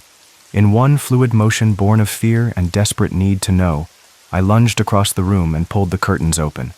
No one there, just my own pale face in the reflection, eyes wide with fear, mouth slightly parted in anticipation of what I might find. But as I turned away, relieved and embarrassed by my paranoia, I caught something in my peripheral vision. The reflection didn't turn with me. It was still staring, head on, lips now curved in a smile I wasn't making. I stumbled backward, knocking over a side table. By the time I looked again, the window showed only darkness and my own terrified expression, moving in sync with me once more. That was it. I decided to leave. I'd had enough of Claymore Ridge, enough of Dawson Creek, enough of this cabin with its mysteries and impossibilities. I would go back to Denver, back to the empty apartment that now seemed inviting rather than oppressive. I packed quickly, heart racing. Clothes went haphazardly into my duffel bag, toiletries gathered with shaking hands. I left the books, they could be replaced. All I wanted was to be in my Jeep, on the road, putting miles between myself and whatever dwelled in this place. When I reached for my keys, they were gone. Not just misplaced, gone. I emptied my pockets, upended my backpack, searched every surface where I might have set them down. They had vanished as completely as if they'd never existed. The Jeep was still outside. I could see it through the window. But the keys weren't in the cabin. Then I heard the attic door creak. Slowly, deliberately. The sound of hinges protesting movement after long stillness. Every instinct screamed to run, to flee through the front door and into the night, Jeep or no Jeep. But something else, curiosity maybe, or a deeper need to confront whatever was happening, propelled me toward the staircase. I ascended slowly, each step bringing me closer to the now open attic door. The darkness beyond it was absolute, as if the weak moonlight filtering through the cabin windows couldn't penetrate that threshold. I fumbled for my flashlight, clicked it on, and directed its beam into the attic. The journal was gone. I'd left it downstairs, open on my lap, but it wasn't there now. And it wasn't on the desk where I'd first found it. In its place was a photo, a Polaroid, its colors slightly faded, showing me, sitting on the couch, reading the journal. But I never took it. I didn't own a Polaroid camera. I hadn't seen one in years. I picked up the photo with trembling fingers, turning it over. On the back, in the same handwriting as the journal, were 3 words. I see you. That night, I tried calling someone. Anyone. The cabin's landline produced only a flat, dead tone. No signal on my cell phone, not even a single bar. The town felt hours away, though I knew it was just a few miles. I barricaded myself in the bedroom, pushing a heavy dresser against the door. The isolation that had drawn me to this place now felt like a prison. Every shadow held menace, every sound brought fresh terror. That night, I dreamed of drowning, cold water filling my lungs, pulling me deeper into darkness. The sensation was so vivid, I woke up choking, gasping for air that suddenly seemed too thin. My bed was soaked, not with sweat, with water. Creek water. I could smell the mineral tang of it, feel the gritty silt between my fingers. Something had been in the room with me while I slept. Dawn found me huddled in a corner, a kitchen knife gripped in one hand, watching the bedroom door for any sign of movement. When sunlight finally streamed through the window, I made my decision. I ran to the town. It took me 2 hours on foot, following the winding road through forest that seemed to close in with every step. By the time I reached the gas station on the edge of Claymore Ridge, my lungs burned and my legs felt like rubber. The gas station attendant looked up as I stumbled in, his expression changing from boredom to concern. "You okay there, mister?" I wasn't okay. I knew I looked wild, unshaven, hair disheveled, eyes bloodshot from fear and lack of sleep. But I told him everything. The footsteps, the journal, the reflection that moved on its own, the Polaroid, the water. His face changed as I spoke, the initial concern giving way to something darker. He motioned for me to lower my voice, glancing nervously at the store's other occupants. "That cabin," he whispered when I finally ran out of words. "James Cartwright died there. About 20 years back, just disappeared. People said he lost it after his wife left him. No one ever found the body, but they found blood. A lot of it." "No," I whispered, the word escaping like air from a punctured tire. "That's my name. I'm James Cartwright." He stared at me for a long time, eyes narrowing as he studied my face. "Then I guess you're next." I asked to use the phone, called the police, tried to explain. They listened politely, but didn't seem particularly concerned about a missing journal, a vanished set of keys, or a wet bed. They did, however, promise to send someone to check on the cabin later that day. I didn't want to go back. Everything in me screamed to get in the first vehicle headed anywhere else, to put Claymore Ridge in my rearview mirror and never look back. But I had to. My wallet was there, my laptop, my camera, my life, and something needed to be answered. I reached the cabin by dusk, the lengthening shadows of the pines creating a gauntlet of darkness I had to pass through. The structure looked different somehow, older, more decrepit, as if it had aged years in the hours I'd been gone. Inside, everything had changed. Photos hung on walls that had been bare before, my face in all of them, with people I didn't know, in places I'd never been. A family portrait showed me with a woman who wasn't Catherine, and 2 children I'd never seen. Vacation snapshots captured moments I had no memory of living. A woman's voice called from the kitchen, warm and familiar though I'd never heard it before. "Dinner's ready, James." I turned the corner, heart hammering against my ribs, and saw me sitting at the table, smiling, eating stew from a blue ceramic bowl. The steam rose from it, carrying the scent of beef and herbs. He looked exactly like me, same hair, same eyes, same small scar on my chin from a childhood bicycle accident. But his smile was wrong somehow, too wide, too knowing. He looked up. "Finally, took you long enough." I stumbled backward, mind reeling, unable to process what I was seeing. "What are you?" I managed to choke out. It laughed, a sound like breaking glass. "I'm James Cartwright. I've always been James Cartwright." He gestured to the chair across from him. "You're the one who doesn't belong." "You're lying," I said, though even as the words left my mouth, uncertainty crept in. "I know who I am." "Do you?" he asked, head tilting in a parody of curiosity. "Tell me about your childhood, James. Your first pet, your mother's maiden name, the name of your 3rd-grade teacher."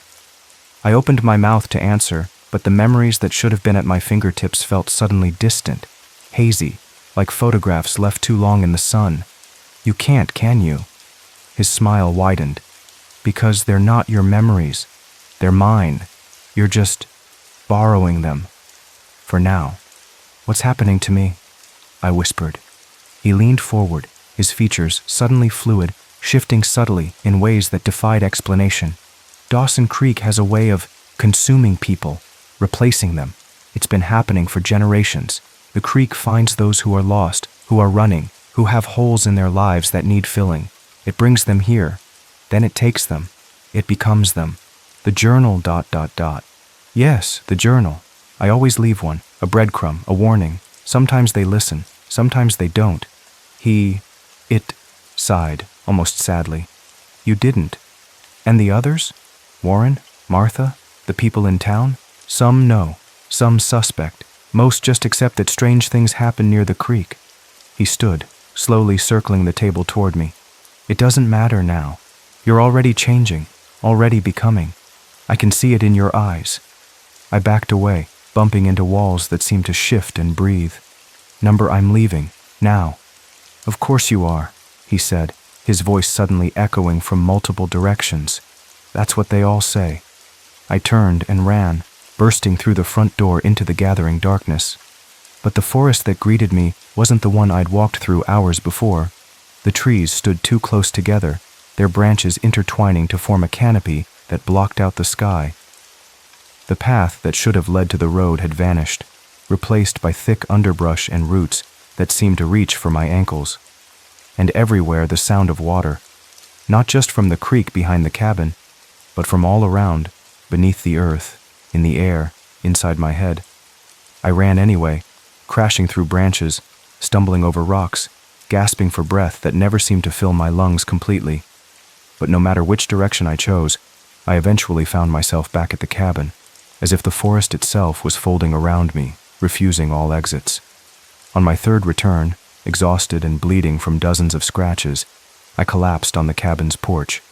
The door stood open, golden light spilling out invitingly, but the figure that had worn my face was gone. I don't know what day it is. Time doesn't work here. I've tried to leave a dozen times. Each attempt ends the same. The forest loops back on itself, and I find myself facing the cabin again. My Jeep remains in the driveway, a cruel reminder of freedom just out of reach.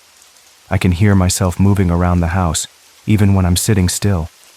Footsteps overhead, a chair scraping across the kitchen floor, the creak of a floorboard beneath weight that isn't mine. Sometimes I look in the mirror and see him, the other James, watching me with eyes that know too much. Sometimes I look in the mirror and it's him looking at me from my side, my own face a reflection I no longer control. And sometimes I wake up and he's the one telling the story, writing in the journal, my journal now, and I'm the shadow moving just beyond the edge of perception. But not today. Today, I found a can of gasoline in the shed behind the cabin. Today, I remembered the matches in my backpack. Today, I realized that if this place is the source of whatever is happening to me, then perhaps its destruction might end the nightmare. Today, I'm going to burn the house down. I've soaked the floors, the walls, the furniture. The journal lies open on the kitchen table, its pages fluttering in the breeze from the open windows.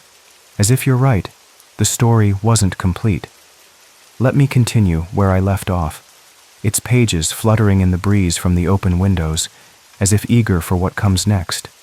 I've placed candles at strategic points throughout the cabin, living room, bedroom, attic. When they burn down far enough, they'll ignite the gasoline-soaked rags I've wrapped around their bases, a timer of sorts, giving me just enough time to get away, if getting away is even possible. I'm writing these final words sitting on a rock by Dawson Creek. The water seems agitated today, rushing more violently over the stones, its murmurs sounding almost like protests. It knows what I'm planning. I can feel its anger in the air, a heaviness like the moment before a lightning strike. If this story ends in ashes, maybe I can finally stop becoming him.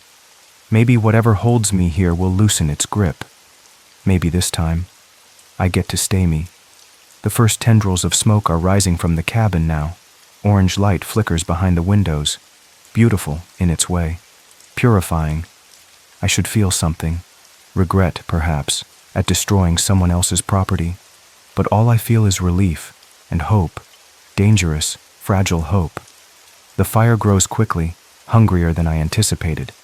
Flames lick at the walls, leap through the roof. The heat reaches me even at this distance, drying the tears I didn't realize were streaming down my face. But as the cabin burns, something strange is happening to the creek. The water is rising, swirling, moving against its natural flow. It climbs the bank toward me, not as a flood, but as something with purpose, with intent. Tendrils of water stretch like fingers, reaching for my feet. I scramble back, but the water follows, faster now. The air fills with steam as droplets touch the superheated ground near the burning cabin, creating a fog that obscures everything but the brightest flames. Through the mist, I see a figure emerge from the inferno. My figure, walking calmly through flames that should be consuming it, face serene despite the hell surrounding it. "You can't destroy it," my doppelganger says, voice somehow carrying over the roar of the fire. "The cabin isn't the source. It never was." The water has reached my ankles now, ice cold and somehow sentient, coiling around my legs like living rope. "What is it then?" I scream over the cacophony of cracking timber and rushing water. "What's the source?" He smiles, that wrong smile that stretches too wide. "You are, your emptiness, your need, your willingness to be filled by something else." The water is at my waist now, pulling me toward the creek with inexorable force. I fight against it, but it's like battling the tide itself, a force of nature, patient and eternal. "Every James before you thought they could end it," he continues, still untouched by the flames engulfing what's left of the cabin. "They couldn't. Neither can you." "Then what happens now?" I ask, no longer struggling against the water that has reached my chest. His face shifts, melts, reforms into something that's still my face but older, wearier. "Now you become the warning, the journal keeper, the watcher at the window, until someone new comes, someone running, someone empty. And you? I become something else, someone else, somewhere else." He looks almost sad now. It's a kind of freedom. The water closes over my head. I should be drowning, but somehow I can still breathe, still see. Through the liquid veil, I watch the cabin collapse in on itself, embers shooting into the night sky like reverse rainfall. The last thing I see before the creek pulls me completely under is my own face, watching from the shore, slowly fading like a photograph left in sunlight. Note found. Days later by forest rangers. Written on charred paper, it says, "My name was James Elliott Cartwright, I think. If you're reading this, don't go to Dawson Creek. He's still there, waiting, and he wears your face too. But you won't listen. They never do. They come with their broken hearts and empty spaces, looking for something to fill them.